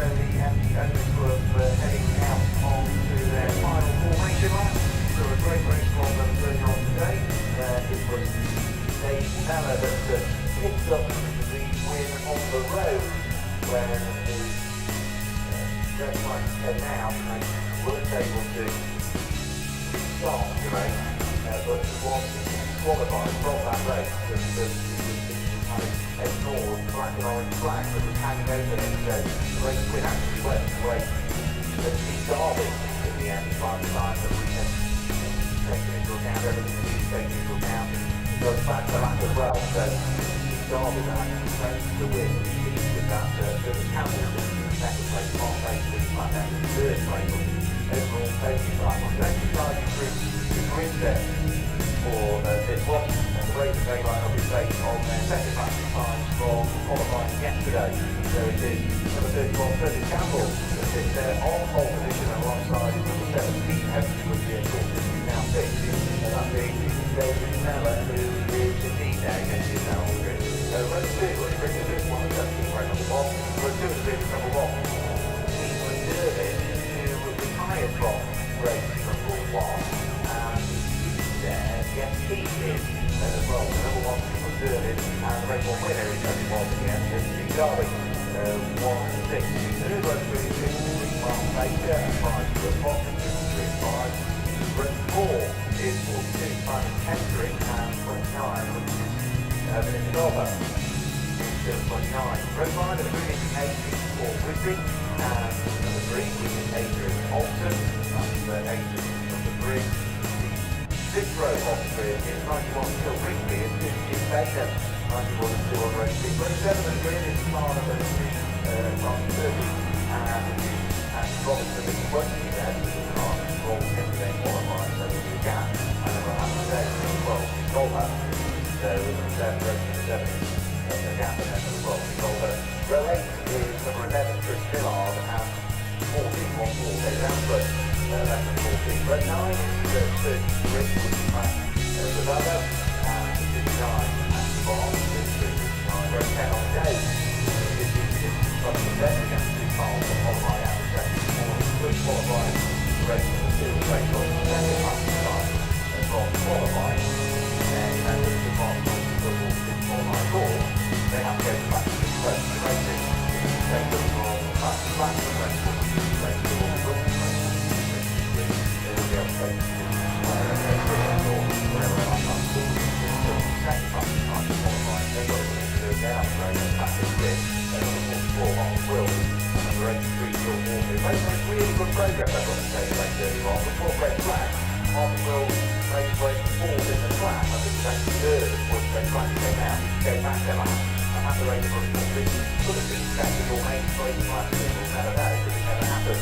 But watch out for the ball at the back of the grid. And also number 83 Phil Walker is working this way up to 8 points that we saw the result classified, and that gave him 4th in class 10 for the MG ZR or 50 ZS engine, but also on the so there we go, welcome on to the grid with Curtis Campbell featured for the first time in his class earlier on today. Boris is second in the end, and would take the second results to separate the pair off, but on to pole position for that great round cars. Curtis Campbell sits on pole position. Dave Teller sitting alongside as he races Dave Teller, hoping for that qualification from race number 1. Let's see what you can do with race number 2. The Ray Lawrence would be in race number 2 of the bid for Lawrence is flat for Stephen Derby. It's all blue car and blue car with a 6 alongside of race 3. The two actually acted. The blue car with white stripe and two heads. A mile later alongside the car with white car and blue car. Red lights on, red lights go out now for 20 minutes of racing, and it's a good start from Curtis Campbell. Just got his name ahead of David Teller. It's not really walking in 5 miles. Got ahead of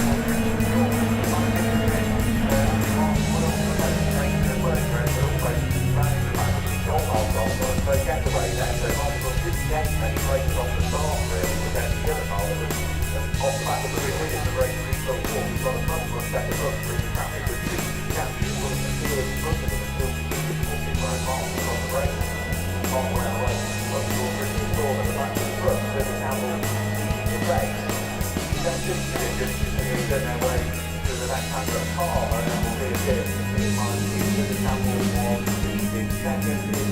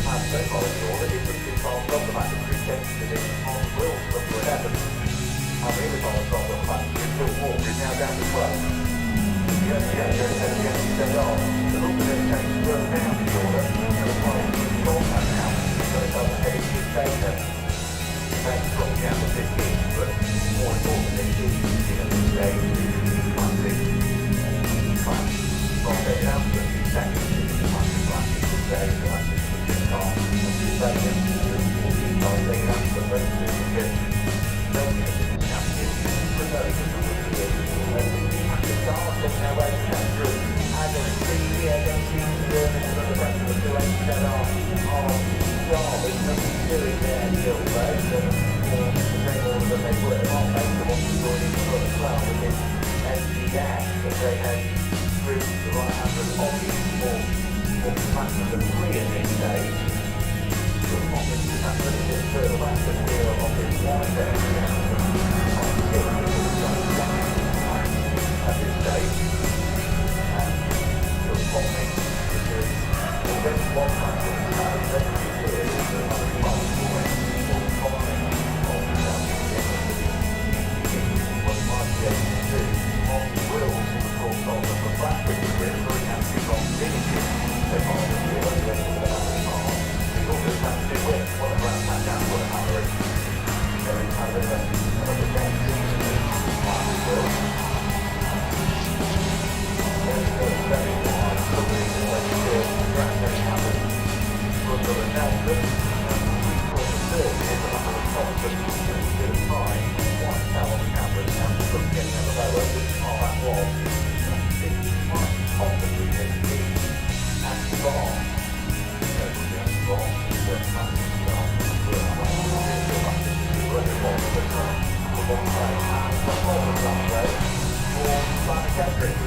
that's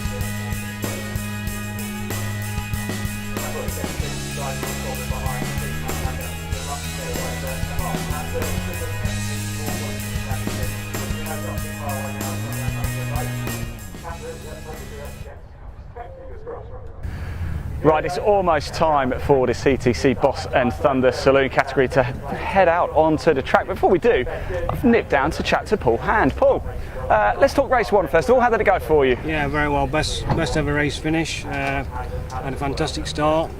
2 cars on the by the first corner, and then a little bit of an issue towards the end of the race with a gear linkage coming loose. So just had to nurse the car home to get my best ever result, so really pleased. And it was 4th, wasn't it, in Fourth race yeah. 1? Everything okay? I see the guys are working frantically. Everything going to be okay for the race? Fingers crossed, hopefully, yeah. And obviously my highest ever grid start for the next race, so yeah, really pleased. Podium, what do you reckon? There's some really fantastic cars out there that, you know, you're going to really struggle to, and if they have some unfortunate problem, then yes, it's possible, but the lap times don't say that I'm going to be up there, so it depends. Who knows? It depends. We did lose Andrew Wilson for the first one, and James Mickey as well, of could course. come from the back, you know, cars that just 300-400 horsepower more than myself, so, you know, big difference. The thing is though, Paul, this is motorsport and anything can happen, right? It is, and it can happen to anybody, so, you know, we just have to be fingers crossed. You know, it's an 18-year-old car that we've put together in my garage, and yeah, happy days. Best of luck, enjoy it. We'll be watching. Thank you so much. I just want to have a quick look around, see if I can find Andrew Wilson. I don't know if you remember, he retired from race 1 whilst running in 3rd place. Let's just go see, because they are normally just based up and around here. In fact, they're a little bit further down. I don't think you're going to catch them in time. So it is time. It's pretty much time now for the Thunder and Boss Saloons to head out onto the track, the Classic Touring Car Racing Club. It is go. I'm going to hand over to Elliot, your commentator, to take you through the. Oh no, it's not. It's Kieran, isn't it? Kieran, who's going to take you through all of the action. Thank you. We have 2 more Classic Touring Car races, the first of which they're on the track now, going through a bit of a warm-up, and it's the CTC Thunder and Boss category. The way that they're going to be lining up is Andy Robinson on pole position, had an excellent showing in the first race of the day, took it at an absolute canter in this division. And Daniel Brown lining up alongside him, and another man in fine form today, David Griffin, the number 34 in that Diet Coke branded car, on row 2 and occupying 3rd position. He is followed up by Paul Hand, then it's Sean Brown, Steve Dance, the number 53 Stephen Pearson. He's been involved in several battles with David Griffin already today. In 8th spot, Clive Hainsford, and Colin Voice in 9th. 10th, it's Piers Grange on row 6th, and in 11th position, Martin Reynolds. Tony Palmer in 12th with the number 1 on his car. The 86, Colin Claxton in 13th. 14th, Ben Dewan behind them. Ricky Can. In 16th place, it would be Frank Rodbeck, and Stuart Kay in 17th alongside Steve Barber.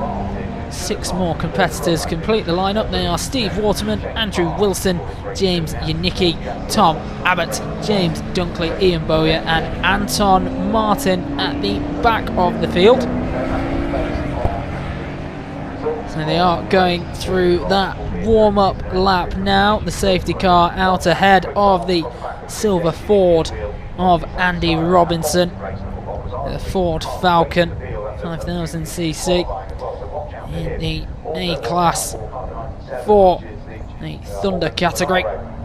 Behind him, the yellow, white and black of Daniel Brown, adorned with the number 85 on the sides, and then it's David Griffin in behind him. So David Griffin has had an absolutely fantastic day, but if Andy Robinson has another race like the one he had early this morning, well, no one's going to touch him. Just looking at the back of the group, there's a bit of smoke coming off the number 22 in just the warm-up lap. Does not look great for James Dunkley, driver from Evesham in his Ford Fiesta.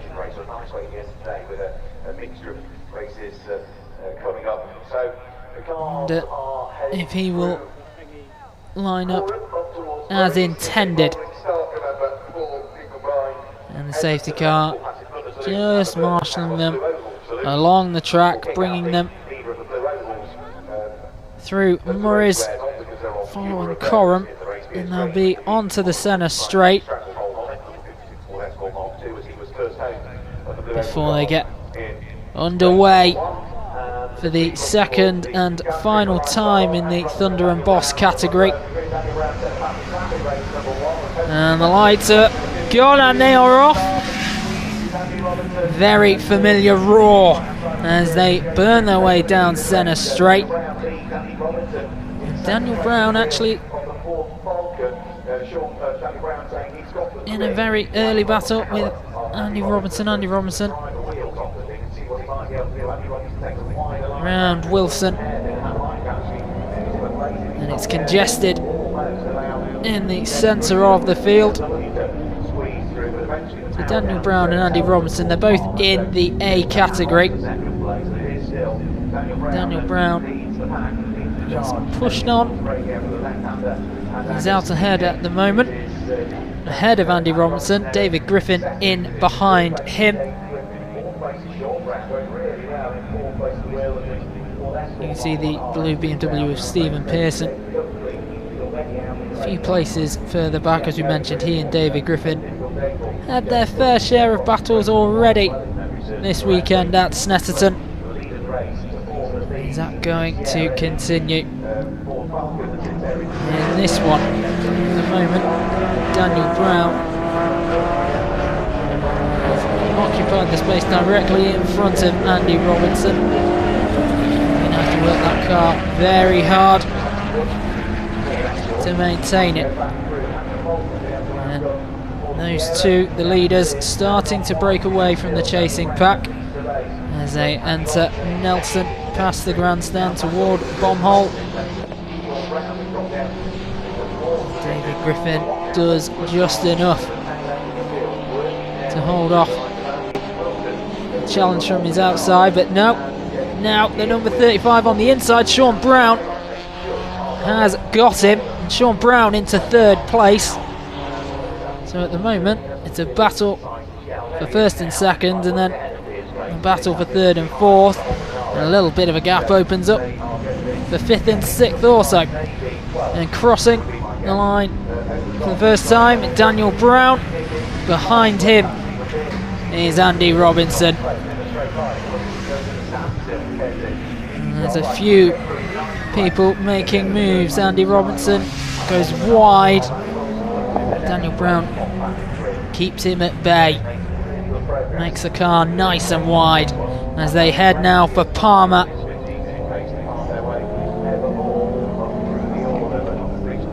Daniel Brown,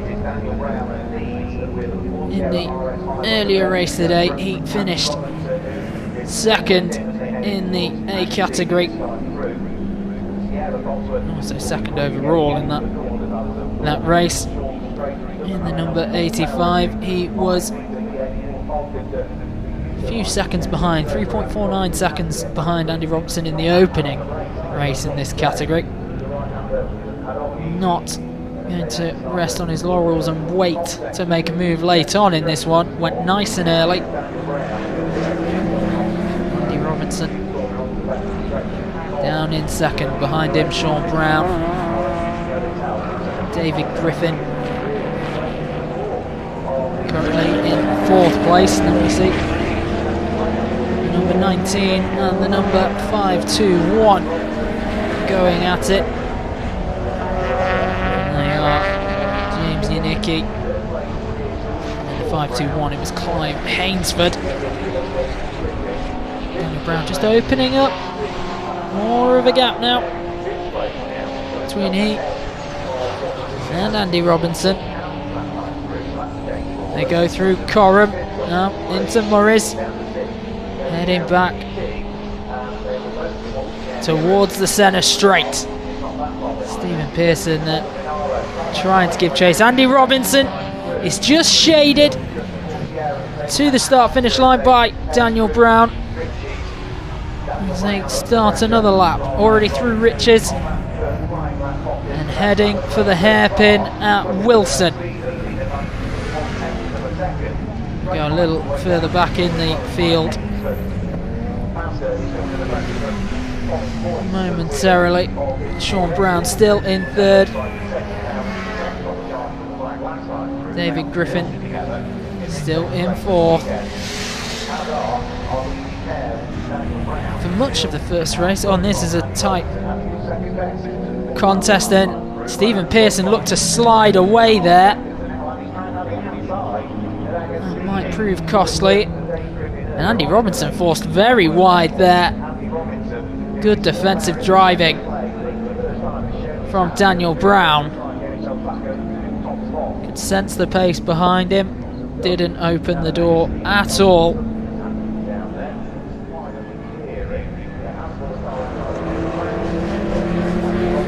And Daniel Brown continues to keep Andy Robinson at bay. So little between them.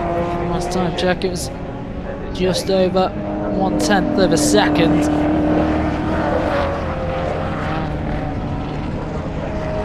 As they come through, Stephen Pearson, yeah, he did get the car back under control. He's currently right behind Colin Voice. It was a scary moment, but weathered the storm. Now making a move. It's the number 20 of Ricky Can. Stephen Pearson now goes on the outside, and it's a good, powerful pass. Walks away around Colin Voice and up the leaderboard. And as they're coming down centre straight again, still Daniel Brown. Andy Robinson pushing him further and further, and Andy Robinson has got ahead of Daniel Brown. Ground to be made up. And they go through Palmer, heading for Agostini.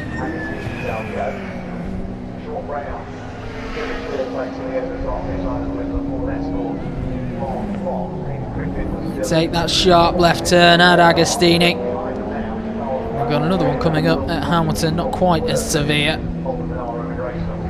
Andy Robinson, now he's taken control of this race.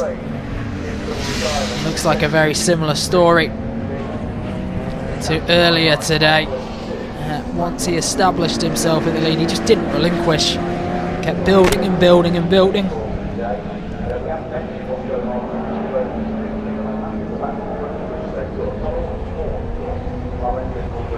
And it's still hotting up. Daniel Brown now being hunted down by David Griffin. David Griffin making a move up the inside.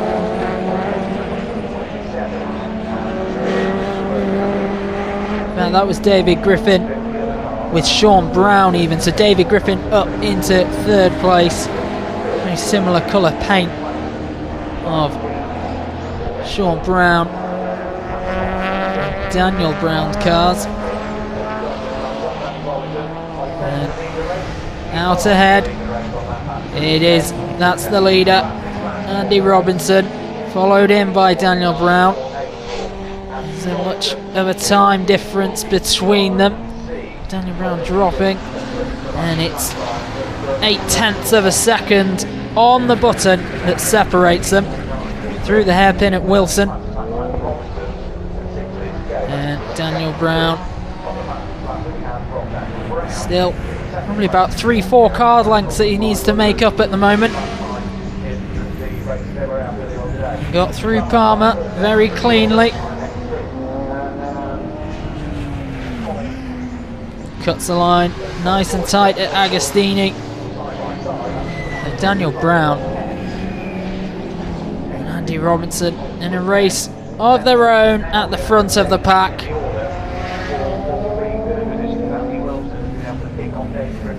So Andy Robinson before the weekend was comfortably at the top of the A class of the Thunder Championship.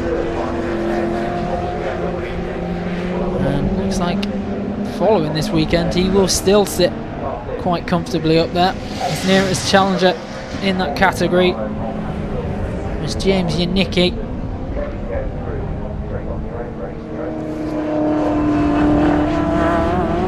There goes the number 35. That was Sean Brown.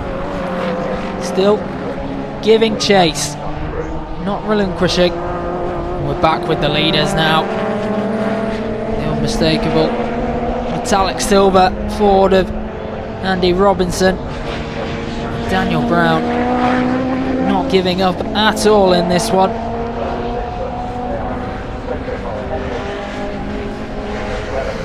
4.5 minutes to go as Andy Robinson crosses in the lead again.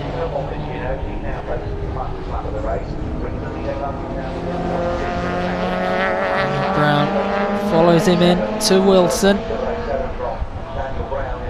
Not quite applied the brakes yet, does it late, and gets around very nicely. Just the two of them clean ahead.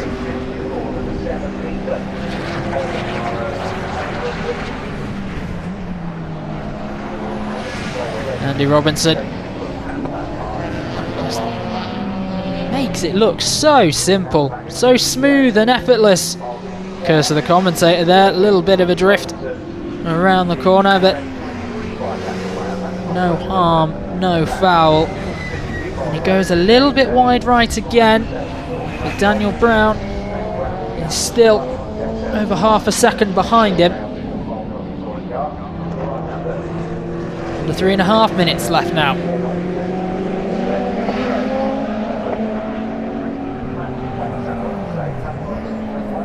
Daniel Brown at present in the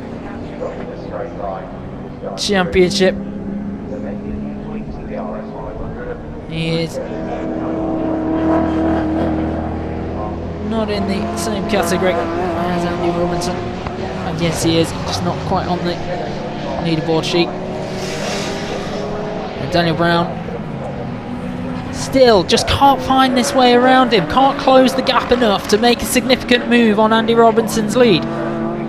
Less than 3 minutes remain. Who's this week? Coming on the outside there. Back to that shortly. So the leaders way out ahead, and we do have a flag, and it is the diagonal black and white flag.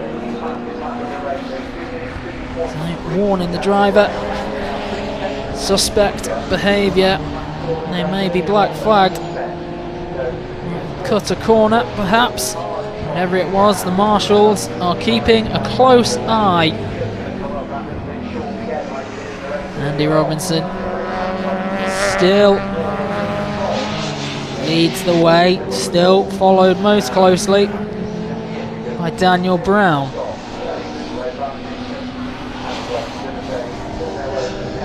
Daniel Brown has cut the gap down. It was over 0.6 seconds, and that's dropped to 0.408. So it's going in the right direction, but time at a premium. Just over 1 minute 30 left. Will they have enough time to get round once more? Andy Robinson. He's on to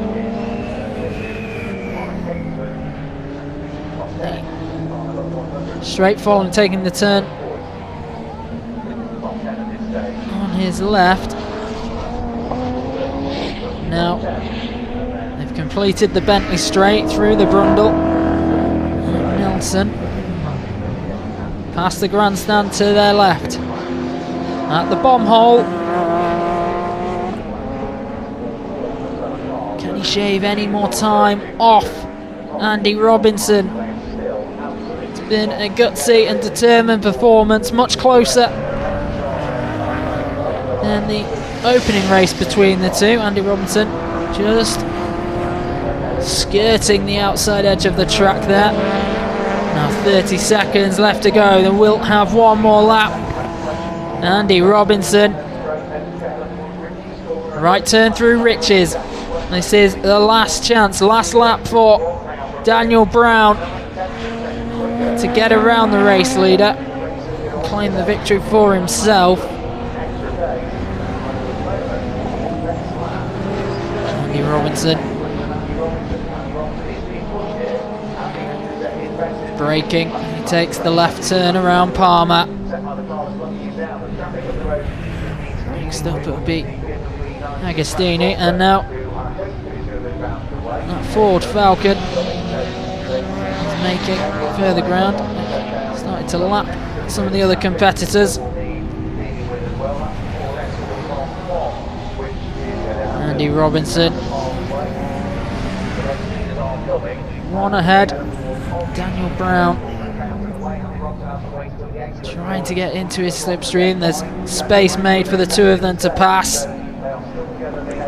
It's round doggies into Williams, onto the Bentley straight. Brundle and Nelson. It's been a prime location today for passing the competition. Will it be so again? Andy Robinson through Brundle, takes the right into Nelson.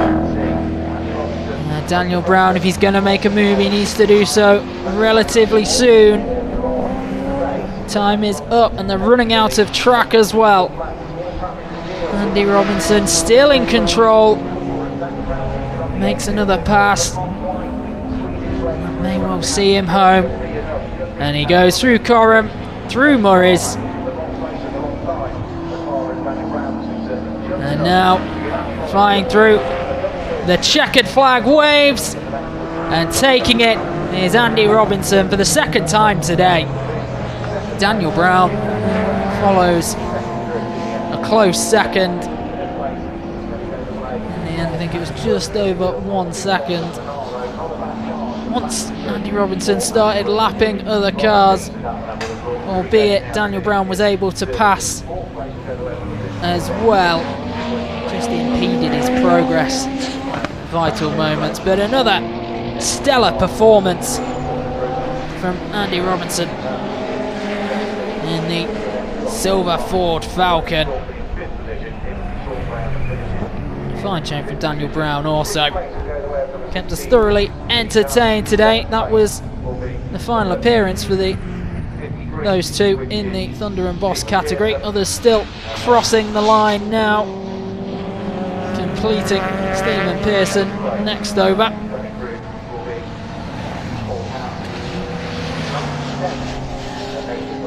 And they start to head back down into the pits.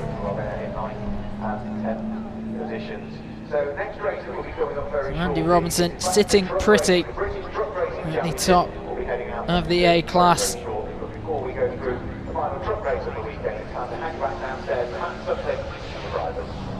So we've got 3 more races to come here in Norfolk. And next up, the always exciting truck racing. And that's the White Saloon of David Griffin making his way into the pits. Started to slip away towards the end of that one. David Griffin, he had started.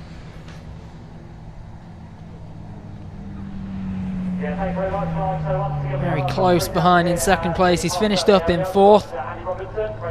So just completing that race lineup. In first it was Andy Robinson, second was Daniel Brown, and third place it was the number 97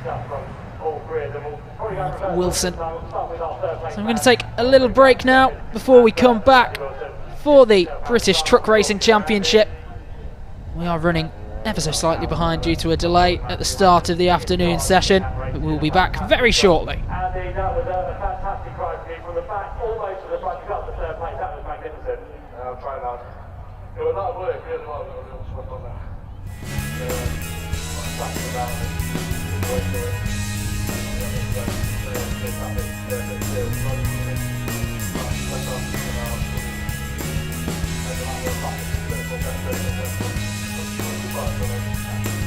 With the car, you've got to be careful when you work your way through slower cars, but the same time got as quick as you can, so those drive off for our front. How many race number 1?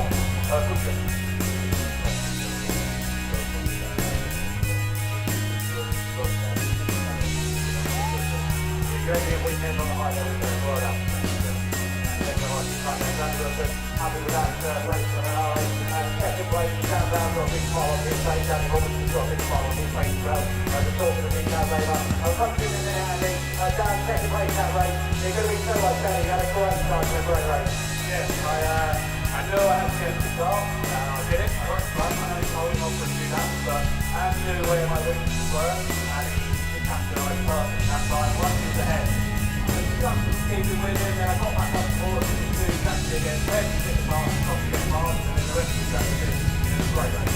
Looking on that last lap down towards Barc, there was a back marker drifting away. He's trying to line up there for all the plans. Yes, exactly that. I knew what I wanted to do, so I knew 4 of like a match Andy, but then I knew out the last corner, I had the next every lap, and I had more power, so I was on the front side, it would have been a real close thing. Just changed the back marker, didn't just where to put himself, and I just had to get putting out the power.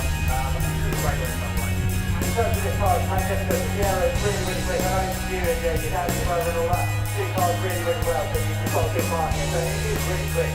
Thank you, James. We built this car last year.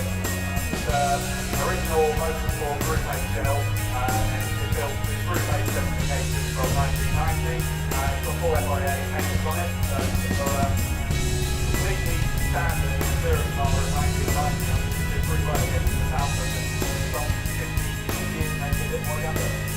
Well done, nice to be up again. Thank you very much for your time. Take them down. And race winner Andy Robinson, it could be so much different. That was a fantastic lap for him down. Yeah. It was a lot more difficult than first year. I must have to have an open that was difficult, but that wasn't difficult. It's probably big. That's fantastic. You get back to it from the lane,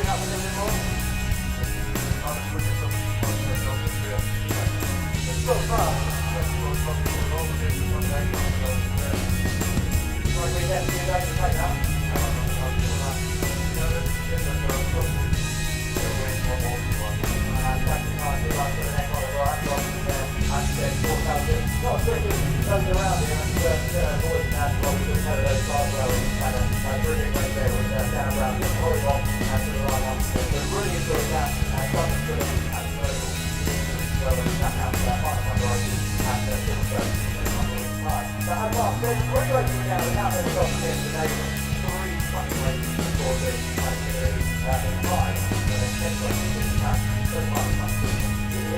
final truck race class on the weekend will be truck racing championship, and the way that they line up then, we're going through 4 laps with all we used to by now. There's number 1, Ryan sixth there on pole position. Ryan looking for his first win of this weekend. The final winner, Jonathan Barc, obviously with that. Jonathan Barc already on the podium. Right, everybody, welcome back to the British Truck Racing Championship. It's almost time for the final race of the weekend. Can you believe that? It's nearly upon us. We are actually in Parc Ferme. Rather funny, actually. Mark Taylor, when he came in after victory in the previous race, was so excited. He actually knocked the hose out there, as you can see. But anyway, let's go and chat to some of the drivers, see how they're feeling ahead of the final race of the weekend. I want to see if we can grab Martin Gibson is knocking around. I want to see who we can find. We've got Adam Bint here. Let's just grab a quick word about him. Adam, I know you haven't been racing, but you stuck it around. You stayed around anyway. What do you make of the day's action? Yeah, it's been brilliant. It's good, especially the last race coming down to the line in in Division 1. It's nice to actually see not just possession of trucks going around and actually fighting for the last place. But it's good. You must be a bit green with envy. I'm not out there, yeah, because the truck was running brilliantly. I think we could have been at the front end in Division 2 as well. So, but it's nice to actually watch now and then and see some of the racing, because that's the problem when you're racing, you don't get to see anything other than what's in front of you. Between you and me and everybody watching, have you picked up any tips that you're going to use next time out against the guys? Fix my truck better. I appreciate the honesty. Cheers. Adam Bint there, competitor, not actually racing today due to an issue with the car. Let's grab Ryan Smith. I wanted to grab a quick word with Ryan Smith because I believe, by my maths, he'll be on pole for the next race. Yeah, thanks very much, Mark. We've got the race with the We didn't have one. Yeah, we've got a brake one, but we didn't have a. It's just, hey, Lyndon, you can't have your own way every weekend. Ryan, just quickly. I'm hearing, is that a bit of an issue with the truck then? I told you the weekend wasn't going well, didn't I? Hang on, no, don't you start the next one on pole? Is it on my maths correct there? Reverse grid, would you be first? Yeah, we've got a chance, but I don't think we'd be able to hold on. But we'll try as best. That's what we'll give it. Listen, I've had 4 years my own way. Sometimes a weekend don't hurt for you to suffer a little bit. It's the worst weekend we've ever had, but we'll come back better from it. We've learned a lot with truck. The truck's in turmoil. It's undrivable, but we'll work away. Congratulations to Mark Taylor. He's won his first race. We spoke about it before. Ollie James has done well. Stuart's doing well. Everybody's doing well, and it's Ricky Collett is going well. It's fantastic, and I'm happy for everyone. That's what I like to hear, right? So we'll see what the last race brings. I'm not going to promise you anything, but this is racing. One thing I know about you, though, you won't give up. I won't give up. Cheers, Ryan. Right, wonderful stuff there. It's time for the final race of the weekend of the British Truck Racing Championship. I'm going to hand back to your commentator, Kieran, who's going to take you through the race action. Well, we are delighted to bring you one more race in the British Truck Racing Championship, and I'm delighted to be joined by Pointy once again. And I'm delighted to be here, Kieran. Thank you very much for having me. No problem at all. So it was a very enthralling race at the end of the last one. Yes, absolutely. Some serious action, as I was saying earlier on in the race. It can all come down to the last lap, and it surely did. The battle between Ollie James and Mark Taylor at the front of the Division 1 pack was something to behold. Well, at the front of the pack this time, it's the number 1 Ryan Smith and the 86 of Tom O'Rourke. Very similar truck, Tom O'Rourke, to Mark Taylor. Yes, indeed. Same colours kind of thing, yeah. Mustn't get those confused. Within this one, do you think we'll see the same level of ferocity? I think we shall, yes. Traditionally, the last race of the weekend, the tensions are high. There's a last-ditch attempt to get points. It's everything to play for. Any panels that have disappeared over the weekend aren't getting replaced, and it's a case of, right, let's see what we can do before the race finishes. Just seeing here now, actually, we've got another different pace truck this afternoon, driven by Stuart... forgot his name now. Stuart Williams, in the red, white and blue BTRC DAF. And Ollie James there looking like he's warming up his tyres. Looks like he might have replaced some of that fiberglass on the front of his truck. Well, yes, I was chatting to Alex, like a little bit of a telling off by his mechanic. So, did you say that he likes damaging his trucks? He says, no, I didn't. I just said he attracts trouble. And it does definitely keep his mechanics busy. A few shout outs to mention just before the race gets going to the Fulcher crew watching live online at the moment. It was actually Jill Fulcher's, I think it was 21st birthday again, Monday just gone. So massive hello to her, and hope to see Andy Fulcher back on the track in a truck very soon. Well, they are heading down towards Coram. And just the one turn at Murray's, back onto the centre straight so we can get this one going. I'm very excited for this race. Yes, indeed. So not having the opportunity to have seen much of the truck racing. This is tame this weekend, to say the least. There's been some extremely interesting driving over the years. And now starting, actually, if you look at the grid, we've got Mark Taylor and Ollie James right next to each other, essentially with a side-by-side. No advantage there at all. So it will be to see who jumps the line first, who gets there, and who puts the effort in earlier on in the race. Well, they're making their way up centre straight now, waiting for the lights. Here the revs, and away they go, and that's a very strong start from Ryan Smith. Tom O'Rourke falling just behind him, but can he gain anything as they come through Riches? Doesn't look like they can. A lot of steam and a lot of tyre smoke coming up there as Ryan Smith now making his way up to Wilson's, pulling a nice little lead ahead. We've got David Jenkins now taking the inside away from Martin Gibson's third place, putting Martin Gibson down into fourth. Mark Taylor holding back Ollie James as Ricky Collett gets a bit too close. Div 2 now at the back. We've got Craig Reed, Luke Garrett spinning out and losing a position there to John Powell. Lots of confusion in this first lap. All that smoke and dust kicking up. I wouldn't fancy being in one of those trucks myself with that in my face. We've certainly lost a few windscreens this weekend, Kieran. And still. Then we have Mark Taylor. Contact as suspected between Taylor and Ollie James. They are certainly... Oh, and Taylor spins out sideways, pushed off on the bend by Ollie James there. Huge amounts of smoke and dust up into the air. The Div 2's just catching the back of it, hoping John Powell goes out wide to avoid any issues. And does Mark Taylor manage to get going again? Yes, he does. It will be an interesting decision to see what happens at the end of the race for that one.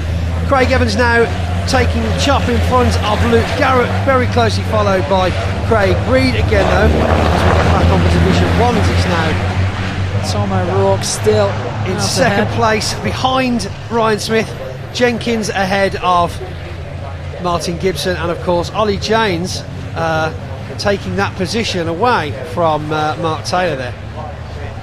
Well, that was a hair-raising moment for Mark Taylor.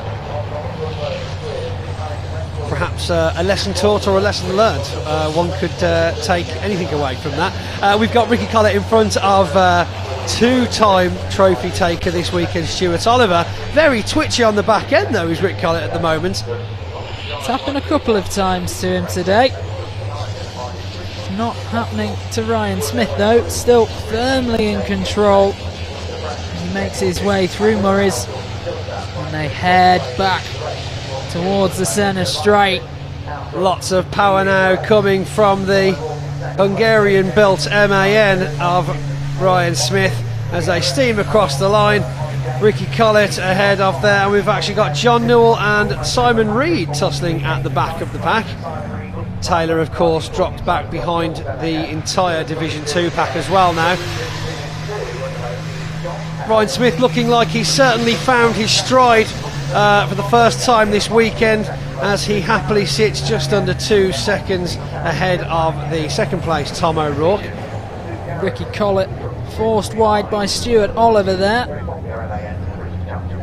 This is what it all comes down to, as I said, and energy is high, adrenaline is high.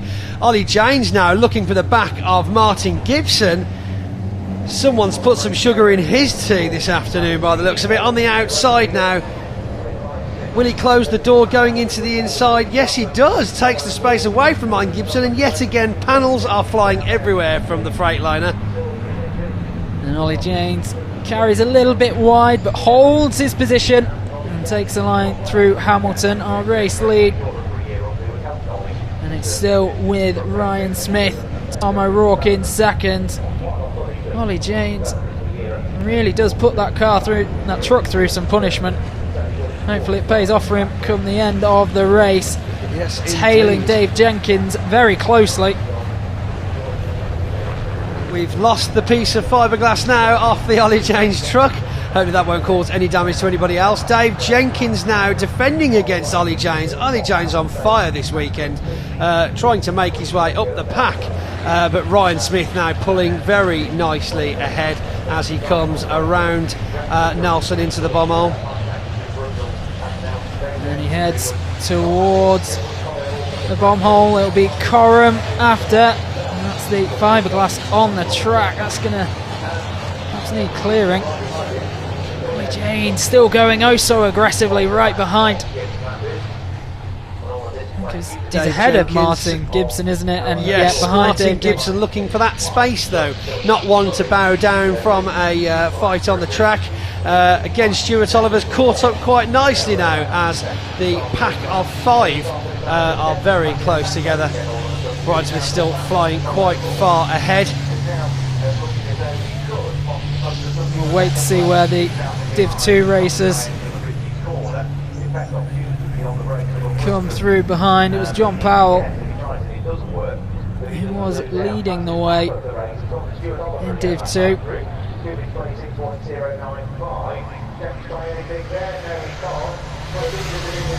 And Tom O'Rourke pushed all the way through Wilson by Dave Jenkins. And right behind him, Ollie James still there. Contact on the back there as Dave Jenkins is defending Ollie James whilst looking for a gap past Tom O'Rourke. Ollie James really is nipping at the heels of well-experienced Dave Jenkins, but of course with all this concentration further back in the pack, Ryan Smith getting clean air and plenty of room to just carry on away from everybody else. Tom O'Rourke there occupying a central position, looked vulnerable to his left and his right, needs to keep 2 trucks at bay. Trying to see what the Division 2 trucks are doing further back. It looks like Luke Garrett out ahead, followed by John Powell and Craig Reed. Steve Powell struggling in this one again, holding up the 4th, followed by brother Graham Powell, Craig Evans and Bradley Smith bringing up the rear. Still Ollie James probing and pushing Dave Jenkins on. Can he find a way past? Plenty of time. We know it only got more ferocious towards the back end of the previous British Truck Racing Championship tie. And here comes the leader, Ryan Smith. He just looks so comfortable at the moment. The heat is all behind him. Ollie James, Dave Jenkins and Tom O'Rourke keeping each other occupied.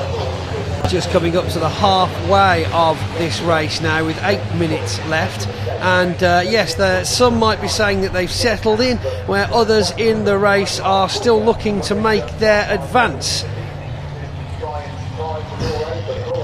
Mark Taylor goes massively wide there, followed quite closely by Luke Garrett, obviously trying to push as hard as he can to catch up with the rest of the pack now. And the leaders in Division 1 are all through the start-finish line. You'll wait the Division 2 racers to follow up. Have a little look here at the number 7. Such a shame for Mark Taylor, of course, with such success in the last race, and a well-deserved success as well. It's all change in the last race of the weekend here at Snetterton. Division 2's now crossing the finish line for their lap, and we've got Garrett to John Powell, followed by Craig Reed, the 55 Graham Powell, very closely behind brother Stephen Powell. But yes, Luke Garrett still very far out ahead of the pack, just pulling 1.5 seconds ahead of Craig Reed. Still plenty of congestion in the field behind Ryan Smith. Getting very hazy, isn't it? There's so much dust in the air. It's been a long day. It certainly has, yes. And up they are.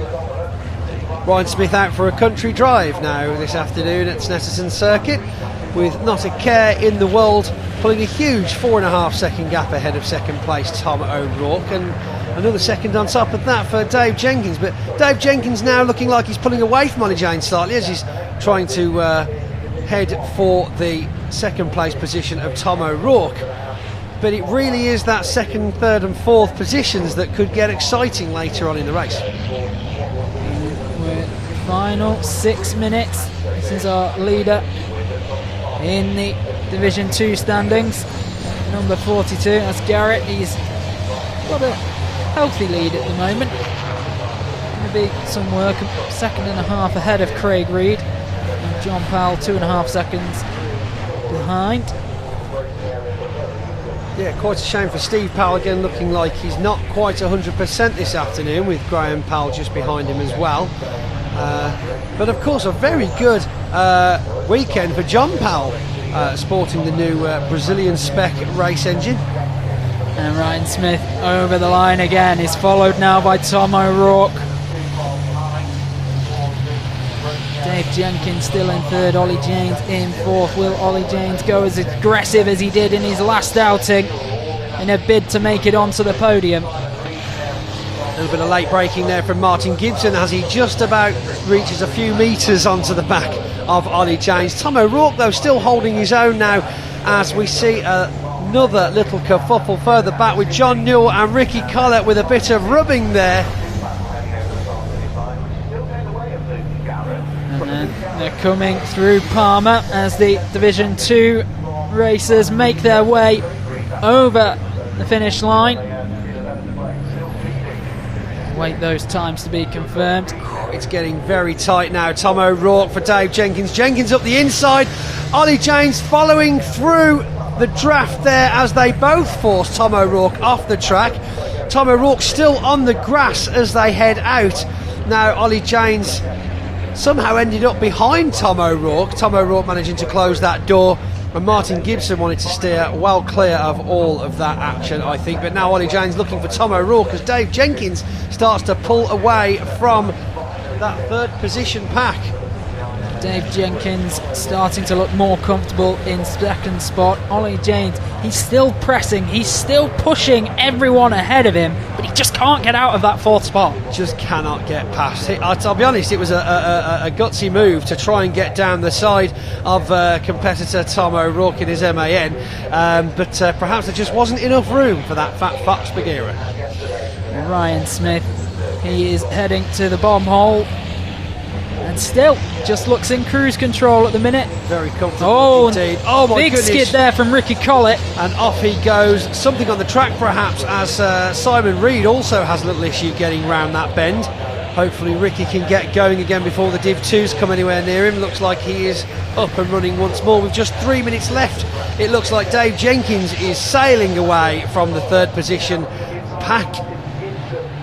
Indeed he is, and the battle rages on for third spot. And we've got another... Martin Gibson is off on the grass. We didn't see why. Oh, also we've got Simon Reed off on the grass. What happened there? Did we think that someone perhaps spun out and they've had to go around him? Huge amounts of dust there. Could be one of several reasons. There's been plenty of times these racers have made their way off the track momentarily, and there is debris. Looks like black and yellow debris. One of the GT sponsored trucks, whether it be Stuart Oliver or Martin Gibson, losing some panelling there. I did see actually Stuart Oliver coming out of that at the back slightly, so yes, he's now fighting with Simon Reed, so he must have lost some time there at least. But Martin Gibson now looking very damaged and worse for the wear as he comes to an almost complete standstill on the entrance to what I think is Wilson's. We are going to see a flag, I would think, for that, as he is right in the middle of the track. Limp to a halt. Tom O'Rourke still chasing down Dave Jenkins. Ollie James just behind him. Ollie James picking the exact same line there, using his slipstream. And Ollie James still can't quite work a way out. And we've got two more off on that corner. Newell and Collett again. My goodness me, these two just cannot stay out of each other's ways this race. Well, it is hazy, it is cloudy, but it is certainly entertaining. It is indeed fantastic racing here from both the divisions of the British Truck Racing Championship. As we see Ryan Smith powering ahead still. It looks like a foregone conclusion who's going to be taking the top spot for the first time this weekend. Never heard of the curse of the commentator, Pointy. Ryan Smith is looking comfortable, but it's going to take an error on his part to throw this one away. The tiniest of hiccups from Tom O'Rourke will also see Ollie James sailing past him as he's still looking for every possible. This is close. Oh no, backs off just in time following the halfway past rule as Tom O'Rourke closes the door, and they continue to power ahead with just 45 seconds left of this last race here at Snetterton this weekend. Anything could happen. We've got Craig Reed now catching up very nicely with Luke Garrett, so that could get exciting. Craig Reed just getting pipped to the post in the last race by John Powell. As they come through for what should be the final lap here. No sign of... Oh, there's Martin Gibson, obviously parked up safely out the way as Ryan Smith passes by him. Must have found a way onto the grass there on the inside just before the turn at Wilson. And Ryan Smith, he really is just looking comfortable at this stage. Although saying that, as you say, the curse of the commentator, a little bit of tail happy action there as he makes his way out of Boggies. And his nearest challenger, that's still Dave Jenkins. Huge amounts him. coming off Tom O'Rourke. And there's Ollie James done it. It looks like there might have been some questionable action there, but Ollie James has made it stick. The steam flies off his water-cooled brakes, and Tom O'Rourke's having none of it. Ricky Collett in a very bad shape by the looks of it. Possible puncture there as well. Yeah, front left tyre. I did say that this was going to be an all-or-nothing final race of the weekend, and they have not disappointed in the slightest. Tom O'Rourke now pushing Ollie James, giving back as good as he got. Well, it'll be interesting to see if Ollie James can hold out. And no, he can't. Tom O'Rourke has given as good as he got in this race. Taking it back. You thought you'd seen it all, but there it goes. Tom O'Rourke flying past. Perhaps the move Ollie James made earlier on this lap cost him a bit more than just some body panels. We will find out at the end of the race, I'm sure. Ryan Smith starting to look a little bit weary as well as he makes his way around Nelson into the bomb-hole. He's followed up by the number 69, Dave Jenkins. And then the 86 of Tom O'Rourke continues to hold down third place. Ollie James has been an absolutely fascinating competitor. Indeed, and still stuff to see by the looks of it as he flies around the track left and right looking for any possible opportunity to get past Tom O'Rourke, but Tom O'Rourke showing him how it's done. The checkered flag is out now as Ryan Smith comes sailing past. A lovely gap of almost 5 seconds as Dave Jenkins in the 69 MAN follows him behind. Who will claim this third spot?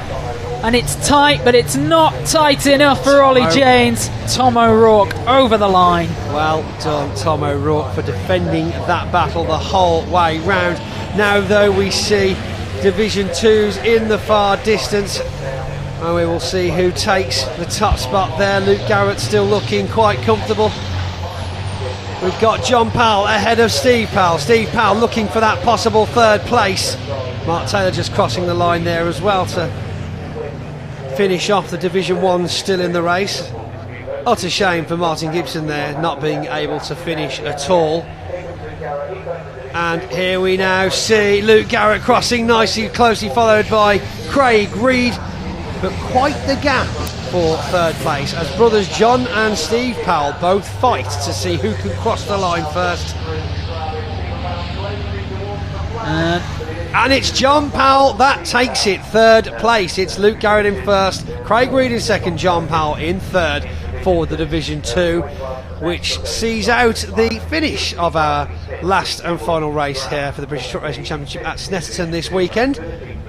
And now the flags are being waved to get the trucks back into the pit lane. They have been enthralling, they've been fascinating, they've been battling, they've been entertaining. It's been a fantastic weekend here with the British Truck Racing Championship. And that one will be the final British Truck Racing Championship race of the weekend. Let's go down to Ian in the pits. Right, welcome down to Parc Ferme. It was all action for the final race here for the British Truck Racing Championship. And here he goes, this man, Ryan Smith, serial winner in the championship, has won again. Despite telling me a little bit earlier, there was a problem with the truck. Right, I've got a little bone to pick with Ryan Smith. I felt it on it. I thought as long as the spring holds out, then we'll do it. Ryan, so after our last conversation, yeah, the truck's not right, it's not there, I don't know, something wrong with it. That was the most dominant display we've seen all weekend. We just snapped the front shocker off on the outlap. Really? And I thought, if the spring holds out, it'll be all right. And you know what? It's crazy. The truck felt the best it's felt all weekend with a broken shocker. Can't work it out, can't explain it to you, but I had lots of fight in it, but I just didn't want the spring to snap and me go straight on, so I reserved it a little bit, brought it home. Disastrous weekend, but fair play to everybody else who's won. You know, we'll have these weekends, it's part of the learning experience. We'll go away, we'll come back faster, we'll come back better, and you know what, we end it with a win like that. I was just about to say, for bad weekends where you've had a race win, can't be that bad, can it? Yeah, I know, but you know, to be fair, we should have had 3 or 4 race wins out of the 5 in theory. We've got the speed, the truck's down a little bit at the minute, but we'll get it right and we'll make it right, and we'll be back to ourselves in no time, I'm sure. Top man. Right, it's always a pleasure chatting to you. Thank you very much. There is I do want to have a quick chat with this man, Ollie James, because he was really going for it, wasn't he? Ollie, I've got to talk to you again. I'll let you put your mask on quickly. Because you were really going for it that race, weren't you? What a feast of excitement that was for us. I know, from the start of the race, I couldn't believe it. It was a case of, he had so much pace, he hadn't changed nothing to the truck, but he showed a little bit last race, but it was on fire. It was like it was on rails. Unbelievable. The first few laps we were gaining on everyone, overtaking. And yeah, good race, really. Fantastic. Look, thanks for the whole weekend when you provided us a feast of entertainment. It's been so much fun. Congratulations again. Thank you very much. I want to find Luke Garrett, if you just come with me, because Luke, again, it's a case of deja vu. Hi guys, right. A little case of deja vu. There he is again. A bit of deja vu, this, isn't it? Congratulations again. Thank you. I talked through that race. It looked quite hectic from where I stood. It was hectic. I had a really good start, and then for some reason I ended up missing a gear on the start, so I got up there and I ended up going back to the back again. So had a bit of a fight, but managed to get through. And then obviously a couple of Division 1s span off, and obviously they were coming through as well. So you sort of had to keep your eye out for them coming through. But yeah, all in all, good day. That's what I like to hear. Smiles. It's finished. You coming back for some more at the next event? Oh yeah, we'll definitely be there, but yeah, it's definitely rewarding after the evening we had, so yeah, brilliant. Top man, well done Luke. Thanks mate. Right, there we go, that is a wrap here from the British Truck Racing Championship. It's been a lot of fun, hasn't it? But hey, don't go anywhere because it's not over just yet. Next up, we have the Legends Championship going back out on the track, and before they do, I did go for a little walk around the paddock and have a quick chat with some of the drivers. Right everybody, we've come down to the paddock, and it's a little bit sad actually, isn't it? Because we're almost time for the final race of the Legends Championship this weekend here at Snetterton. We've come down to the paddock really for one last time to catch up with some of the drivers. Somebody I really wanted to speak to was Connor Mills as well, because Connor was a serial winner, as we know, at Donington Park. It's like he might be going through a little bit of data here. Connor, just quickly, it's perhaps not going exactly how you want it to go this weekend. You've got one last chance, one final race. Is there a plan? Not so much. I appreciate the honesty. Yeah, no, cars don't feel quite as good as Donino, not handling wise, but seem to be having some issues with the brakes, which just doesn't give me the confidence when we go in on the brakes, which you need it. So, you know, it's Legends racing. Look at the final yesterday, we just need to stay out of trouble. Pick up some points. Everyone seems to be using their elbows now because we're coming to the back end of the weekend, so... Do you often find that the last race is perhaps the most feisty? Yeah, no, it's feisty. It's just hard to get through, you know, everyone's so competitive. And with the balloted grids, obviously you start in the back, then the front, then the back. You know, we've been in the middle both times, which isn't ideal. And like I say, it just seems like no one's working with me this weekend, which doesn't add to the, you know, to the... Did you upset somebody at Donington? Oh, must have done. You know, yeah, look, we need to stay out of trouble, pick up some points, see what happens with Pembury, and if not, you know, Brands are home track, rain, shine, snow, whatever, we're quick there, so we'll try and win it there. One more opportunity. Thanks, Connor. Best of luck here. Connor Mills there. Let's just have a look. We've got Chris Dewey's car over his. Just looks like everything's okay. Just checking a few tyre pressures. Everything all right with the car? I think so. We hope so. Final race is almost coming up. It's quite sad. The weekend's almost over, isn't it? Do you always get a bit of a tinge of sadness when it's the final race? We're all new to this, so it's just, no, it's exciting, to be honest. We're out, we're enjoying it. It's been great, I've got to say. It's been so much fun, and it must be even better to be right sort of here in the garages, in the thick of it, getting involved. Yeah, it's been a great weekend.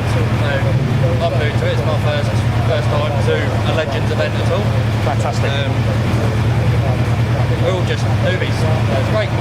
That's what I do. Thanks, guys. Thank you. Enjoy the rest of the weekend. The final race, obviously Chris Dewey's team as well. The final one. Here we go. We've got Daniel Clark, LB Clark as well, just getting ready for their final outings as well. And as we move a little bit further down as well, we've got some more action. Let's just have a quick chat. These guys will be very kind to us all weekend, providing us with plenty of onboard footage as well. Just quickly, it's almost over. I'm a little bit sad. It's been such a great weekend. Are you ready for the final race? Is this going to be a spectacular show for us? Oh, I hope so. I mean, it's my first time starting up at the front with everybody. It's definitely an eye-opener. Got battered about a little bit in that race then, and ended up falling off the front group, but hopefully in this final now we'll get a decent starting position and move forward. And yeah, as I say, every day is a learning day, isn't it? That's it. Best of luck. Right, that's it. It's time to get the cars out on track for the final race of the Legends Championship this weekend here at Snetterton. What a wonderful weekend we had. It's not quite over yet, as I'm going to hand you over to Kieran to talk you through the action.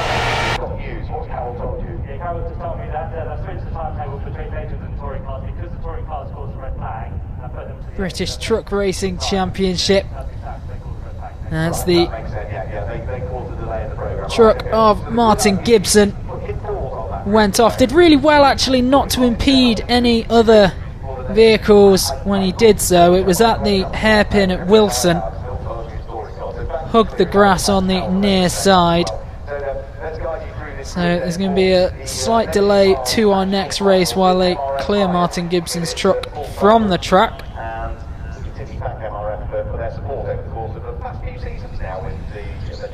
So we have a slight change to the schedule to close out the day. Originally it was going to be the Legends finishing up the action, but they are going to go next with an 8-lap race.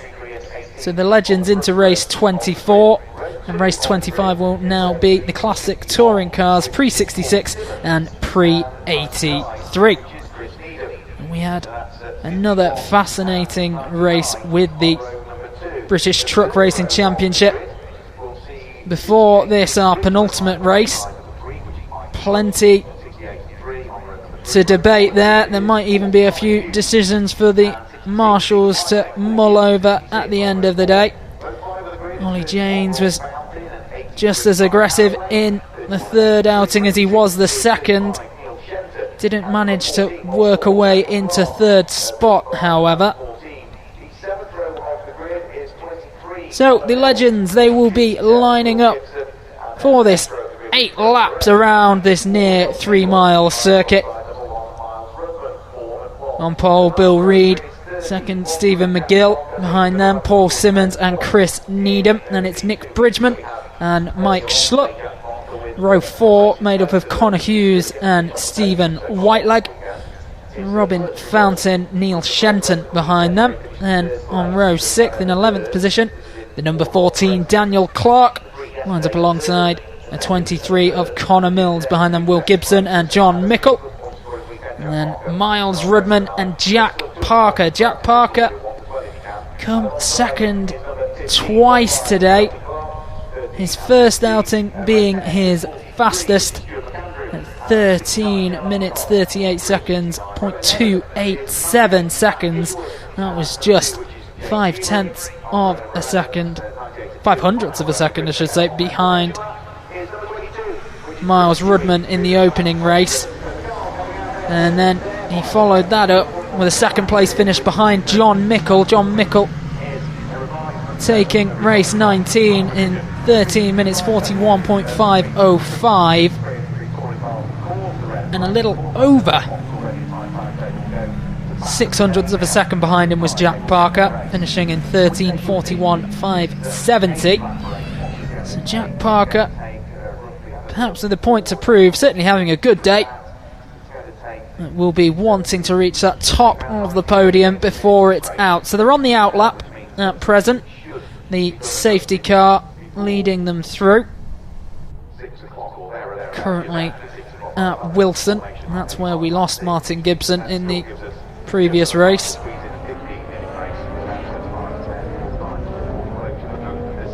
And the Legends have been tightly congested at times, plenty of to and fro. Miles Rudman, he took the first race, finished 4th in the second behind Will Gibson. As we mentioned, Jack Parker in second and John Mickle in first place. And they're approaching Agostini on the outlap. That's the harsh left turn, which leads into another left turn following a short straight. And it's into Hamilton before the sharp right at Oggies, up into Williams and onto the Bentley straight. After the Bentley straight, through Brundle, Nelson, then the bomb hole, into Coram and Murray's before the Senna straight. So Miles Rudman in that black Legend 34 Ford Coupe, the fluorescent yellow striping along the hood and the side panels.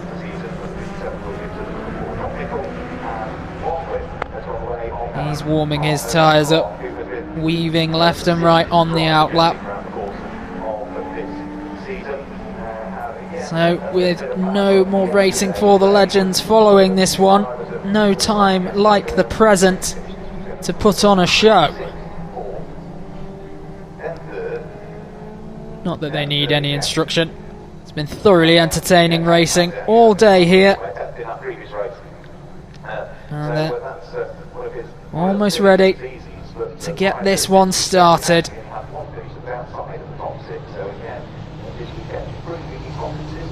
Approaching the bomb hole.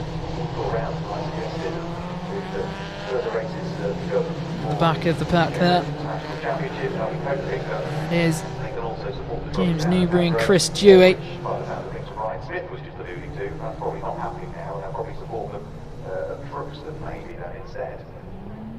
And here they're coming.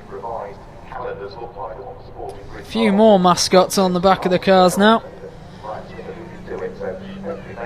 Looks like a stuffed pig on the back of Jared McCosh's number 69. I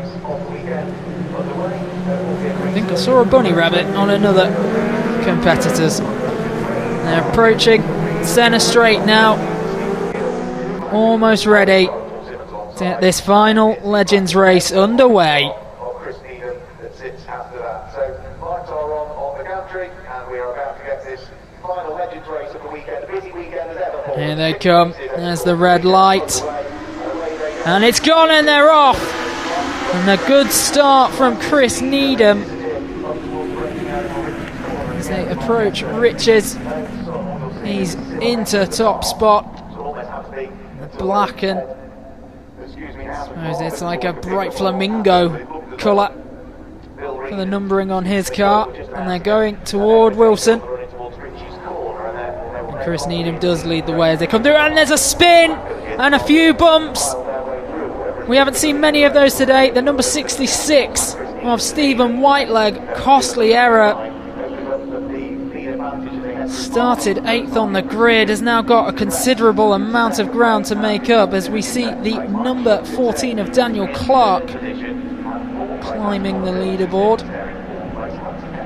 Still though, out ahead. Looks to be the number 99 of Chris Needham.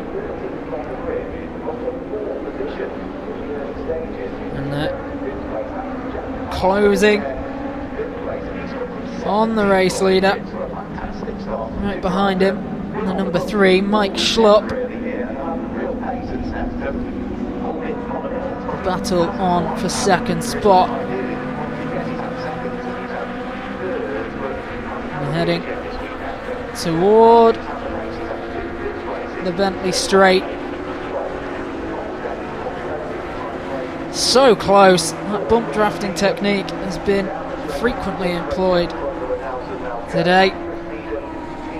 And as they go through Nelson, the race leader still the number 99, Chris Needham.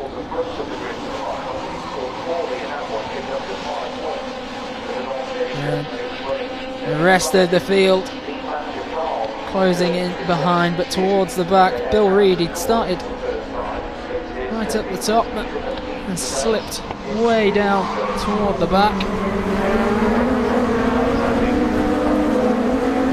And that's the number 99 still out in the lead as they come down centre straight, and it is indeed Chris Needham who's out ahead, followed by Paul Simmons, who was just 0.144 seconds behind the leader. So wide open, and it's very close now between the number 23 of Connor Mills challenging Paul Simmons for second spot. Has he done enough to claim it though? Wait till we get another angle. And there has been a change at the top. The number 99 Chris Needham slipping down into third place. There's a few more cars start to pass on the race lead now with the number 23 Connor Mills.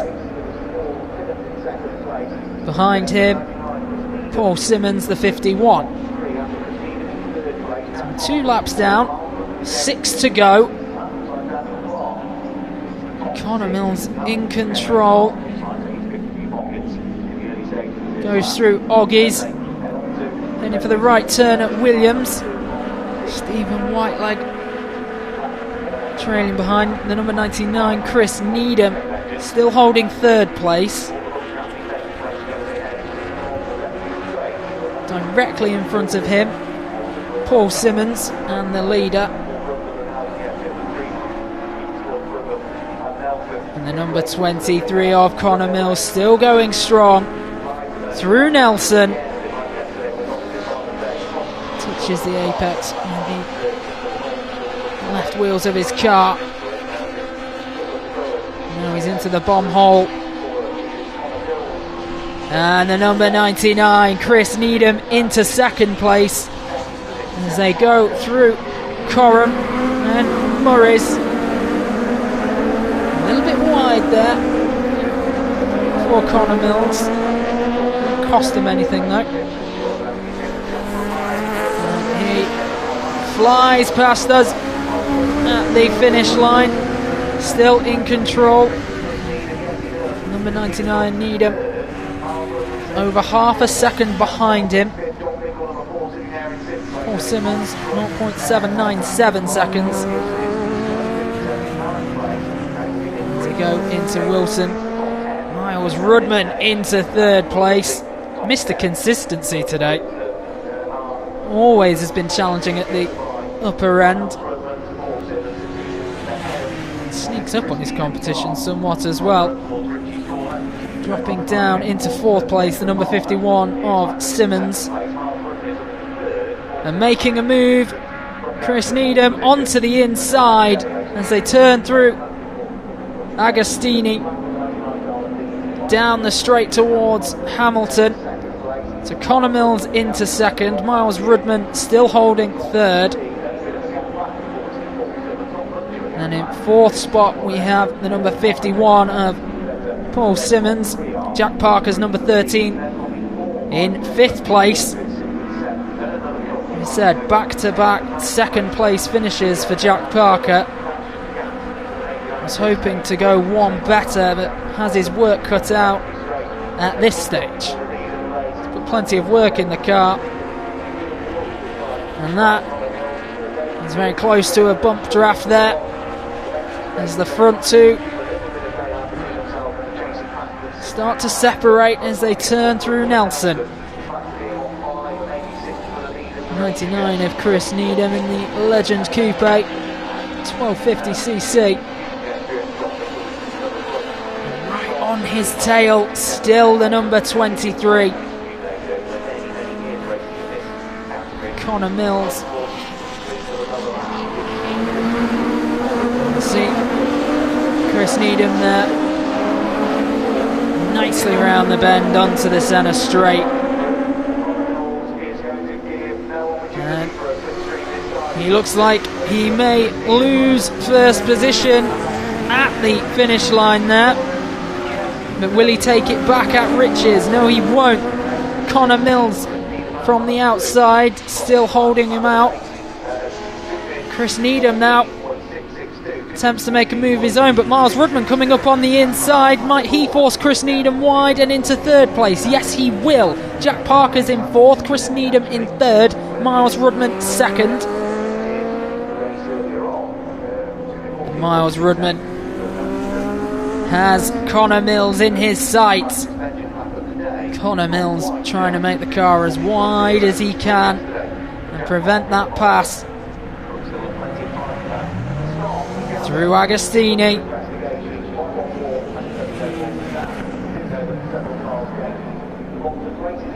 Jack Parker still in fourth spot, directly ahead of him Chris Needham, then Miles Rudman.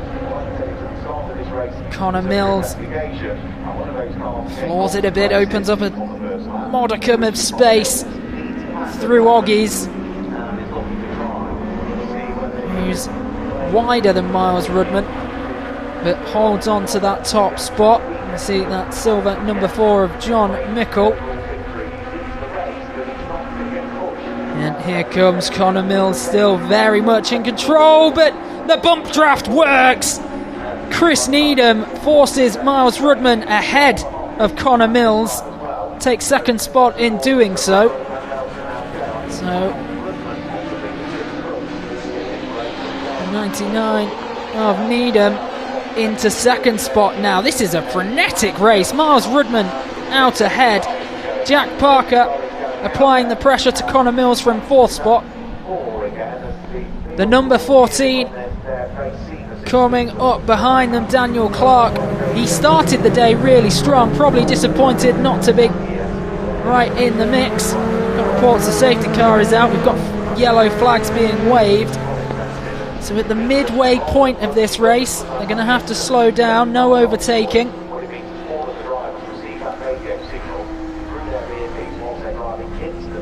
So it's Miles Rudman in first, Chris Needham in second, Connor Mills in third place, Jack Parker fourth, Daniel Clark holding fifth place, and John Mickle in sixth at the moment.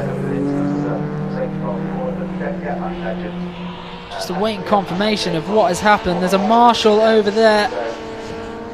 Who is that has been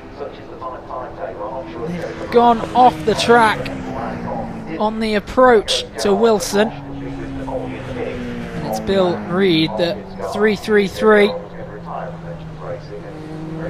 is being taken away. Thankfully he's being able to be wheeled out of danger. So those flags will hopefully be taken away very shortly. Once they're through the danger, the overtaking will be permitted once more. Not until the safety cars return though.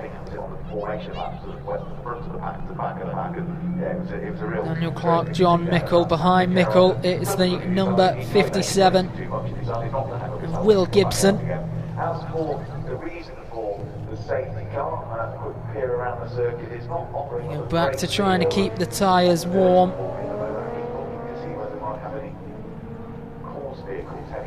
As we said earlier, Miles Rudman missed the consistency today. And with 3 laps to go, he's got another fine opportunity to continue adding to his championship points.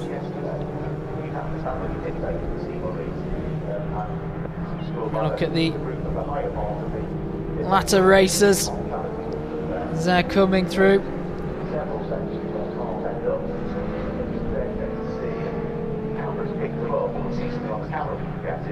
Still the safety car manoeuvring ahead of Miles Rudman.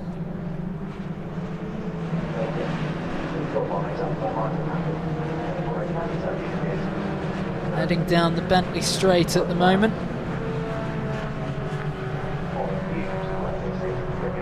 Safety car has been out on several occasions today.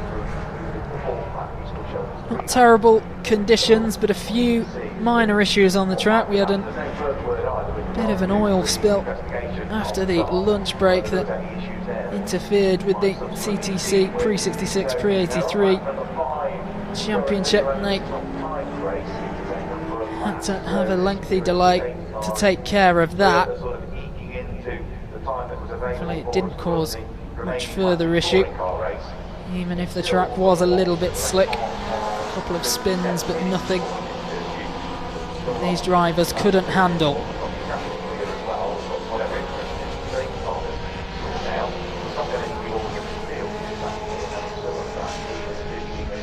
And that's the number 12 at the back of the grid. Might not have been the number 12, might have been the 13. Can't have been the 13. Jack Parker still up in 4th. So Miles Rudman heading towards the centre straight. The green flag is waving, so overtaking is back on the menu. Miles Rudman comes through. In second place, Chris Needham. Connor Mills behind. And Connor Mills has gone wide. Plenty of smoke coming from his car, and he's off. Been challenging in the top 3 for the vast majority of this race. Through the turn at Riches, that all changes. So Jack Parker is up into 3rd place. Miles Rudman still leading the way.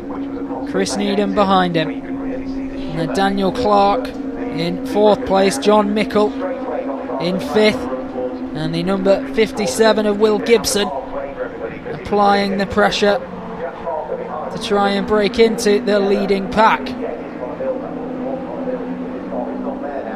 As they go through Hamilton, it's as you were. John Mickle making a move on the inside though. He won't get round Daniel Clark. Daniel Clark holds on to 4th spot.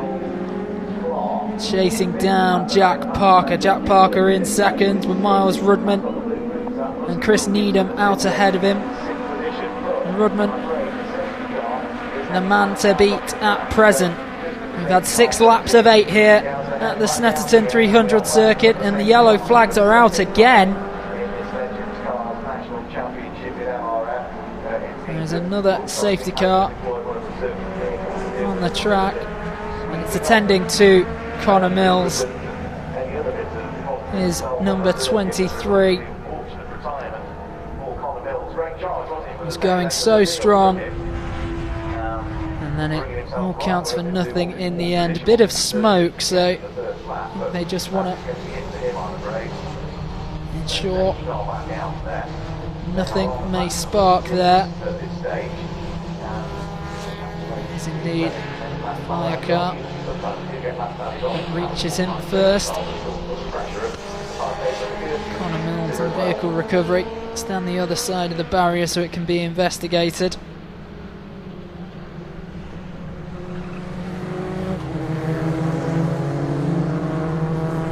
Connor Mills, he finished the opening race in the Legends category in 5th position. He followed that up with another 5th position.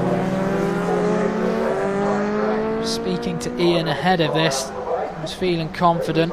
Real shame that his weekend has ended on this sour note.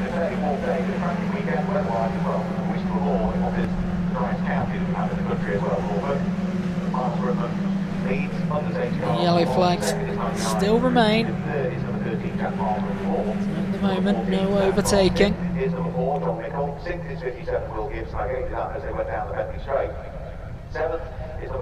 They make their way up towards that turn at Wilson. Cars all quite rightly slowing down. Connor Mills pushes his car out of the way.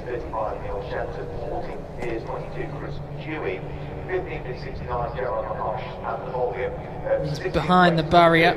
So the safety car out. Hopefully it will be removed before long.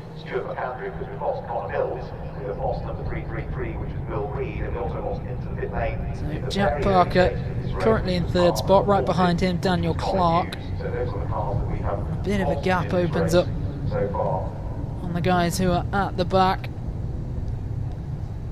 Let's see, number 2 of James Newbury.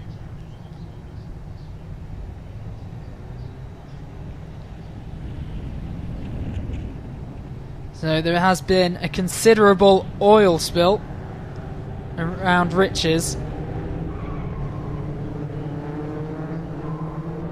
So this might have the possibility of playing out behind the safety car. Hopefully not. The yellow flags remain. The safety car remains.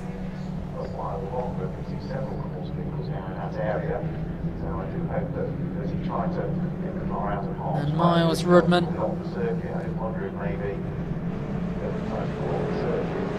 Chris Needham behind him, Jack Parker in 3rd. Jack Parker not able to improve on his 2 second place finishes so far.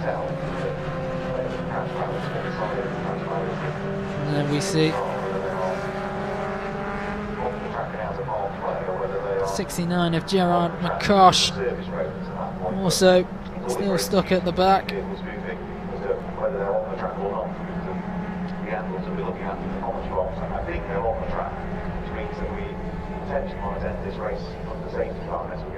And safety car carrying them through now. They go through Brundle and into Nelson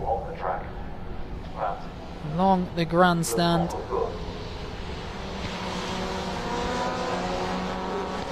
So still not certain whether this will finish behind the safety car. There is a green flag being waved ahead of me at the finish line, so maybe they will get their 1 lap.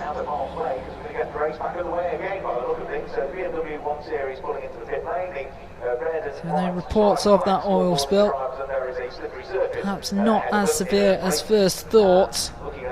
The marshals looking content to get this final lap underway in competitive fashion. And as they come through, Miles Rudman,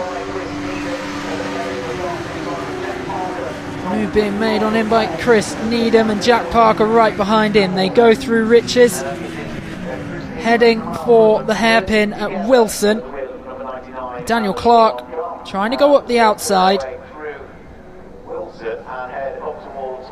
and he won't force a way into the top 3 just yet. And we've got a spin, and that's another car at Wilson, and the rear bumper of the number 3, Mike Schlupp, dragging behind him as he cuts across the grass. And that's Daniel Clark and John Mickle wanting to force their way into the top 3.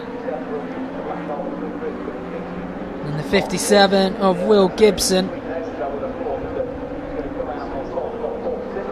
He's back in 7th place, as you were at the top. Miles Rudman, Chris Needham and Jack Parker on their final lap. Through Oggies, and now through Williams, onto the Bentley Straight. And the 3 leaders utilising each other. Some excellent drafting there to stay out ahead of the chasing field. John Mickle is ahead of Daniel Clark and into 4th place. And behind Daniel Clark is Will Gibson in 6th. So Miles Rudman through the bomb hole and in Coram.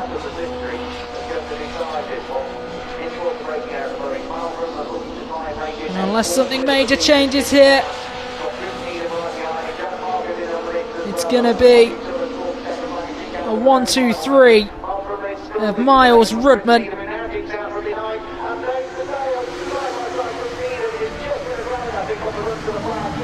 So the flag is out, and has Chris Needham pinched it right at the end. And Miles Rudman, according to the times,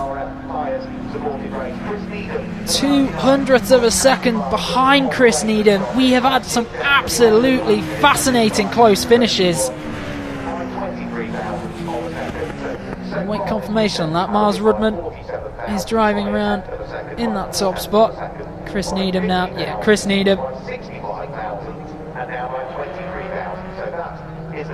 Through, so the 1-2-3 of Needham, then Rudman and Jack Parker. Jack Parker completes 3 podiums today. 2 in 2nd place, 1 in 3rd. The flag's out to start ushering the legends back toward the pit lane. Chris Needham leads them in, and we have got one more race to come here, and that will be back in the Classic Touring Car Championship, the pre-66 and pre-83s, to close out the day.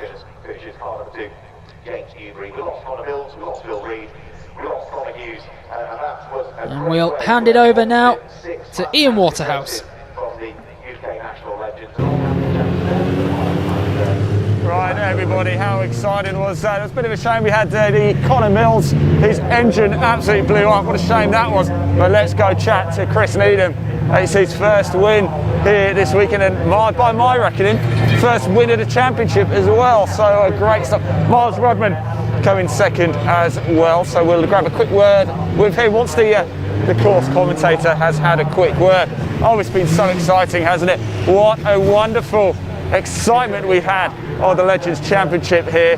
Miles Rudman just hanging around behind, and guess what? There he is, Jack Parker, just behind again. The machine, the podium machine, Jack Parker there. Oh, we've got I wonder if I can get myself into a nice photo here. What do we think? Let's go grab Miles quickly whilst we've got a chance. Miles, been talking to you a lot this week, and that's a good sign. Yeah. Talk us through that one. Well, just, I mean, from the word goes, just on it straight away and try and get to the front before, everyone escapes. But yeah, it was tough, there's some real quick guys there and a couple of new guys that have picked up the pace fairly quick. So and there's one of just the new picked guys. me up the line, really, what I did to Jack this morning. But yeah, it's one of those, it was close. Last lap, were you a bit nervous because we knew there was a bit of oil down the straight heading into Richards? I kind of knew where it was, so when he was pushing me up the straight, I tried to sort of stay out of it really, because I didn't want to go into the corner and carry on, do you know what I mean? So congratulations, Miles, thank you very much. Oh, sorry, I'm just going to go see if I can very quickly grab can we stop him? Can we stop him? Yeah. Thanks, guys. Chris, how can you not talk to me? I don't want to get back and celebrate with the team. Yeah, I know. Sorry. One last bit of media duty to do. Congratulations, by the way. Thank you. How does that feel? Oh, brilliant. Yeah, I can't be more chuffed for the first win there. I love this circuit as well, so I had a good feeling about this weekend. It was under tricky circumstances. 8-lap race, 2 safety cars. That's crazy. Yeah. I knew if I was up in the front there, I just had to leave the right gap coming onto the straight, and luckily we timed it perfectly. You certainly did that. Go on in. Go have fun. Go celebrate. Right, so there we go. The Legends Championship finished up for the weekend. It's not quite over just yet though. We've got one more classic touring car race here at Snetterton. It's the pre-66 and pre-83 cars about to head out on track. But before they do, I did nip down to the paddock to catch up with one of the drivers. Right, hello everybody, welcome back to the Classic Touring Cars paddock here at Snetterton. It's almost time for the pre-66s and pre-83 cars to go out onto the track. Now, as you can see, I'm down by Thomas Harvey car, DNF in the first race. Let's grab a quick word with Thomas. Thomas, thank you for talking to us. I probably caught you on the hop there a little bit. Yeah, that's all right. Go on. Things didn't quite go to plan in race one. No, I had a bit of a problem with running out of fuel. Towards the end of the race, we had the red flag. It was in the pit lane for quite a while. Then we had to do a lap behind the safety car and then a green flag lap before the restart, and I didn't allow for that much time on the track. Ran out of fuel. I'm pleased to say nothing too major. No. It's fueled up for the second race. Yeah, the car's still in one piece, got more fuel in it, so it should be all right. We had a good day Saturday qualifying. Got it P7 overall out of 29 cars, so I was over the moon with that. Car's going really well for a little cross flow, but upholding cross flow on us at the minute. What's the expectation then in the race? Can you push up? Yeah, I wouldn't mind beating the other Class D car, Anton, in the Mark III. If I can beat him, and then possibly go for a lap record, hopefully. But lap record? Yeah, nice. it should be doable. I've done a lap record in the previous race, but I don't think it counted because I didn't finish. Yeah. So Snetterton suit you quite well, and the 300 it adds the middle bit, adds I think challenges. It lets us keep up with the quicker boys. They're going down the straight, they pull a bit of a gap, but through the infield, the 100 circuit, like the 300, the little circuit in the infield, we do really gain on them through there. The handles well, the car goes well. It's the first time for us at the circuit, but we're really happy with it. And you're bang on the pace. Best of luck for the race. We will be watching. Now we have had a little walk around, haven't we, around the paddock here for the pre-66 83s. It's almost time for them to get out on track, so it's starting to get quite busy. We are going to let the cars go. We're going to head down to the assembly and then out on to the track for the final time here at Snetterton this year, actually. So I'm going to hand it back to Kieran, your commentator, and he's going to take you through all of the action. And so we are on the out lap for the revised Classic Touring Cars Championship pre-66, pre-83, who are going to close out the day. 15 minutes of racing remain here at Snetterton. David Howard will sit in pole position for this one. And the sky blue number 18 of Mark Lucock in second.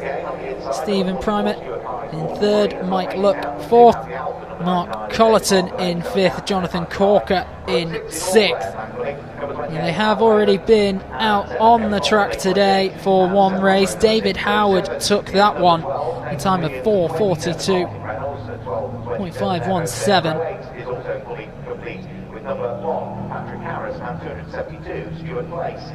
And that was after the restart in race number 17.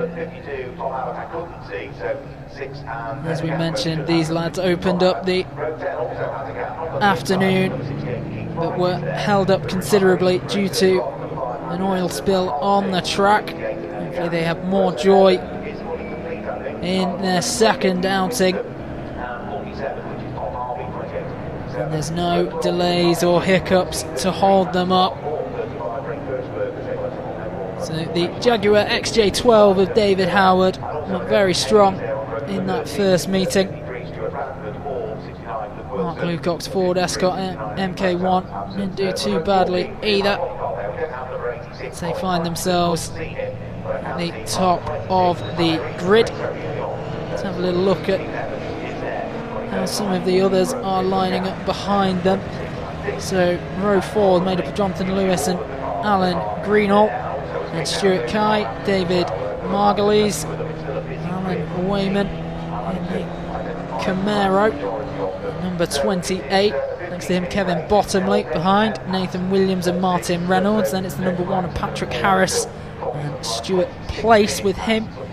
He's in 16th spot. Then Anton Martin in row 9 with Tom Abbott, Keith Wright and Andy Messam in row 10. Behind, making up 21st spot, Peter Winston and Thomas Harvey. There's Max Clark and Ray Kirschberg, Stuart Radford, Luke Wilson, Colin Claxton and Stephen Evans to complete the lineup. So just 15 minutes to go here at Snetterton on the 300 circuit. Really has been a pulsating day. And hopefully the bonanza continues for one last race. Thomas Harvey was speaking to Ian ahead of this one. Found himself short of fuel in the first race. Time just ran out on him. And they're coming down the centre straight. The yellow flags are out at the minute. They're slowing and they will line up in the grid.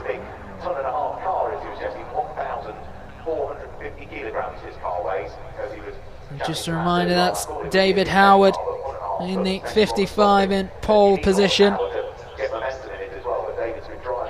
What have they got in the tank for this final outing?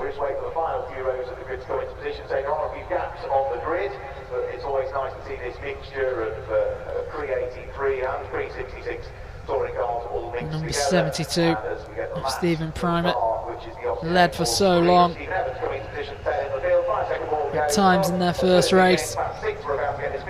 And Mike Luck to his left in that bright red BMW.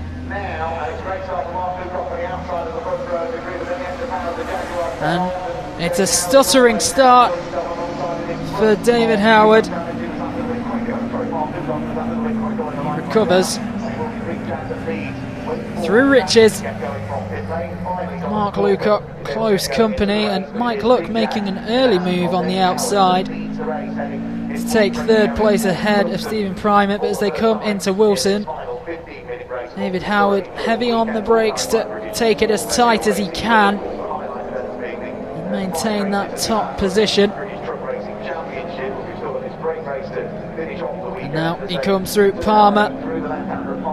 Not much competition on that turn for him.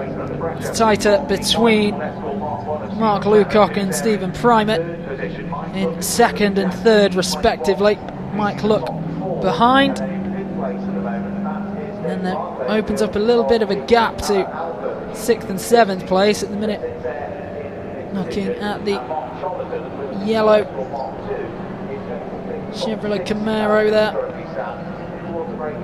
of Alan Wayman. Making a move, the number 81 of Mark Collerton climbs. And there still plenty of passing going on further back in the grid, but not at the front. David Howard marching on. The 25 and the 85. And David Howard through the turn at Williams unscathed, heading into the Bentley straight.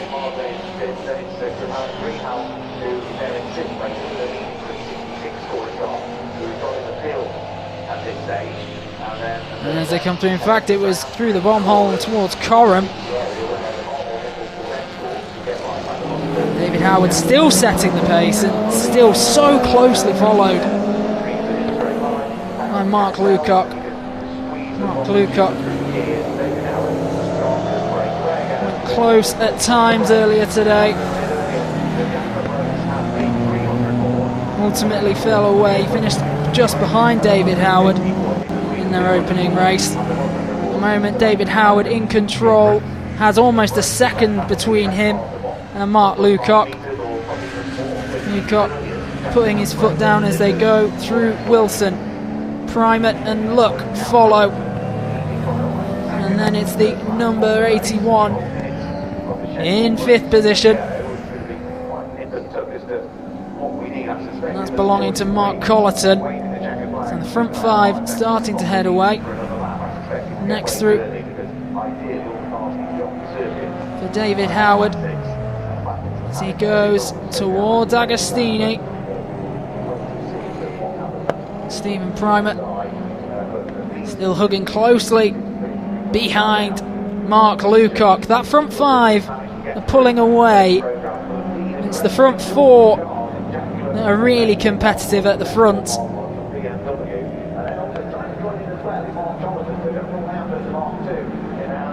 David Howard has to watch Mark Lucock take him on the inside. We have a new race leader, Mark Lucock, the number 18. It was a short-lived lead because taking back top position is David Howard. Stephen Primate just lagging behind in 3rd with Mike Luck for company. Through Nelson, heading for the bomb hole. Lucock thinks about making a move. Is cut off very promptly by David Howard, but not on the outside. Primate to his right, Lucock to his left, and David Howard making his Jaguar as wide as he can as he looks to cling on to the lead through Coram. But on the outside, Lucock, very nice manoeuvre, takes first spot as they head down the centre straight with a little over 10 minutes to go. But David Howard has been absolutely fantastic.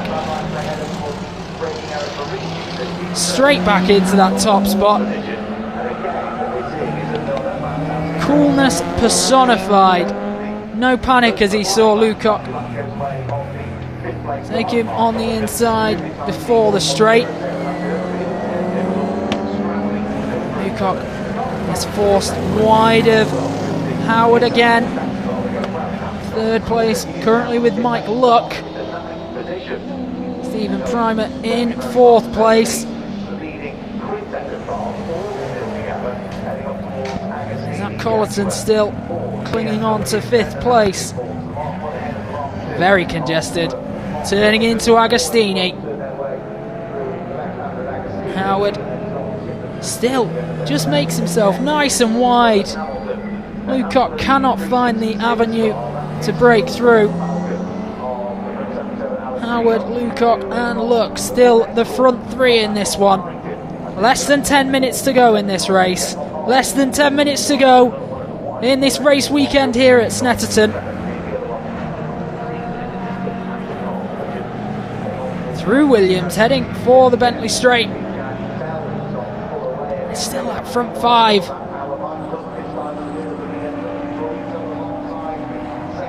And look, and he's done him on the outside, has he? No, he's not. Not quite. Lucock holds on as they turn into Nelson. And bouncing through was David Howard as he starts to pull away.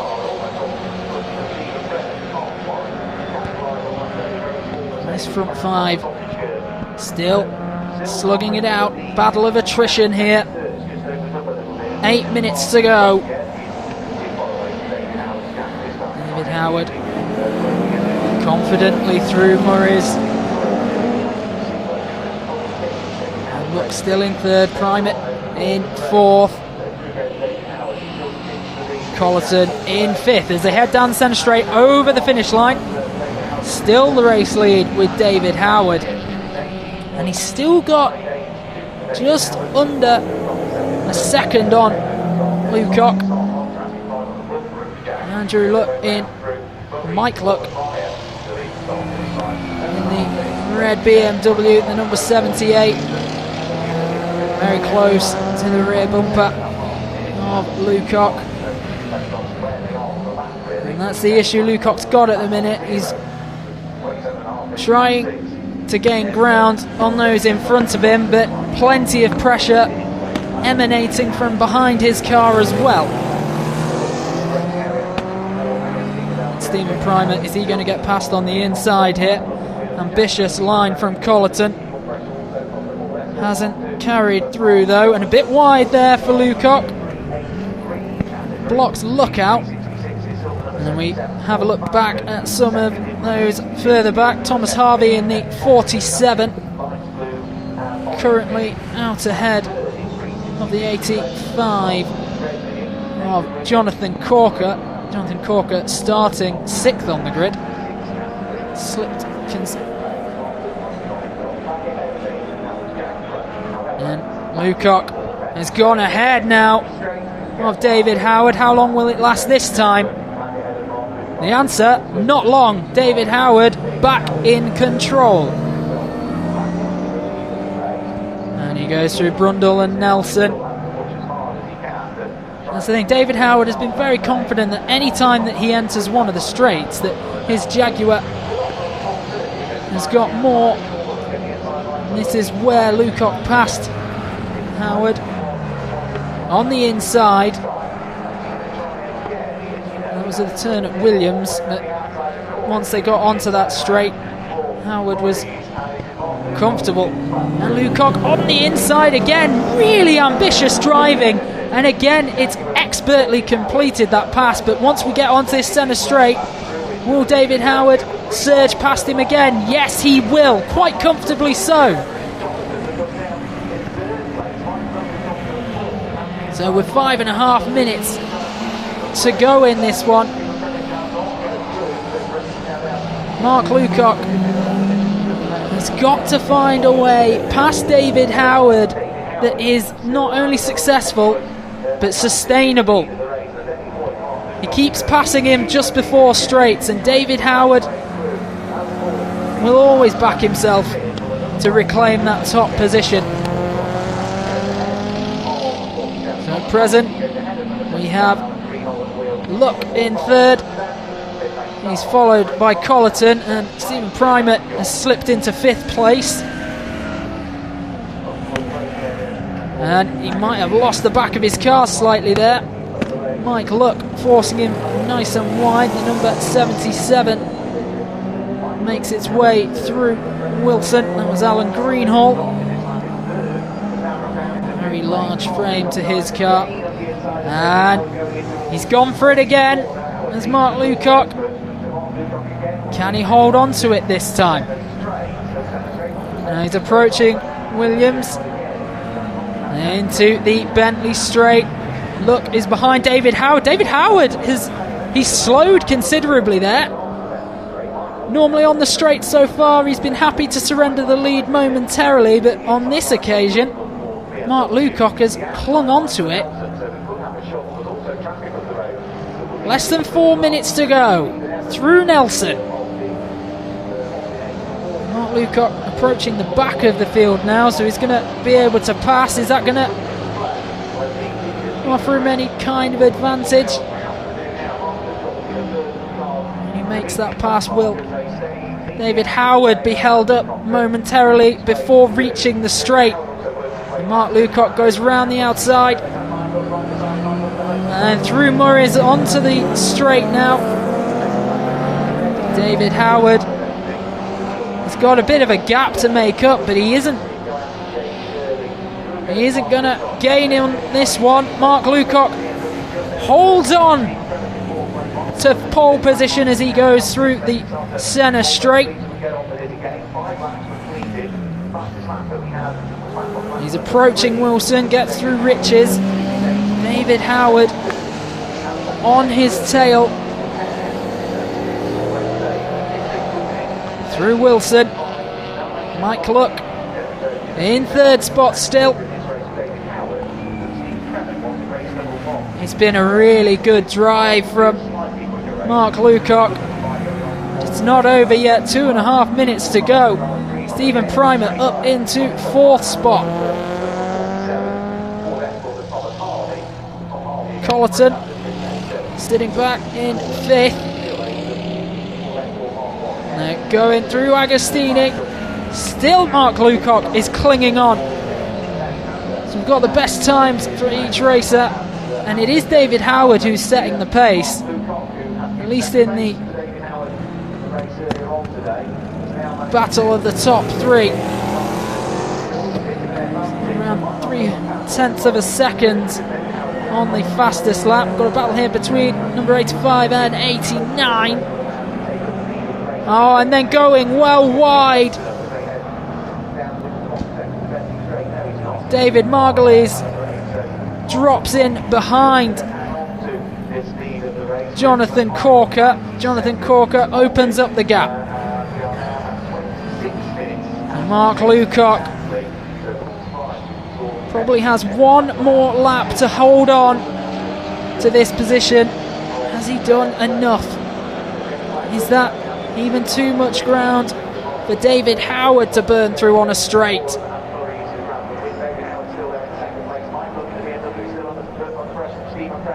Mark Lucock zipping around Murray's. He's heading for the centre straight. There's David Howard. Well, and there we have the flag. So Mark Lucock will indeed take it. Ding dong battle between him and David Howard. David Howard relinquished the lead on several occasions to Lucock, but was very confident when he got back to the straights that he could reclaim. Lucock is finished. David Howard in second place. And further back down the field, the battle continues. A few exchanges of places and a late overtake there at the line. And it's the number 68 that's being left for dust. It's Keith Wright.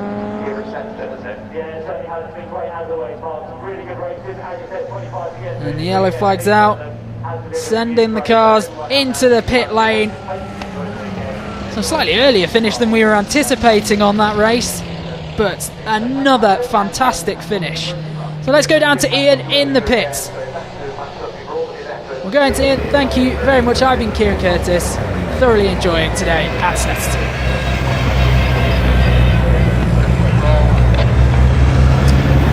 Right, wow, more intense action. What a way to finish the day's racing.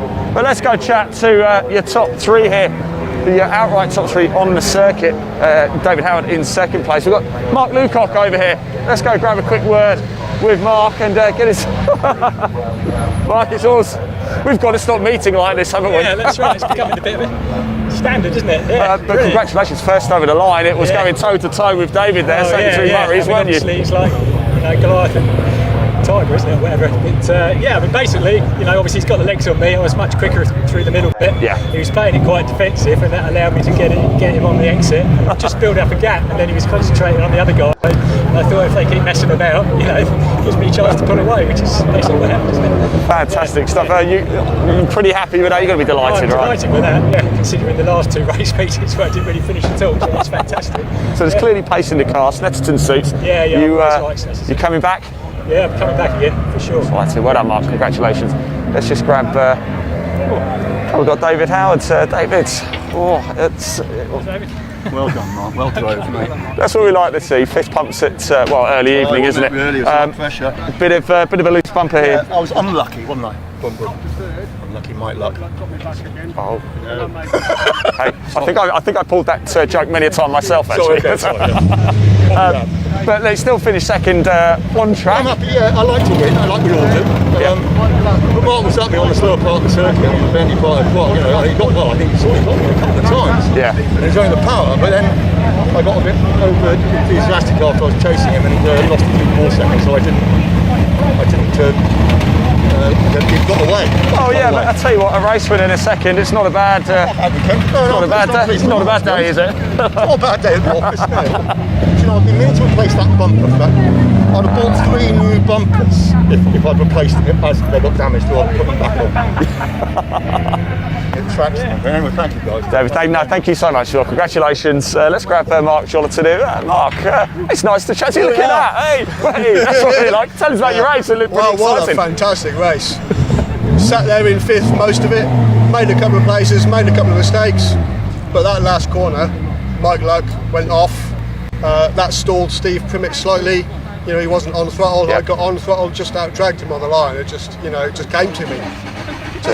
But what a race. It was fantastic. You know, my year hasn't been very successful so far, but to come away with a 3rd place today, brilliant. Congratulations, Mark. Well done. I'm really pleased. So happy as well. Well, that's it really from it, isn't it? What a great weekend's racing we've had. I really hope you've enjoyed it. I've been Ian Wallace, and thank you to Kieran up in the comms box and everybody for watching as well. And of course, until next time, drive safely.